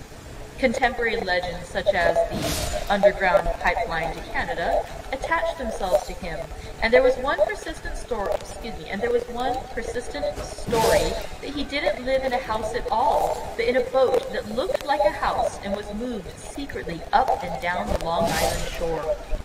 Just why these inventions were a source of satisfaction to James Gatz of North Dakota isn't easy to say. James Gatz. That was really, or at least legally, his name.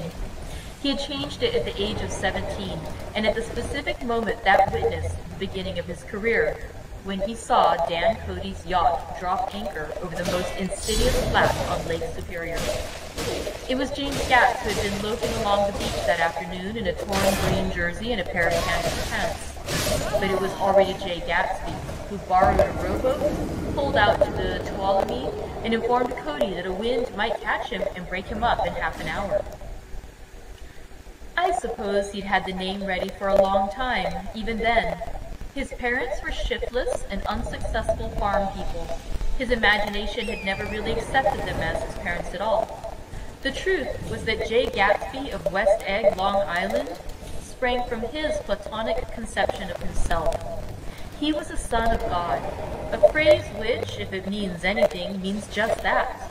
And he must be about his father's business, the service of a vast, vulgar, and meretricious beauty. So he invented just the sort of J. Gatsby that a 17-year-old boy would be likely to invent, and to this conception he was faithful to the end. For over a year he had been beating his way along the south shore of Lake Superior as a clam digger and a salmon fisher, or in any other capacity that brought him food and bed.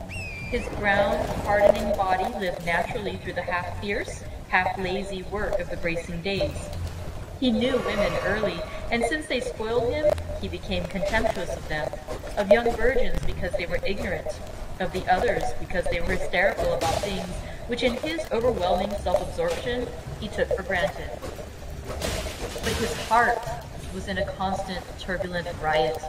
The most grotesque and fantastic conceits haunted him in his bed at night. A universe of ineffable gaudiness spun itself out in his brain, while the clock ticked on the washstand and the moon soaked with wet light his tangled clothes upon the floor. Each night he added to the pattern of his fancies until drowsiness closed down upon some vivid scene with an oblivious embrace. For a while these reveries provided an outlet for his imagination. They were a satisfactory hint of the unreality of reality, a promise that the rock the world was founded securely on a fairy's wing. An instinct toward his future glory had led him, some months before, to the small Lutheran college of St. Olaf in southern Minnesota. He stayed there 2 weeks, dismayed at its ferocious indifference to the drums of his destiny, to destiny itself, and despising the janitor's work with which he was to pay his way through. Then he drifted back to Lake Superior, and he was still searching for something to do on the day that Dan Cody's yacht dropped anchor in the shallows along shore. Cody was 50 years old then, a product of the Nevada silver fields, of the Yukon, of every rush for metal since '75.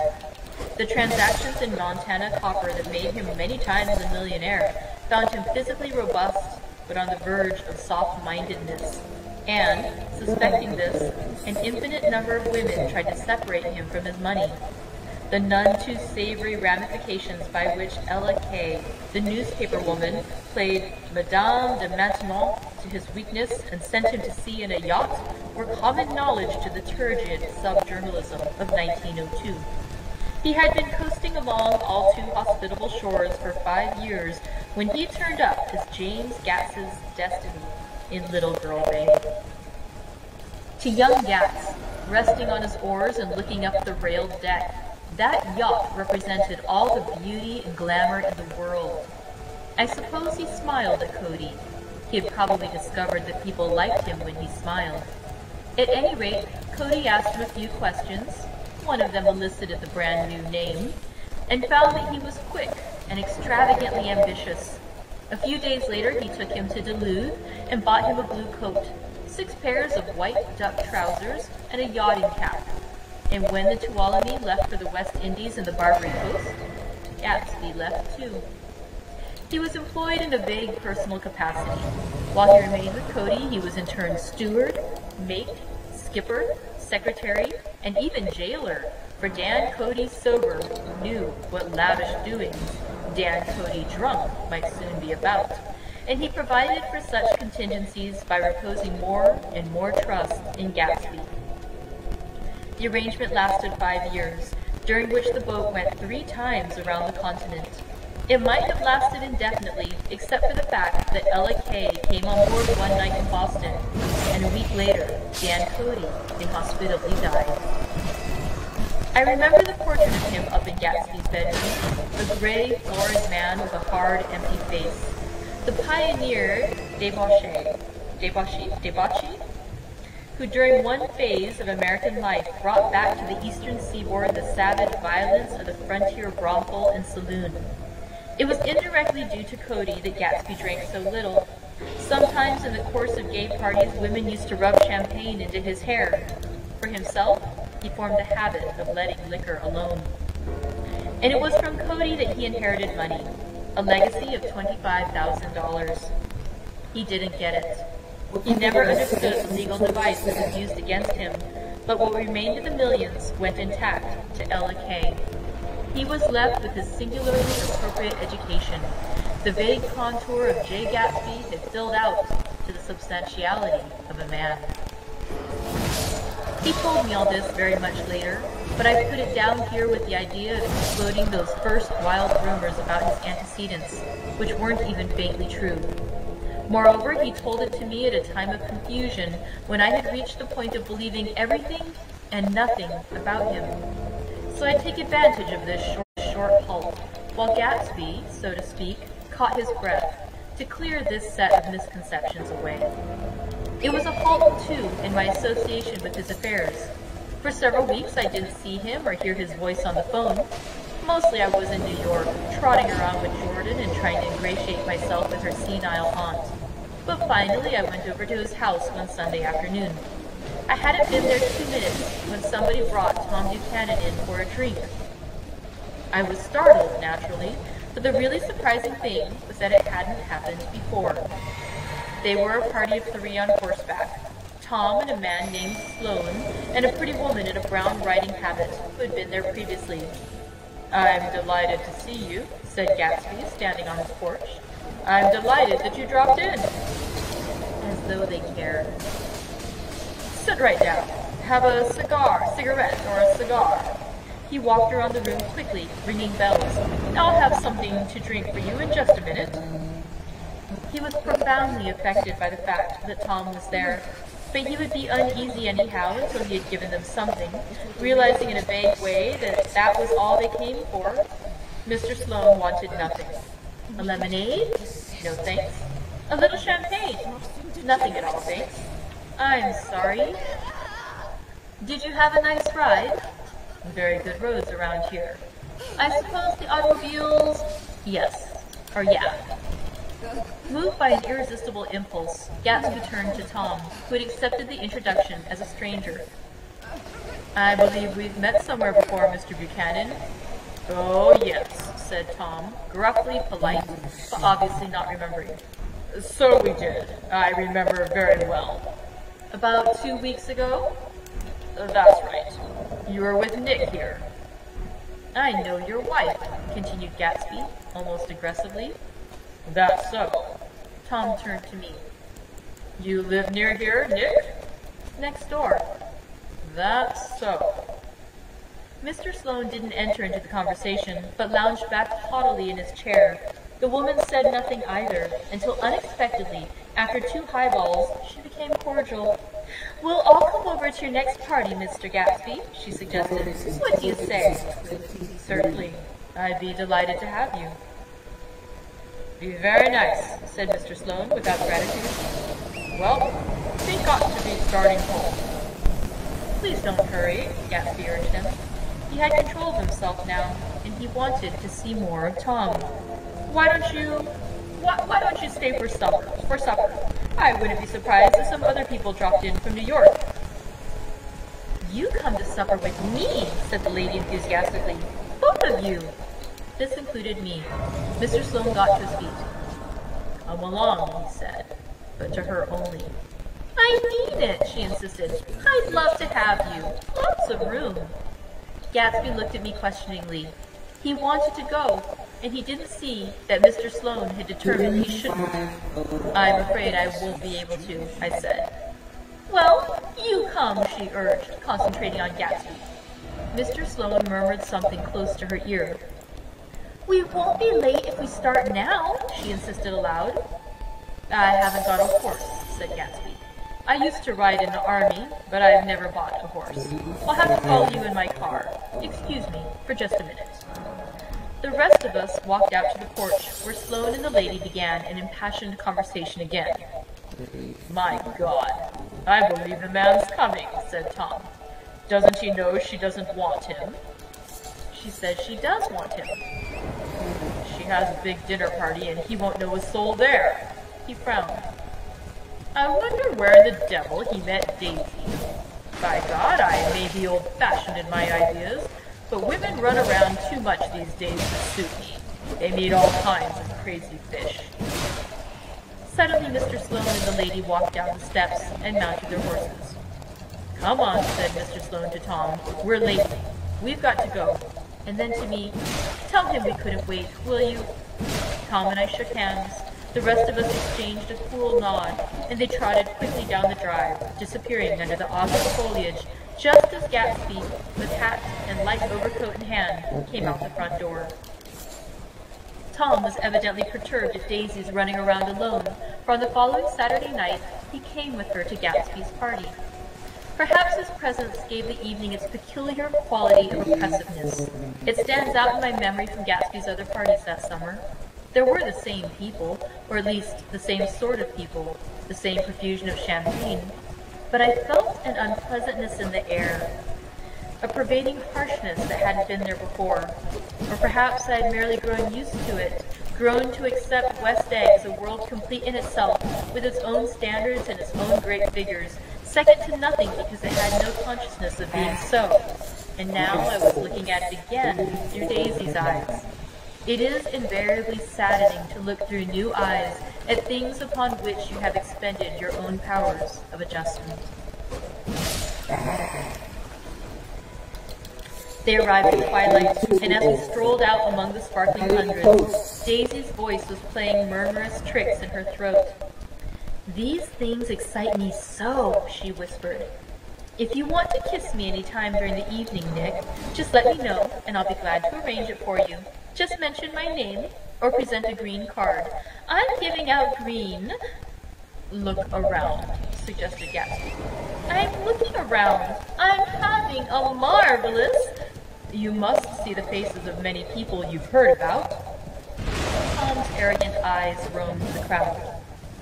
"We don't go around very much," he said. "In fact, I was just thinking, I don't know a soul here." "Perhaps you know that lady." Gatsby indicated a gorgeous, scarcely human orchid of a woman who sat in state under a white plum tree. Tom and Daisy stared with that peculiarly unreal feeling that accompanies the recognition of a hitherto ghostly celebrity of the movies. "She's lovely," said Daisy. "The man bending over her is her director." He took them ceremoniously from group to group, Mrs. Buchanan and Mr. Buchanan. After an instant's hesitation, he added, "The polo player." "Oh, no," objected Tom quickly. "Not me." But evidently the sound of it pleased Gatsby, for Tom remained the polo player for the rest of the evening. "I've never met so many celebrities," Daisy exclaimed. "I like that man. What was his name, with the sort of blue nose?" Gatsby identified him, adding that he was a small producer. "Well, I liked him anyway." "I'd a little rather not be the polo player," said Tom pleasantly. "I'd rather look at all these famous people in oblivion." Daisy and Gatsby danced. I remember being surprised by his graceful, conservative foxtrot. I had never seen him dance before.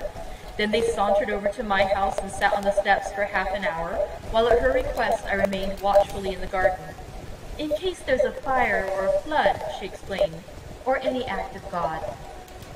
Tom appeared from his oblivion as we were sitting down to supper together.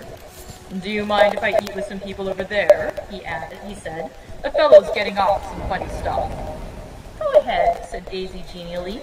"And if you want to take down any addresses, here's my little gold pencil." She looked around after a moment and told me the girl was common but pretty, and I knew that except for the half hour she'd been alone with Gatsby, she wasn't having a good time. We were at a particularly tipsy table. That was my fault. Gatsby had been called to the phone, and I'd enjoyed these same people only 2 weeks before, but what had amused me then turned septic on the air now. "How do you feel, Miss Baedeker?"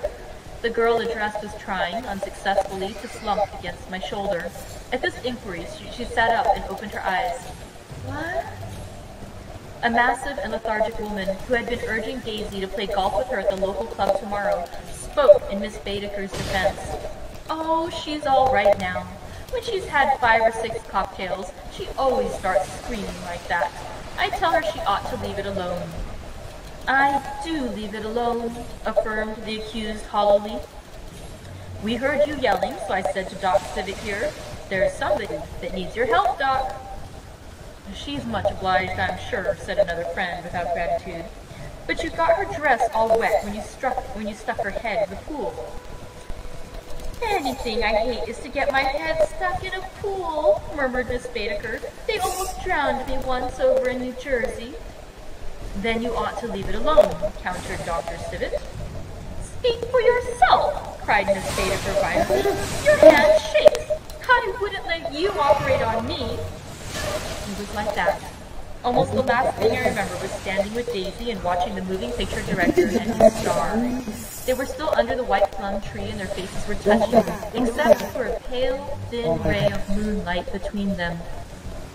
It occurred to me that he had been very slowly bending toward her all evening to attain this proximity, and even while I watched, I saw him stoop one ultimate degree and kiss at her cheek. "I like her," said Daisy. "I think she's lovely." But the rest offended her, and inarguably, because it wasn't a gesture, but an emotion. She was appalled by West Egg, this unprecedented place that Broadway had begotten upon a Long Island fishing village. Appalled by its raw vigor that chafed under the old euphemisms, and by the too obtrusive fare that herded its inhabitants along a shortcut from nothing to nothing. She saw something awful in the very simplicity she failed to understand. I sat on the front steps with them while they waited for their car. It was dark here in front. Only the bright door sent 10 square feet of light falling out into the soft black morning. Sometimes a shadow moved against the dressing room blind above, gave way to another shadow, an indefinite procession of shadows that rouged and powdered in an invisible glare. "Who is this Gatsby, anyhow?" demanded Tom suddenly. "Some big bootlegger?" "Where'd you hear that?" I inquired. "I didn't hear it. I imagined it. A lot of these newly rich people are just big bootleggers, you know." "Not Gatsby," I said shortly. He was silent for a moment. The pebbles of the drive crunched under his feet. "Well, he certainly must have strained himself to get this menagerie together." A breeze stirred the gray haze of Daisy's fur collar. "At least they're more interesting than the people we know," she said with an effort. "You didn't look so interested." "Well, I was." Tom laughed and turned to me. "Did you notice Daisy's face when that girl asked her to put her under a cold shower?" Daisy began to sing with the music in a husky, rhythmic whisper, bringing out a meaning in each word that it had never had before and would never have again.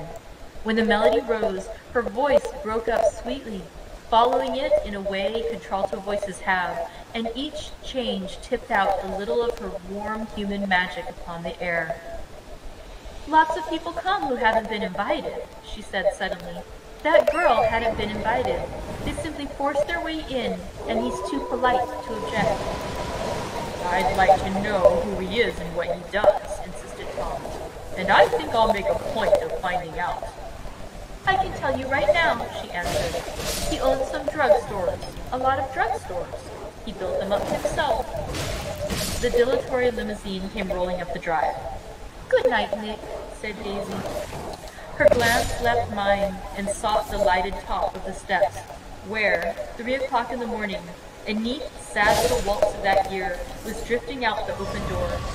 After all, in the very casualness of Gatsby's party, there were romantic possibilities totally absent from her world. What was it up there in the song that seemed to be calling her back inside? What would happen now in the dim, incalculable hours? Perhaps some unbelievable guest would arrive, a person infinitely rare and to be marveled at, some authentically radiant young girl who with one fresh glance at Gatsby, one moment of magical encounter, would blot out those 5 years of unwavering devotion. I stayed late that night. Gatsby asked me to wait until he was free, and I lingered in the garden until the inevitable swimming party had run up, chilled and exalted from the black beach, until the lights were extinguished in the guest rooms overhead. When he came down the steps at last, the tanned skin was drawn unusually tight on his face, and his eyes were bright and tired. "She didn't like it," he said immediately. "Of course she did." "She didn't like it," he insisted. "She didn't have a good time." He was silent, and I guessed at his unutterable depression. "I feel far away from her," he said. "It's hard to make her understand." "You mean about the dance?" "The dance?" He had dismissed all the dances he had given with a snap of his fingers. "Old sport. The dance is unimportant." He wanted nothing less of Daisy than that she should go to Tom and say, "I never loved you." After she had obliterated 4 years with that sentence, they could decide upon the more practical measures to be taken. One of them was that, after she was free, they were to go back to Louisville and be married from her house, just as if it were 5 years ago. And she doesn't understand, he said. She used to be able to understand. We'd sit for hours. He broke off and began to walk up and down a desolate path of fruit rinds and discarded favors and crushed flowers. I wouldn't ask too much of her, I ventured. You can't repeat the past. Can't repeat the past? He cried incredulously. Why, of course you can. He looked around him wildly, as if the past were lurking here in the shadow of his house, just out of reach of his hand. I'm going to fix everything just the way it was before, he said, nodding determinedly. She'll see. He talked a lot about the past, and I gathered that he wanted to recover something, some idea of himself perhaps, that had gone into loving Daisy. His life had been confused and disordered since then, but if he could once return to a certain starting place and go over it all slowly, he could find out what that thing was. One autumn night, 5 years before, they had been walking down the street when the leaves were falling, and they came to a place where there were no trees and the sidewalk was white with moonlight. They stopped here and turned toward each other. Now it was a cool night with that mysterious excitement in it which comes at the 2 changes of the year. The quiet lights in the houses were humming out into the darkness, and there was a stir and bustle among the stars. Out of the corner of his eye, Gatsby saw that the blocks of the sidewalks really formed a ladder and mounted to a secret place above the trees. He could climb to it if he climbed alone, and once there, he could suck on the path of life, gulp down the incomparable milk of wonder. His heart beat faster and faster as Daisy's white face came up to his own. He knew that when he kissed this girl and forever wed his unutterable visions to her perishable breath, his mind would never romp again like the mind of God. So he waited, listening for a moment longer to the tuning fork that had been struck upon a star. Then he kissed her. At his lips' touch, she blossomed for him like a flower, and the incarnation was complete. Through all he said, even through his appalling sentimentality, I was reminded of something, an elusive rhythm, a fragment of lost words that I had heard somewhere a long time ago. For a moment, a phrase tried to take shape in my mind, and my lips parted like a dumb man's, as though there was more struggling upon them than a wisp of startled air. But they made no sound, and what I had almost remembered was uncommunicable forever. That concludes chapter 6 of The Great Gatsby. Next week we just have 3 more chapters to go. We will conclude our book. I'm looking forward to the ending. I'm a little dreading the ending. Oh, okay. Next week we have our conclusion to The Great Gatsby. I look forward to reading it together with you. Thank you. And you do still have time, so if you have not yet voted on what you'd like to read next, please do so. We will announce our next book that we're going to read together on Monday. Thank you very much, friends. Thank you for joining me today for our reading. I hope you have a wonderful golden weekend. Bye.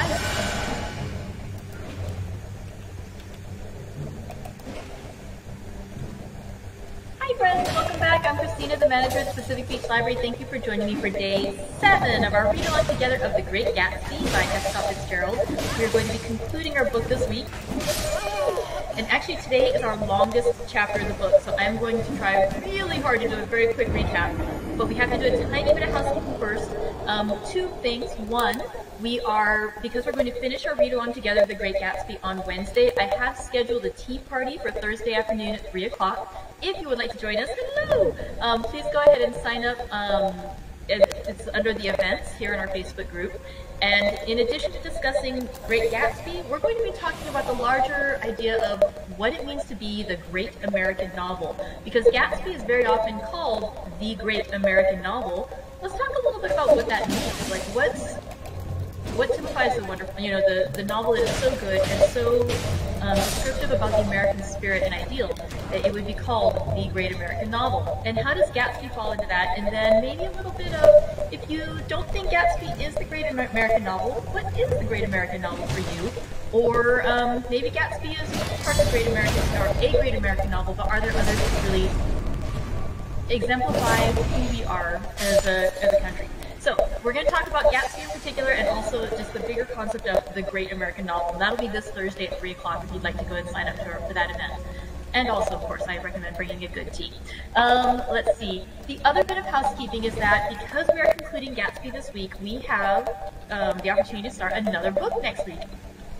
And according to your votes, the book that you most want to read is, drumroll, Emma by Jane Austen. So we're going to go back and read another book by Jane Austen. This one is Emma, which is a lovely book. This one I actually did read years ago.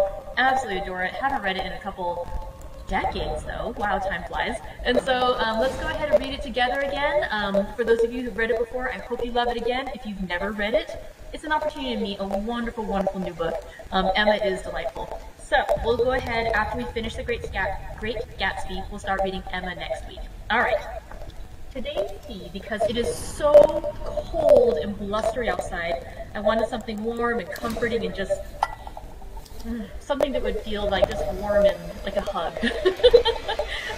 So I've been listening to the wind blowing like crazy outside today, and just like something comforting would be nice. And so this one is the Black Forest Gâteau. I've had it before. It is a chocolate flavored black tea with cherry and cream notes. I especially love the chocolate mint that's in it. Just so good. It gives that just a nice chocolatey smell, and then also adding onto it that little bit of cherry flavor just brings it over the top. Yummy, yummy, yummy. Okay, let me take out the tea leaves though. I don't want to let that oversteep by the time I have the next cup. Okay. Alright, so now, ready to go. Let's talk quickly about what happened in Thursday's reading, and then we'll go right into chapter 7, which, as I said, is the longest chapter of the book. And so, chapter 7, sorry, let's go back a tiny bit just to chapter 6. That was where Daisy and Gatsby reunited after 5 years of him dreaming and dreaming about her and trying to make this grand, trying to become somebody that she would love more. Trying to become the person of her dreams. And so Gatsby in chapter 6,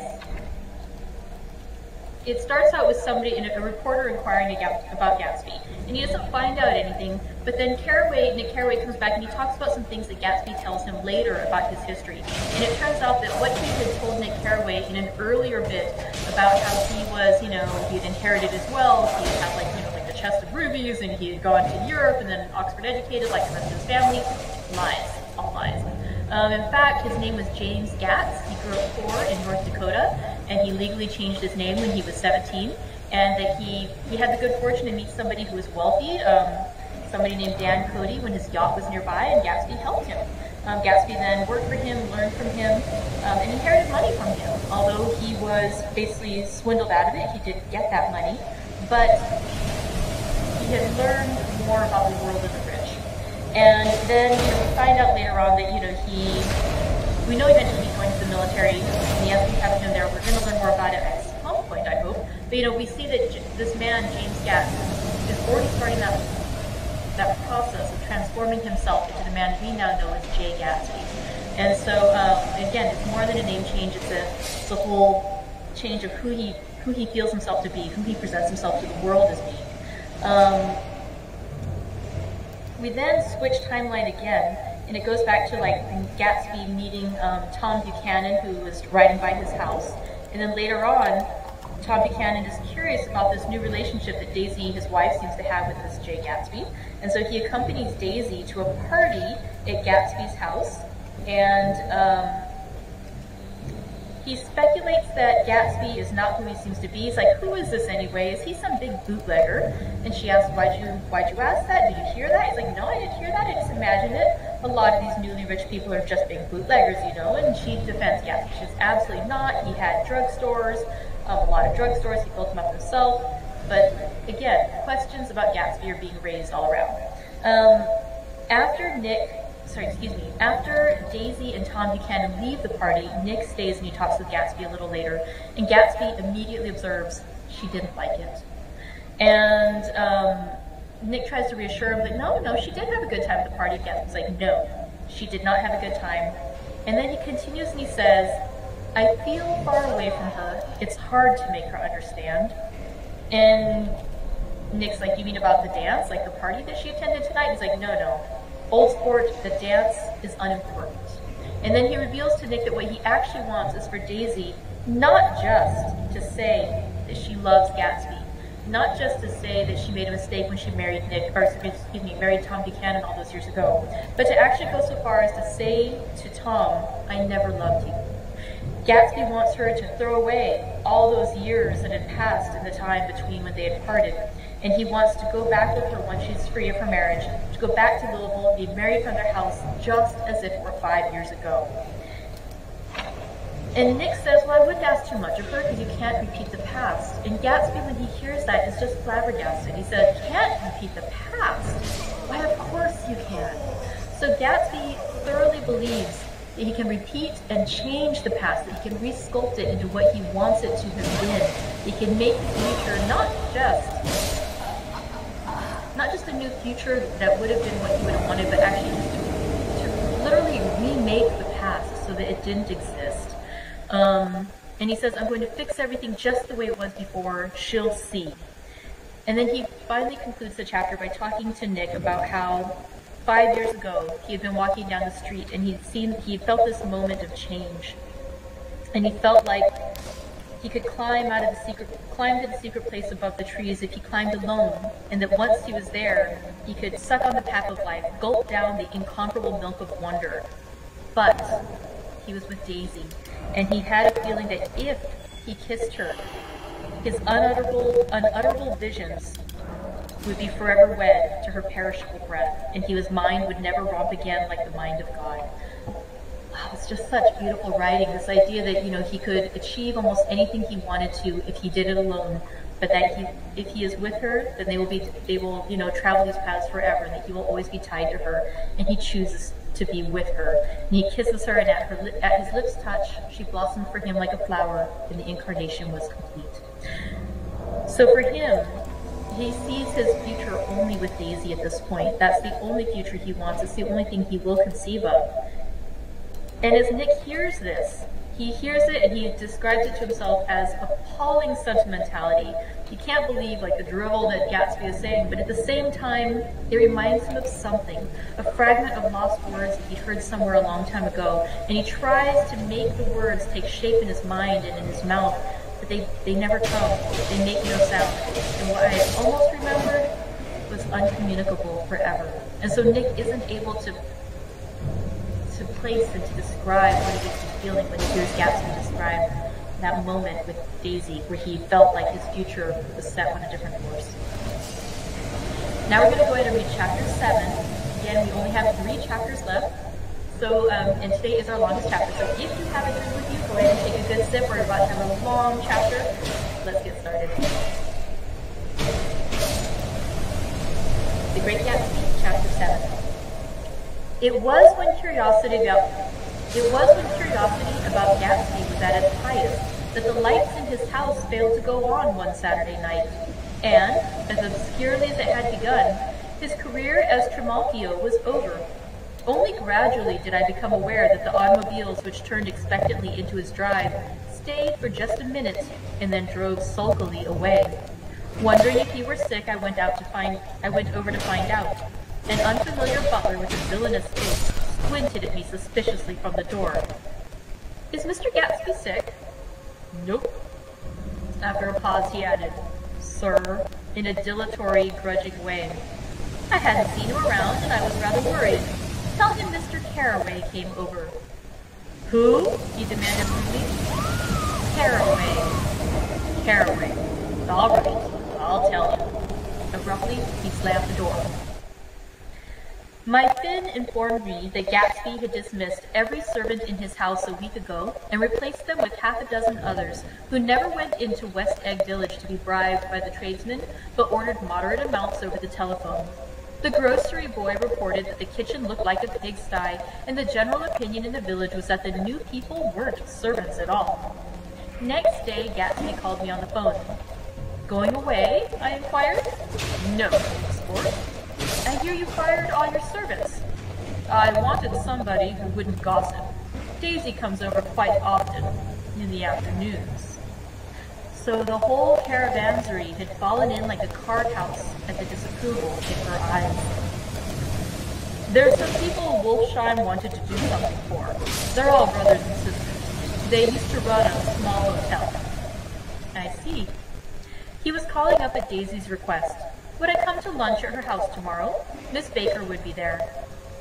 Half an hour later, Daisy herself telephoned and seemed relieved to find that I was coming. Something was up, and yet I couldn't believe that they would choose this occasion for a scene, especially for the rather harrowing scene that Gatsby had outlined in the garden. The next day was broiling, almost the last, certainly the warmest of the summer. As my train emerged from the tunnel into sunlight, only the hot whistles of the National Biscuit Company broke the simmering hush at noon. The straw seats of the car hovered on the edge of combustion. The woman next to me perspired delicately for a while into her white shirtwaist, and then, as her newspaper dampened under her fingers, lapsed despairingly into deep heat with a desolate cry. Her pocketbook slapped to the floor. "Oh my!" she gasped. I picked it up with a weary bend and handed it back to her, holding it at arm's length and by the extreme tip of the corners to indicate that I had no designs upon it. But everyone near me, including the woman, suspected me just the same. "Hot," said the conductor to familiar faces. "Some weather! Hot, hot, hot! Is it hot enough for you? Is it hot? Is it..." My commutation ticket came back to me with a dark stain from his hand. That anyone should care in this heat whose flushed lips he kissed, whose head made damp the pajama pocket over his heart. Through the hall of the Buchanan's house blew a faint wind, carrying the sound of the bell out to Gatsby and me as we waited at the door. "The master's body!" roared the butler into the mouthpiece. "I'm sorry, madame, but we can't furnish it. It's far too hot to touch this noon." What he really said was, "Yes, yes, I'll see." He set down the receiver and came toward us, glistening slightly, to take our stiff straw hats. "Madame expects you in the salon," he cried, needlessly indicating the direction. In this heat, every extra gesture was an affront to the common store of life. The room, shadowed well with awnings, was dark and cool. Daisy and Jordan lay upon an enormous couch, like silver idols weighing down their own white dresses against the singing breeze of the fans. "We can't move," they said together. Jordan's fingers, powdered white over their tan, rested for a moment in mine. "And Mr. Thomas Buchanan, the athlete?" I inquired. Simultaneously I heard his voice, gruff, muffled, husky, at the hall telephone. Gatsby stood in the center of the crimson carpet and gazed around with fascinated eyes. Daisy watched him and laughed, her sweet, exciting laugh. A tiny gust of powder rose from her bosom into the air. "The rumor is," whispered Jordan, "that that's Tom's girl on the telephone." We were silent. The voice in the hall rose high with annoyance. "Very well then, I won't sell you the car at all. I'm under no obligations to you at all. And as for your bothering me about it at lunchtime, I won't stand that at all." "Holding down the receiver," said Daisy cynically. "No, he's not," I assured her. "It's a bona fide deal. I happen to know about it." Tom flung open the door, blocked out its space for a moment with his thick body, and hurried into the room. "Mr. Gatsby." He put out his broad, flat hand with well-concealed dislike. "I'm glad to see you, sir. Nick?" "Make us a cold drink," cried Daisy. As he left the room again, she got up and went over to Gatsby and pulled his face down, kissing him on the mouth. "You know I love you," she murmured. "You forget there's a lady present," said Jordan. Daisy looked around doubtfully. "You kissed Nick, too." "What a low, vulgar girl," Daisy and began to clog on the brick fireplace. Then she remembered the heat and sat down guiltily on the couch just as a freshly laundered nurse leading a little girl came into the room. "Blessed, precious," she crooned, holding out her arms. "Come to your own mother that loves you." The child, relinquished by the nurse, rushed across the room and rooted shyly into her mother's dress. "The blessed precious! Did mother get powder on your old yellowy hair? Stand up now and say, 'How do you do?'" Gatsby and I in turn leaned down and took the small, reluctant hand. Afterward, he kept looking at the child with surprise. I don't think he had ever really believed in its existence before. "I got dressed before luncheon," said the child, turning eagerly to Daisy. "That's because your mother wanted to show you off." Her face bent into the single wrinkle of the small white neck. "You dream, you. You absolute little dream." "Yes," admitted the child calmly. "Aunt Jordan's got on a white dress, too." "How do you like mother's friends?" Daisy turned her around so that she faced Gatsby. "Do you think they're pretty?" "Where's Daddy?" "She doesn't look like her father," explained Daisy. "She looks like me. She's got my hair and shape of the face." Daisy sat back upon the couch. The nurse took a step forward and held out her hand. "Come, Pammy." "Goodbye, sweetheart." With a reluctant backward glance, the well-disciplined child held to her nurse's hand and was pulled out the door, just as Tom came back, preceding 4 gin rickeys that clicked full of ice. Gatsby took up his drink. "They certainly look cool," he said with visible tension. We drank in long, greedy swallows. "I read somewhere that the sun's getting hotter every year," said Tom genially. "It seems that pretty soon the Earth's going to fall into the sun. Or wait a minute, it's just the opposite. The sun's getting colder every year." "Come outside," he suggested to Gatsby. "I'd like you to have a look at the place." I went with them out to the veranda. On the green Sound, stagnant in the heat, one small sail crawled slowly toward the fresher sea. Gatsby's eyes followed it momentarily. He raised his hand and pointed across the bay. "I'm right across from you." "So you are." Our eyes lifted over the rose beds and the hot lawn and the weedy refuse of the dog days along shore. Slowly the white wings of the boat moved against the blue, cool limit of the sky. Ahead lay the scalloped ocean and the abounding Blessed Isles. "There's sport for you," said Tom, nodding. "I'd like to be out there with him for about an hour." We had luncheon in the dining room, darkened too against the heat, and drank down nervous gaiety with the cold ale. "What'll we do with ourselves this afternoon?" cried Daisy.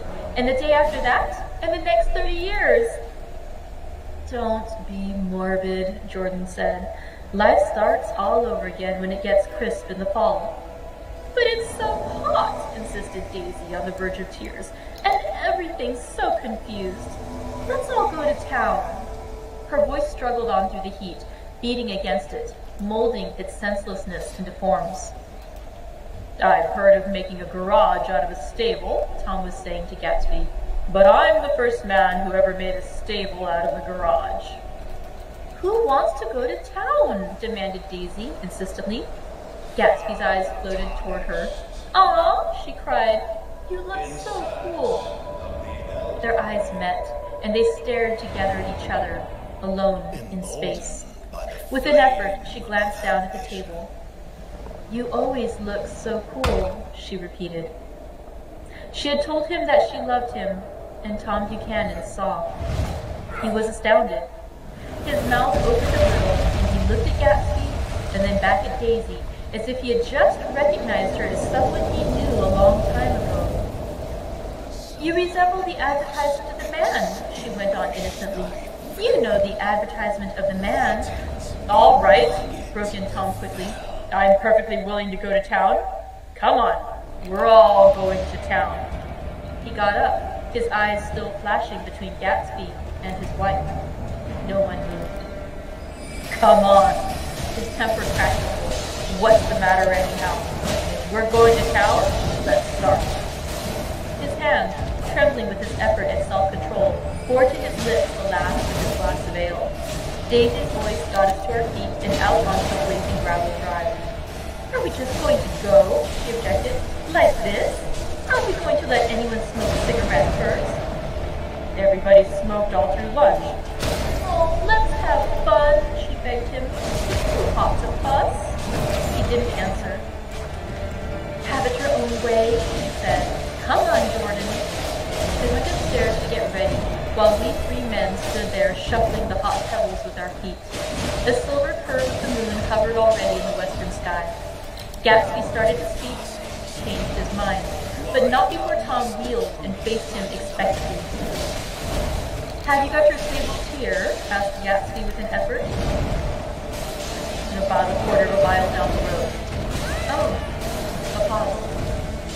I don't see the idea of going to town, broke out Tom savagely. Women get these notions in their heads. Shall we take anything to drink? Called Davy from an upper window. I'll get some whiskey, answered Tom. He went inside. Gatsby turned to me rigidly. I can't say anything in this house, old sport. She's got an indiscreet voice, I remarked. It's full of... I hesitated. Her voice was full of money, he said suddenly. That was it. I'd never understood before. It was full of money. That was the inexhaustible charm that rose and fell in it, the jingle of it, the syllable song of it. High in a white palace, the king's daughter, the golden girl. Tom came out of the house wrapped in a quart bottle and a towel, followed by Daisy and Jordan wearing small tight hats with metallic cloths and carrying light capes over their arms. Shall we all go in my car? Suggested Gatsby. He felt the hot green leather of the seat. I ought to have left it in the shade.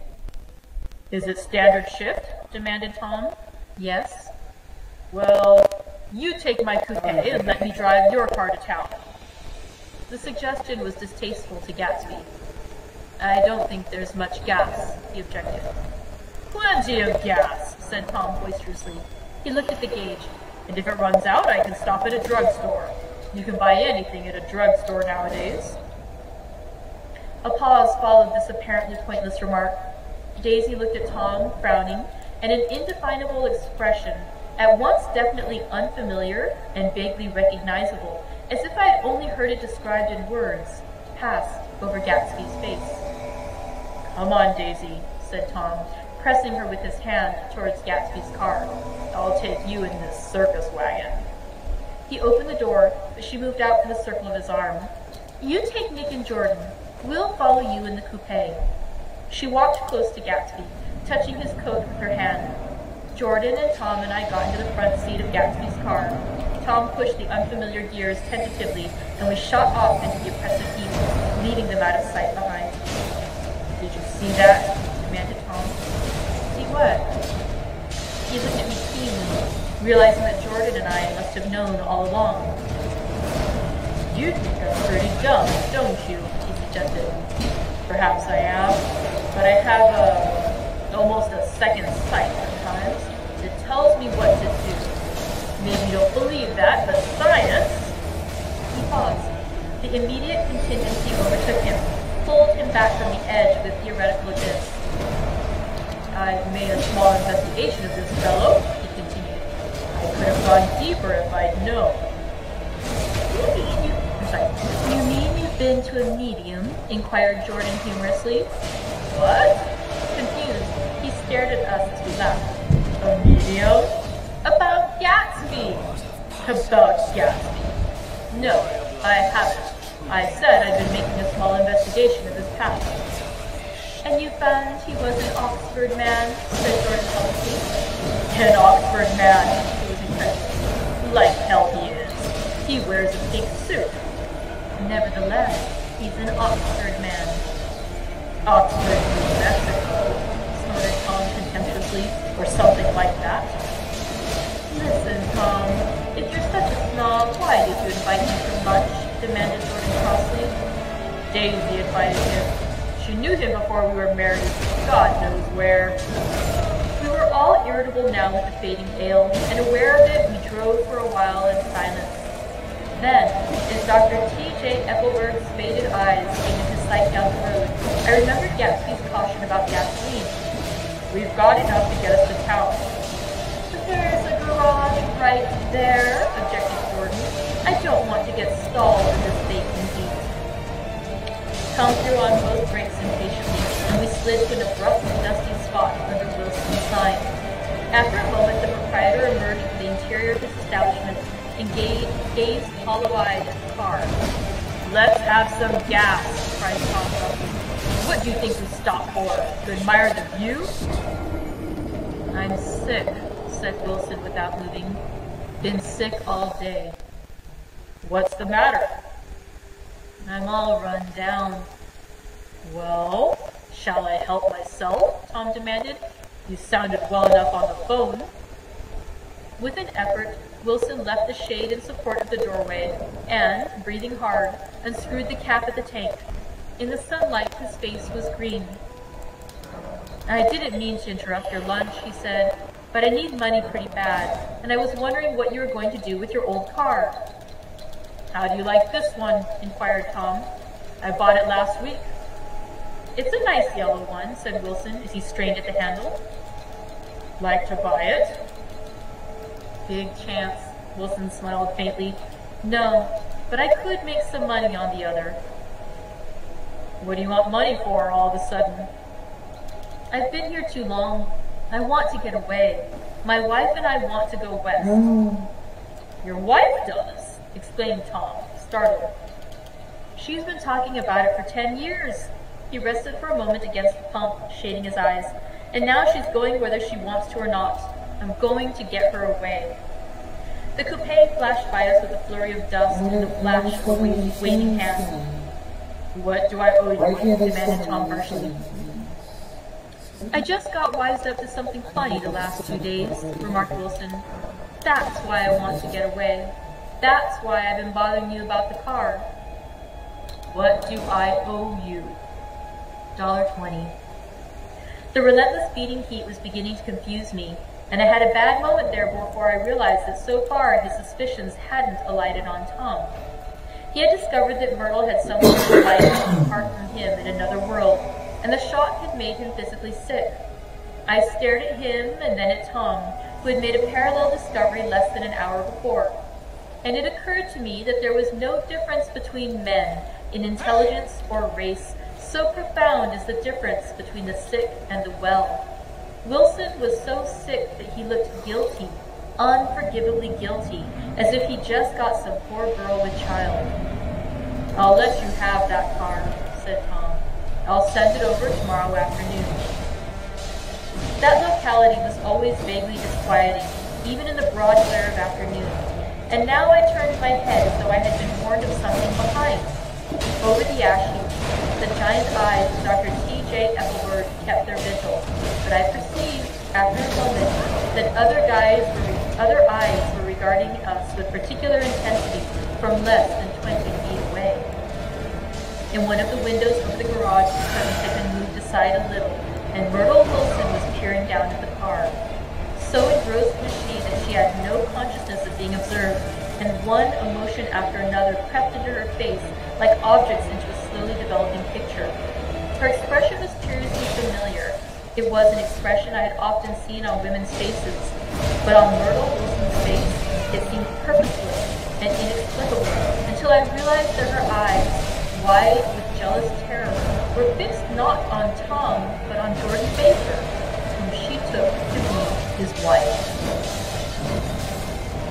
There is no confusion like the confusion of a simple mind, and as we drove away, Tom was feeling the hot whips of panic.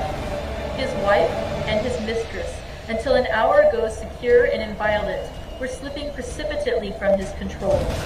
Instinct made him step on the accelerator with the double purpose of overtaking Daisy and leaving Wilson behind, and we sped along toward Astoria at 50 miles an hour, until, among the spidery girders of the elevated, we came in sight of the easygoing blue coupe. Those big movies around 50th Street are cool, suggested Jordan. I love New York on summer afternoons when everyone's away. There's something very sensuous about it. Overripe, as if all sorts of funny fruits are going to fall into your hands. The word sensuous had the effect of further disquieting Tom. But before he could invent a protest, the coupe came to a stop, and Daisy signaled us to draw up alongside. "Where are we going?" she cried. "How about the movies?" "It's so hot," she complained. "You go.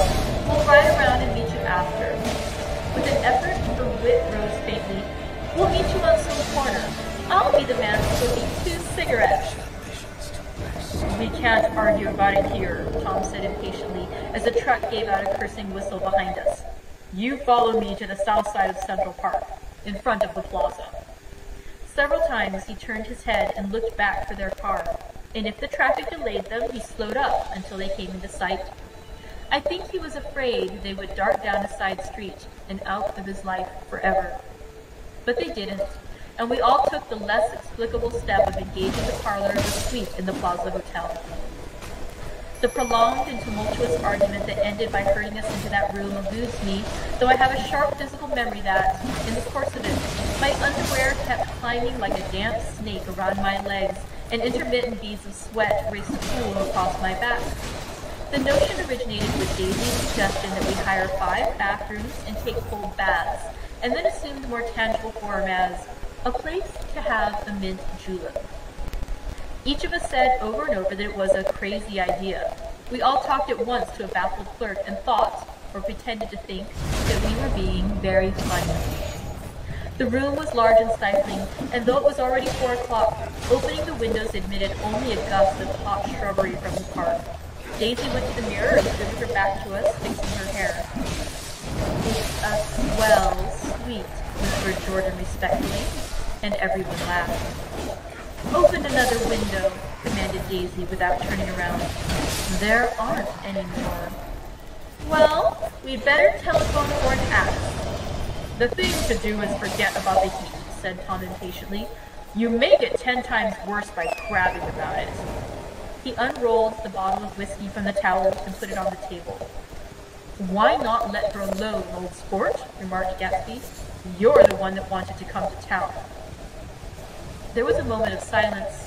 The telephone book slipped from its nail and splashed to the floor, whereupon Jordan whispered, "Excuse me." But this time, no one laughed. "I'll pick it up," I offered. "I've got it." Gatsby examined the parted string, muttered, "Hum," in an interested way, and tossed the book on a chair. "That's a great expression of yours, isn't it?" said Tom sharply. "What is?" "All this old sport business. Where'd you pick that up?" "Now see here, Tom," said Daisy, turning around from the mirror. "If you're going to make personal remarks, I won't stay here a minute. Call up and order some ice for the mint julep." As Tom took up the receiver, the compressed heat exploded into sound, and we were listening to the portentous chords of Mendelssohn's Wedding March from the ballroom below. "Imagine marrying anybody in this heat," cried Jordan dismally. "Still, I was married in the middle of June," Daisy remembered. "Louisville in June. Somebody fainted. Who was it fainted, Tom?" "Biloxi," he answered shortly. "A man named Biloxi. Biloxi. And he made boxes. That's a fact. And he was from Biloxi, Mississippi." "They carried him into my house," appended Jordan, "because we lived just 2 doors from the church. And he stayed 3 weeks until Daddy told him he had to get out. The day after he left, Daddy died." After a moment she added, as if she might have sounded irreverent, "There wasn't any connection." "I used to know a Bill Biloxi from Memphis," I remarked. "That was his cousin. I knew his whole family history before he left. He gave me an aluminum putter that I use today." The music had died down as the ceremony began, and now a long cheer floated in at the window, followed by intermittent cries of "Yay!" and followed by a burst of jazz as the dancing began. "We're getting old," said Daisy. "If we were young, we'd rise and dance." "Remember Biloxi," Jordan warned her. "Where'd you know him, Tom?" "Biloxi? He concentrated with an effort. I didn't know him. He was a friend of Daisy's. He was not, she denied. I'd never seen him before. He came down in a private car. Well, he said he knew you. He said he was raised in Louisville. Asa Bird brought him around at the last minute and asked if we had room for him. Jordan smiled. He was probably bumming his way home. He told me he was president of your class at Yale. Tom and I looked at each other blankly. Biloxi? First place, we didn't have any president. Gatsby's foot beat a short, restless tattoo, and Tom eyed him suddenly. By the way, Mr. Gatsby, I understand you're an Oxford man. Not exactly. Oh yes, I understand you went to Oxford. Yes, I went there. A pause, then Tom's voice incredulous and insulting. You must have gone there about the time Biloxi went to New Haven. Another pause. A waiter knocked and came in with crushed mint and ice, but the silence was unbroken by his thank you and the soft closing of the door. This tremendous detail was to be cleared up at last. I told you I went there, said Gatsby. I heard you, but I'd like to know when. It was in 1919. I only stayed 5 months. That's why I can't really call myself an Oxford man. Tom glanced around to see if we mirrored his unbelief, but we were all looking at Gatsby. It was an opportunity they gave some of the officers after the armistice, he continued. We could go to any of the universities in England or France. I wanted to get up and slap him on the back. I had one of those renewals of complete faith in him that I'd experienced before. Daisy rose, smiling faintly, and went to the table. Open the whiskey, Tom, she ordered, and I'll make you a mint julep. Then you won't seem so stupid to yourself. Look at the mint. Wait a minute, snapped Tom. I want to ask Mr. Gatsby one more question. Go on, Gatsby said politely. What kind of a row are you trying to cause in my house, anyhow? They were out in the open at last, and Gatsby was content. He isn't causing a row. Daisy looked desperately from one to the other. You're causing a row. Please have a little self-control. Self-control, repeated Tom incredulously. I suppose the latest thing is to sit back and let Mr. Nobody from nowhere make love to your wife? Well, if that's the idea, you can count me out. Nowadays, people begin by sneering at family life and family institutions. And next, they'll throw everything overboard and have intermarriage between black and white. Flushed with his impassioned gibberish, he saw himself standing alone on the last barrier of civilization. We're all white here, murmured Jordan. I know I'm not very popular. I don't give big parties. I suppose you've got to make your house into a pigsty in order to have any friends in the modern world. Angry as I was, as we all were, I was tempted to laugh whenever he opened his mouth. The transition from libertine to prig was so complete. I've got something to tell you, old sport, began Gatsby, but Daisy guessed his intention. Please don't, she interrupted helplessly.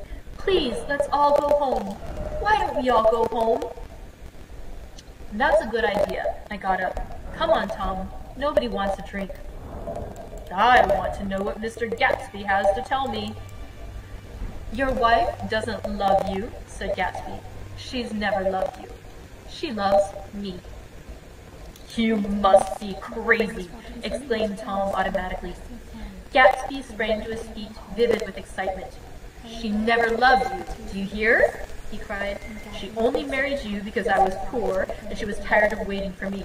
It was a terrible mistake, but in her heart, she never loved anyone except me. At this point, Jordan and I tried to go, but Tom and Gatsby insisted with competitive firmness that we remain, as though neither of them had anything to conceal and it would be a privilege to partake vicariously of their emotions. Sit down, Daisy. Tom's voice groped unsuccessfully for the paternal tone. What's been going on? I want to hear all about it. I told you what's been going on, said Gatsby. Going on for 5 years. And you didn't know. Tom turned to Daisy sharply. You've been seeing this fellow for 5 years? Not seeing, said Gatsby. No, we couldn't meet. But both of us loved each other all that time, old sport, and you didn't know. I used to laugh sometimes, but there was no laughter in his eyes. To think that you didn't know. Oh, that's it. Tom tapped his thick fingers together like a clergyman and leaned back in his chair. You're crazy, he exploded. I can't speak about what happened 5 years ago because I didn't know Daisy then. And I'll be damned if I see how you got within a mile of her unless you brought the groceries to the back door. But all the rest of that's a goddamn lie. Daisy loved me when she married me. She loves me now. No, said Gatsby, shaking his head. She does, though. The trouble is that sometimes she gets foolish ideas in her head and doesn't know what she's doing. He nodded sagely. And what's more, I love Daisy too. Once in a while, I go off on a spree and make a fool of myself. But I always come back. In my heart, I love her all the time. You're hopeless, said Daisy. She turned to me and her voice, dropping an octave lower, filled the room with thrilling scorn. Remember no why you left Chicago. I'm surprised that they didn't treat you to the story of that little spree. Gatsby walked over and stood beside her. Daisy, that's all over now. Doesn't matter anymore. Tell him the truth. You never loved me. All my family. She looked at him blindly. Why? How could I love him? Possibly. You never loved him. She hesitated. Her eyes fell on Jordan with a sort of appeal, as though she realized at last what she was doing, and as though she had never, all along, intended doing anything at all. But it was done now. It was too late. I never loved you, she said, with perceptible reluctance. Not in Capiolani, demanded Tom suddenly. No. From the bottom of the knee, muffled and suffocating chords were drifting up on hot blue air. Not that day I carried you down to the pedestal to let your shoes dry. There was a husky tenderness in his tone. Daisy? Please don't. Her voice was cold, but the rancor flowed over her. She looked at Gatsby. There, Jay, she said. For her hand as she tried to light the cigarette sticker. Suddenly, she threw the cigarette to the burning match of the carpet. Oh, you want too much, cried Gatsby. I love you now. Isn't that enough? I can't help what's past. She began to sob helplessly. I didn't get loved him, but I love you too. Gatsby's eyes were closed. You love me too? He repeated. Even that's a lie, said Tom savagely. She didn't know you were alive. Why, there's things between the...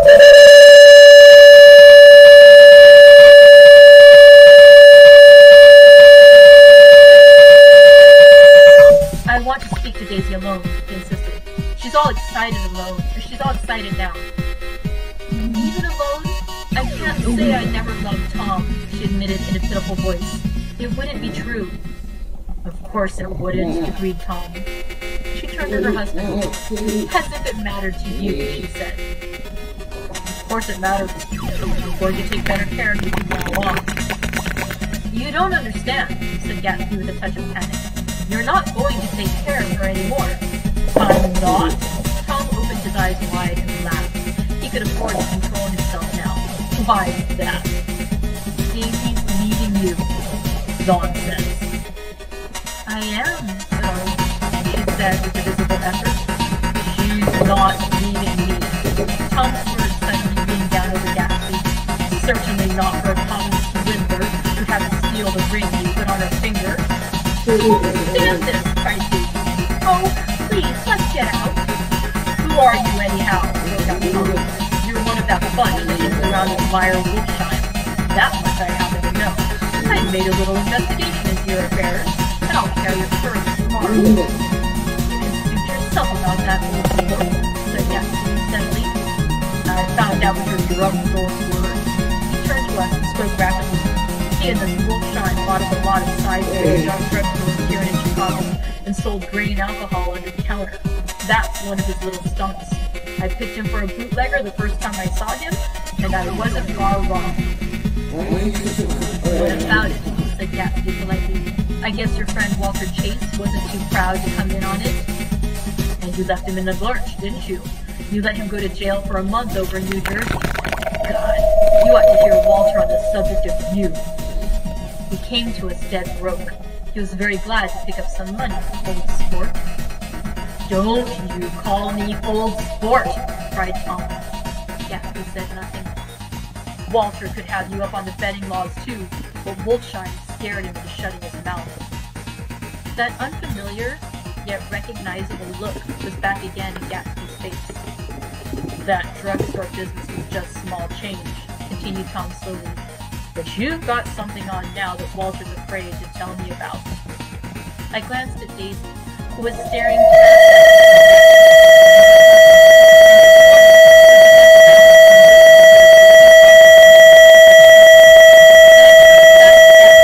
and was startled at his expression. He looked, and this is said in all contempt for the babbled slander of his garden, as if he had killed a man. For a moment, the set of his face could be described in just that fantastic way. It passed, and he began to talk excitedly to Daisy, denying everything, defending his name against accusations that had not been made. But with every word, she was drawing further and further into herself, so he gave that up, and only the dead dream fought on as the afternoon slipped away, trying to touch what was no longer tangible, struggling unhappily, undespairingly toward that lost voice across the room. The voice begged again to go. Please, Tom, I can't stand this anymore. Her frightened eyes told that whatever intentions, whatever courage she had had, were definitely gone. You two start on home, Daisy, said Tom. In